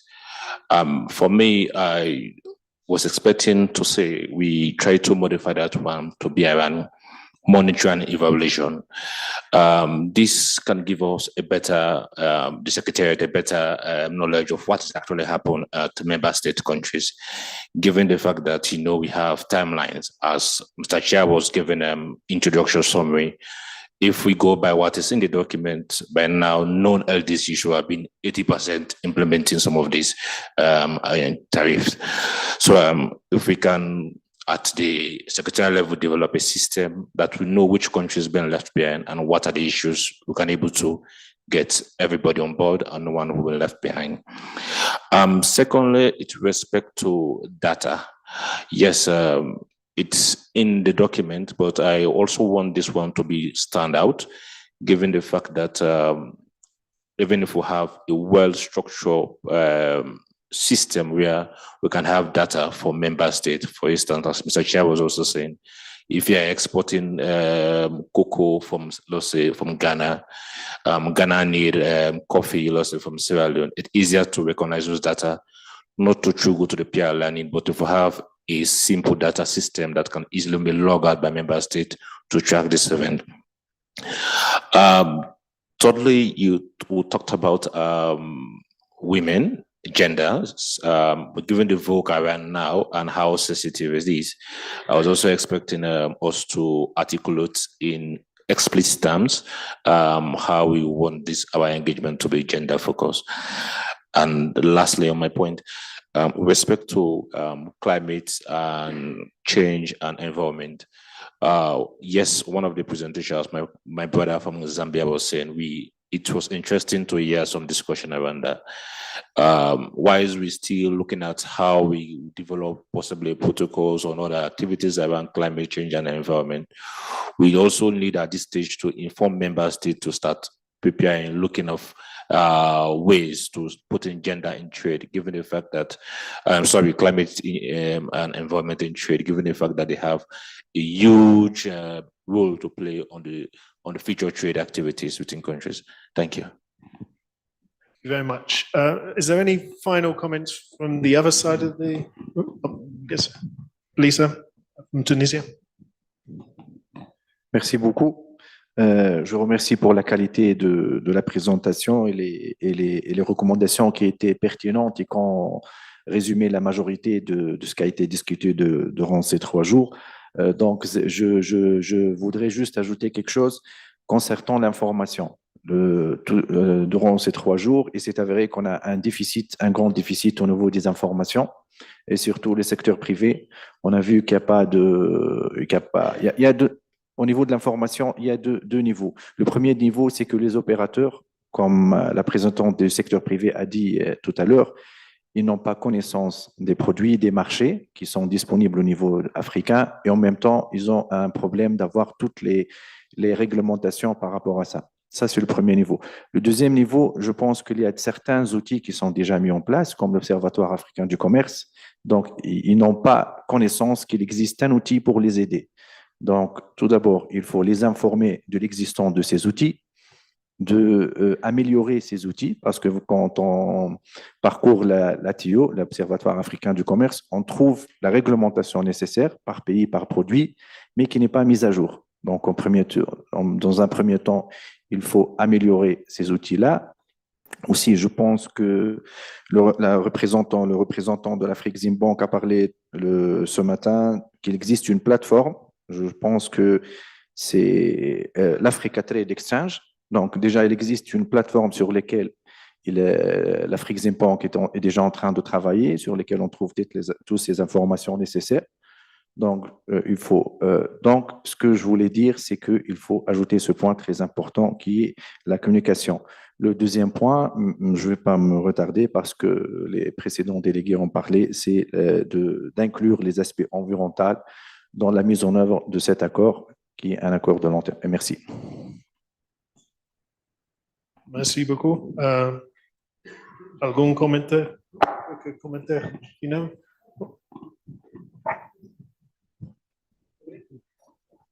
In that case, I'd like to thank you all very much for giving that feedback. Very valuable. It will be taken into account, the final document.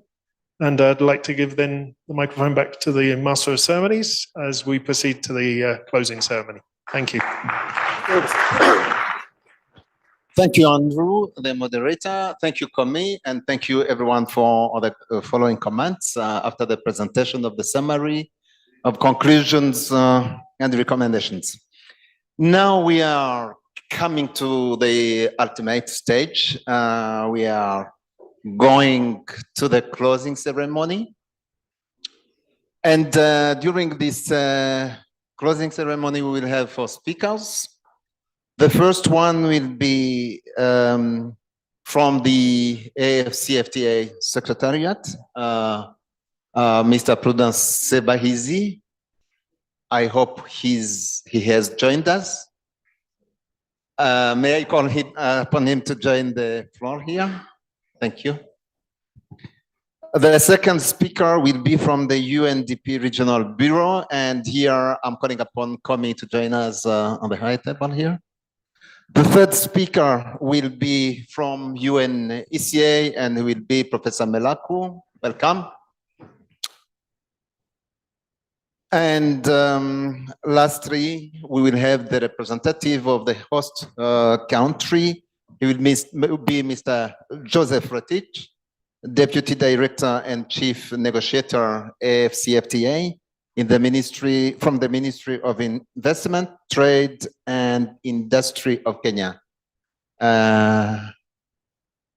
He is welcome.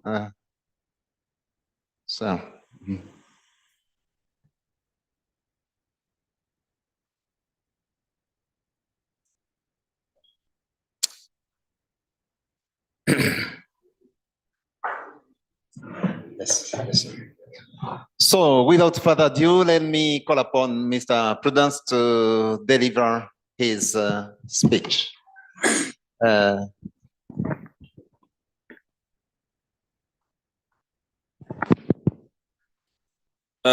Thank you very much. Good afternoon, everyone. I'm quite sure we are all looking forward to the conclusion of this session. And I have a few remarks that I want to share with you, of course, as a word of appreciation on our side as the AfCFTA Secretariat.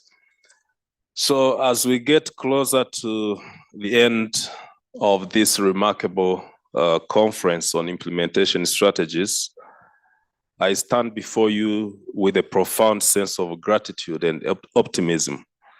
The past 3 days have been a testament to the collective commitment and shared vision that unites us in our pursuit of a prosperous and integrated continent, Africa.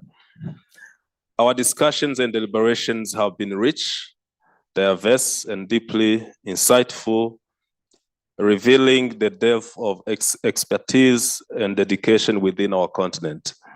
I would like to extend my heartfelt appreciation to each and every one of you for your active participation, thoughtful contributions, and unwavering support for the realization of the African Continental Free Trade Area. Today marks not only the end of this conference, but the beginning of a new chapter in the AfCFTA journey, the practical implementation phase, as you have seen in our discussions. It is here that we will transform aspirations into action, rhetoric into results.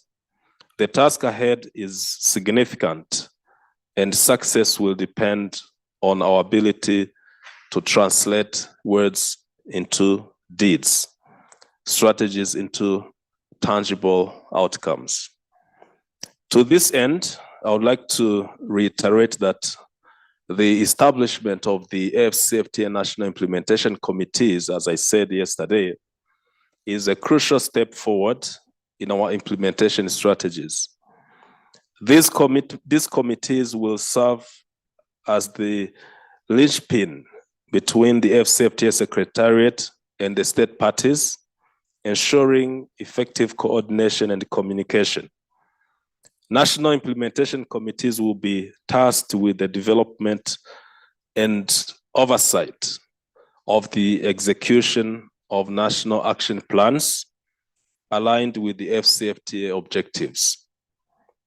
I urge each state party to expedite the formation of these committees, comprising diverse stakeholders from the public and the private sectors, academia, and the civil society.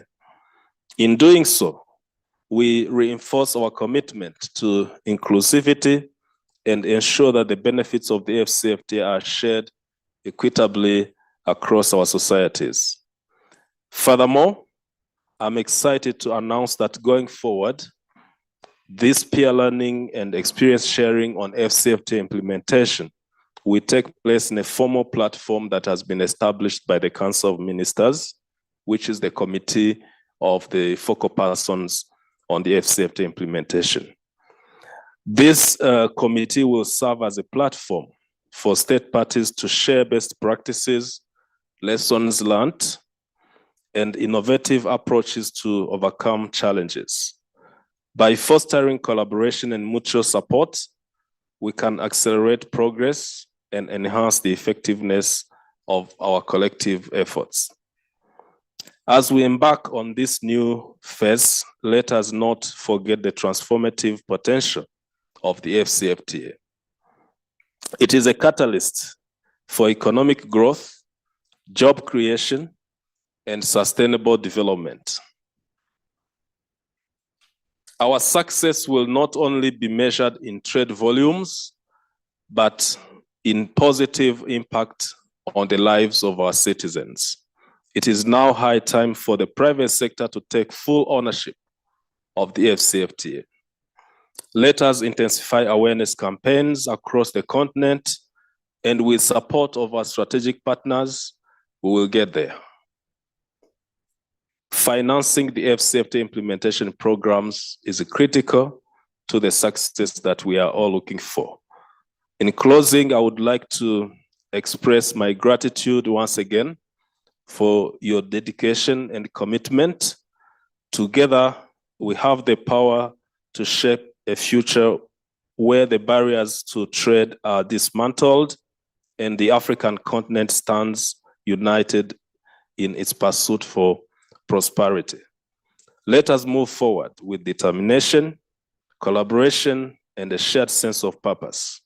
The journey ahead may be challenging, but with our collective efforts, we will build a stronger, more resilient Africa. Thank you, and may the spirit of unity guide us in the implementation of the AfCFTA. Long live the African Continental Free Trade Area. Thank you very much. Thank you, sir. Rakoze-chan. Now the floor to Mr. Komi on behalf of UNDP. Thanks, Mr. Chair. From our end, UNDP end, it's really words of appreciations. We also want to acknowledge the seriousness and I think the great work done by each of you since Monday. And of course, we want to also thank the AfCFTA secretariats and also UNICA for leading us, and of course the host government. We have also learned or rather recommitted to the implementation of the AfCFTA, as we know the expected outcomes will not be or are not being automatic. And we clearly see that we need to scale up efforts and support or rather undertake deliberate actions to really make sure the agreement is domesticated and implemented as soon as possible. We also know we can learn from each other. And then I think myself and my colleagues from the respective UNDP country offices, we have also learned a lot. We are, as we have also been working closely with all of you, we will continue to support you in your work in also making sure we implement an inclusive AfCFTA. And to conclude, I want to call upon all of you, the chief negotiators and so, to reach out to our respective UNDP country offices. They have also developed a full program to support the AfCFTA, to see, if you are not already doing so, to explore possibility for partnership, especially through the AfCFTA implementation committees. So I think I will just stop there and say really thank you all. Thank you, UNDP, for the closing remarks. So let me now call upon the UNECA to deliver his statement. Thank you, Master of Ceremonies, colleagues. I think this has been an excellent 3 days where we cannot have wanted anything better than this. So allow me to thank all of you for your commitment, for your dedication, for the generosity the generosity of spirit that you brought into this meeting, and for sharing your insights with all of us. Let me thank our co-organizers of this event, the Secretariat for your leadership. Thank you, Prudence, for being here to the end, and then colleagues from the Secretariat. UNDP, you have been there from the start. We really appreciate and then value your partnership. This event, colleagues, was made possible because of the support of different partners at different stages. We started working on the strategies, AfCFTA strategies, because of the general support that was given to us by the European Union in particular. When the grant from the European Union ended, we were able to carry the work forward using the generous and long-standing support of the government of Canada through Global Affairs Canada, both of whom are represented here. And then thank you, Pearl, for being here representing the government of Canada. And finally, this event itself wouldn't have taken place without the support of our partners, our colleagues from Denmark, from the government of Denmark, from Danida in particular. I think Anders was here, so I would like to say thank you to Anders using this opportunity. And of course, when we are all here together, it feels good, but the amount of hard work that went into it in the background, I cannot even tell you. Allow me to thank my colleagues at the ECA. ECA came as one, as a commission. You have representation from all the sub-regional offices here. We have representation in the presentations from EDAP. The technical leadership, the whole idea, the whole effort to put this thing together in such a beautiful way was led by my senior colleague, Brenda, who we have seen now, and she's sitting here. So allow me to thank her profusely for her leadership. Brenda, thank you very, very much. And of course, how many emails have you received from Eden colleagues? Think about it. How many emails have you received from Eden and her colleagues? So Eden is sitting out there. Thank you, Eden. I think she's very shy. She doesn't want to be seen.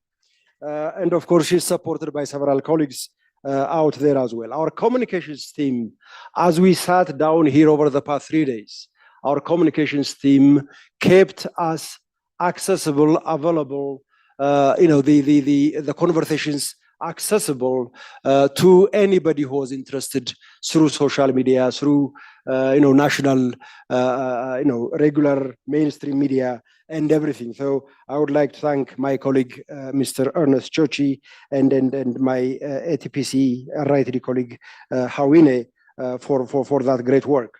Our IT colleague, Emmanuel Balaid here, you have noticed, he made sure that all our colleagues who are not here, not just participated, but also presented seamlessly.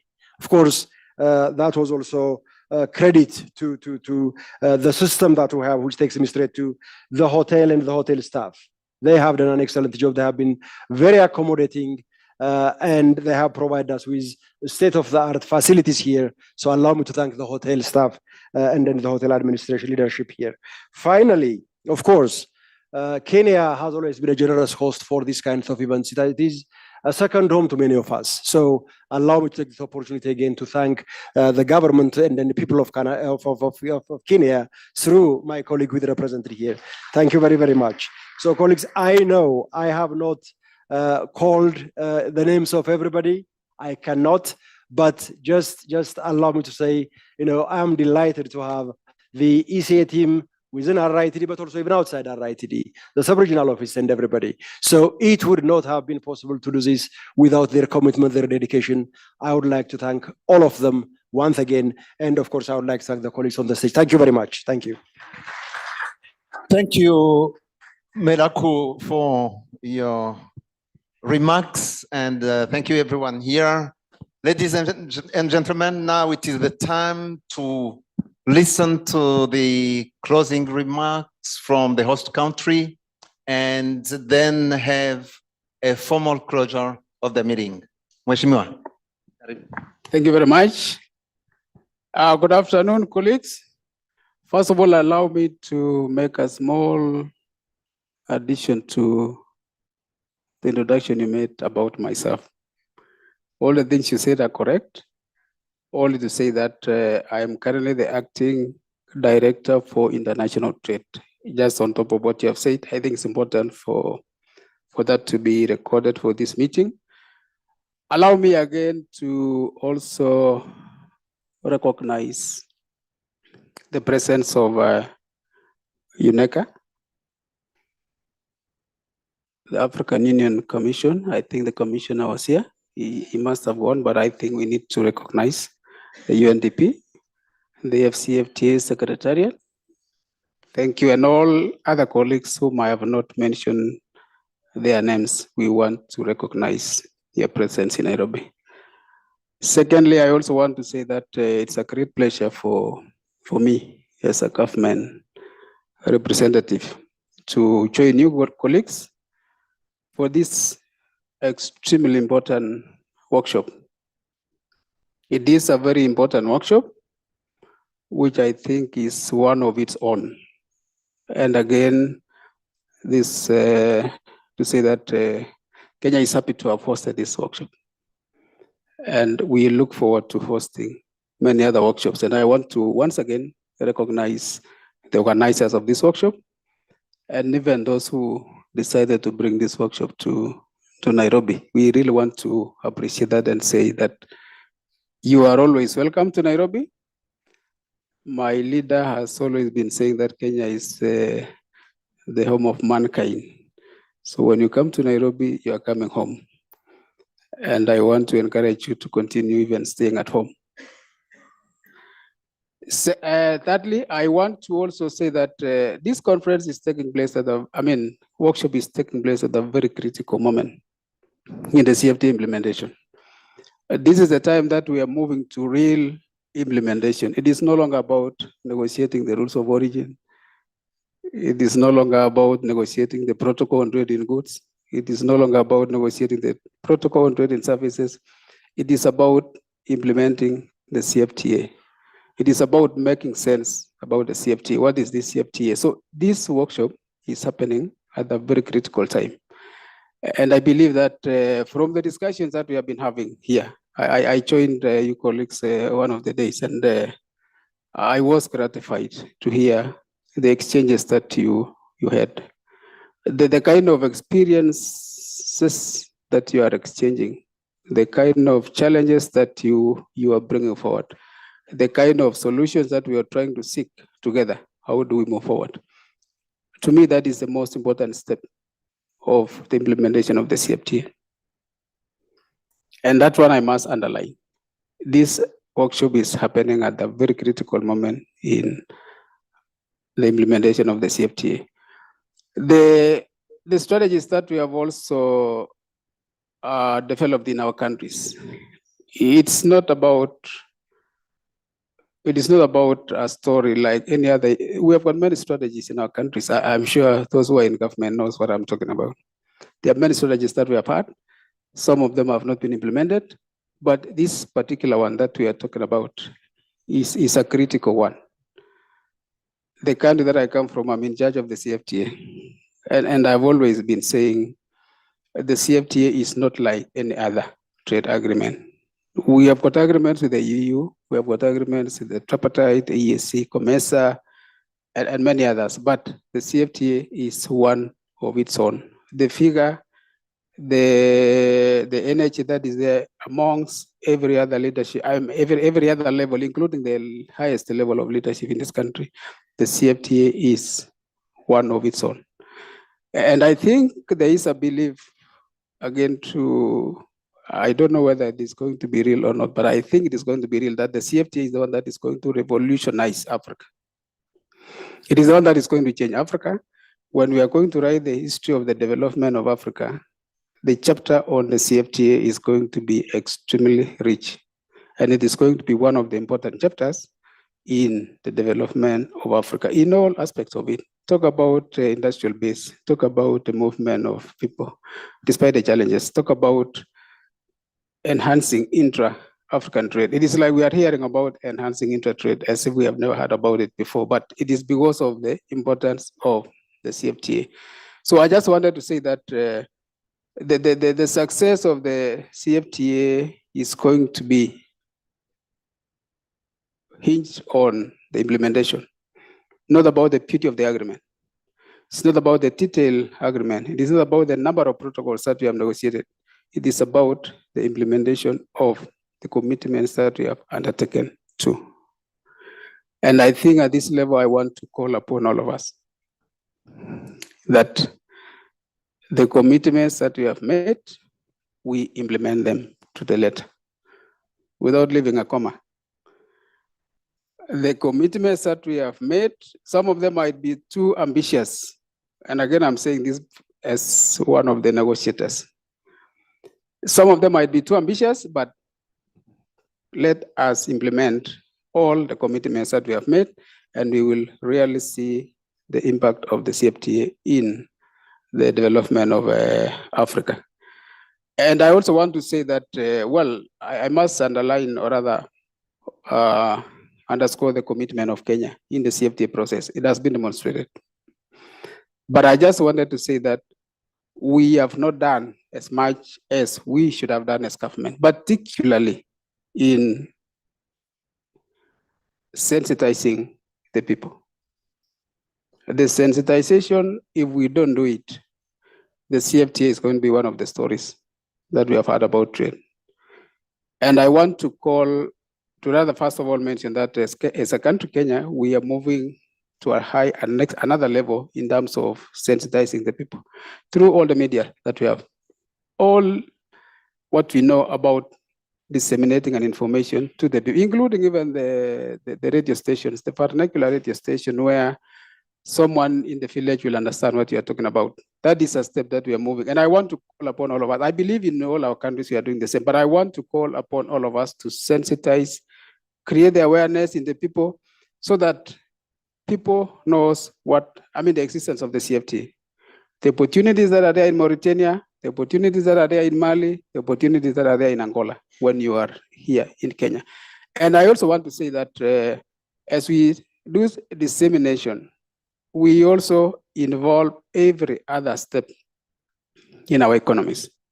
I really want to see a time where the small lady in my village in Bomet, where I come from, benefits from the CFTA without necessarily knowing where Accra is, without necessarily knowing that Mr. Prudence has been extremely moving towards creating a CFTA. What am I trying to say? Let every person in the country benefit from the CFTA. How will they do that? It is going to do that. They are going to do that by knowing that there is someone who is going to come and pick the sukuma wiki that you are growing. There is someone who is going to come and pick the maize that you are growing. Through the national value chains and the regional value chains, we should be able to benefit from the CFTA, all of us, without leaving any individual behind, including the trading services. The dancer in the village should also benefit from the CFTA without necessarily knowing about this agreement. So that is the call that we are making from the Kenya government, because we know that is how this agreement is going to make sense to all of us, to make sense to our economies, and also to make sense even for those who are doubting Thomas outside there. If we don't do that, everyone is going to laugh at us and say, yes, the agreement is beautiful. By the way, people are quoting the CFTA agreement. Talk to in any other negotiations outside Africa. The mention of the CFTA is 101 times because of the nature of the agreements that we've negotiated. Maybe as I quote to conclude, the challenges are there. We must not forget or rather assume that there are no challenges. But now those challenges are there, the NTBs are there, the logistical nightmares are there. If you want to go to, I say again, Mauritania, not because I like or I don't like Mauritania. I'm just mentioning a country that is at the tip end of Africa. If you want to go to Mauritania to carry your goods, how do you go to Mauritania? That's a challenge. If you want to carry a number of, bulk goods to any part of Africa, how do you go? I give you an example. When we sent the first consignment from Kenya to Accra, it took 7 weeks from Nairobi to reach Accra. Now, if we were to go to Mauritania, I'm sure it was going to take another maybe 3 additional weeks. And then, is that what we want? If you want to go to one of these countries in Central Africa, maybe you have to go outside Africa and then you come back to Africa if you are flying. These are the logistical nightmares that we are talking about, the non-tariff barriers, which have already been recorded. We have just started the trade, but there are already non-tariff barriers, which have already been recorded. The call that we are making is the challenges that we have, we are not wishing them away. Let us all have a concerted effort to resolve them in one way or another. When we meet together, like in this forum, we will be able to design or rather propose ways that we can resolve these particular challenges. And I want to call upon again our partners, our development partners, and everyone in government, in private sector, so that we can have a concerted effort in trying to resolve these challenges. Finally, I was pleased to see the recommendations that you have made for this, which I'm really happy about. And again, I want to say, I wish, and I think Prudence has confirmed that this is going to be repeated. I was actually going to propose that, or rather make a recommendation that let us have it annually. Biannually is too much. Annually, maybe every 6 months, but I think annually is the best. Because now you will be hearing about challenges in one country or the other. how do we solve this and that? I think annually is going to be the best. So, and how do we do it? We all need to come together as private sector government, and I don't want to call them now our development partners. I want to call them our collaborators, because we have been on this together since the beginning. Up to now, I think they are now our collaborators rather than even our supporters. And finally, I want to wish you, all of us, those who are going to travel today, I wish you bon voyage. Those who want to remain at home, I still want to encourage you to remain at home. And I also want to wish you, rather, think that you will find time to visit a few of the areas that that you can enjoy, including seeing the lion just outside this building. With that, maybe I can say I have a pleasure to declare this workshop closed. Thank you very much. Yes, the meeting is formally closed. Please, another round of clap for these outstanding speakers. Let me invite you to our lunch. And with that, after that, for those who are traveling, safe trip back home, even if you are leaving your home. Thank you, our Master of Ceremonies. Thank you.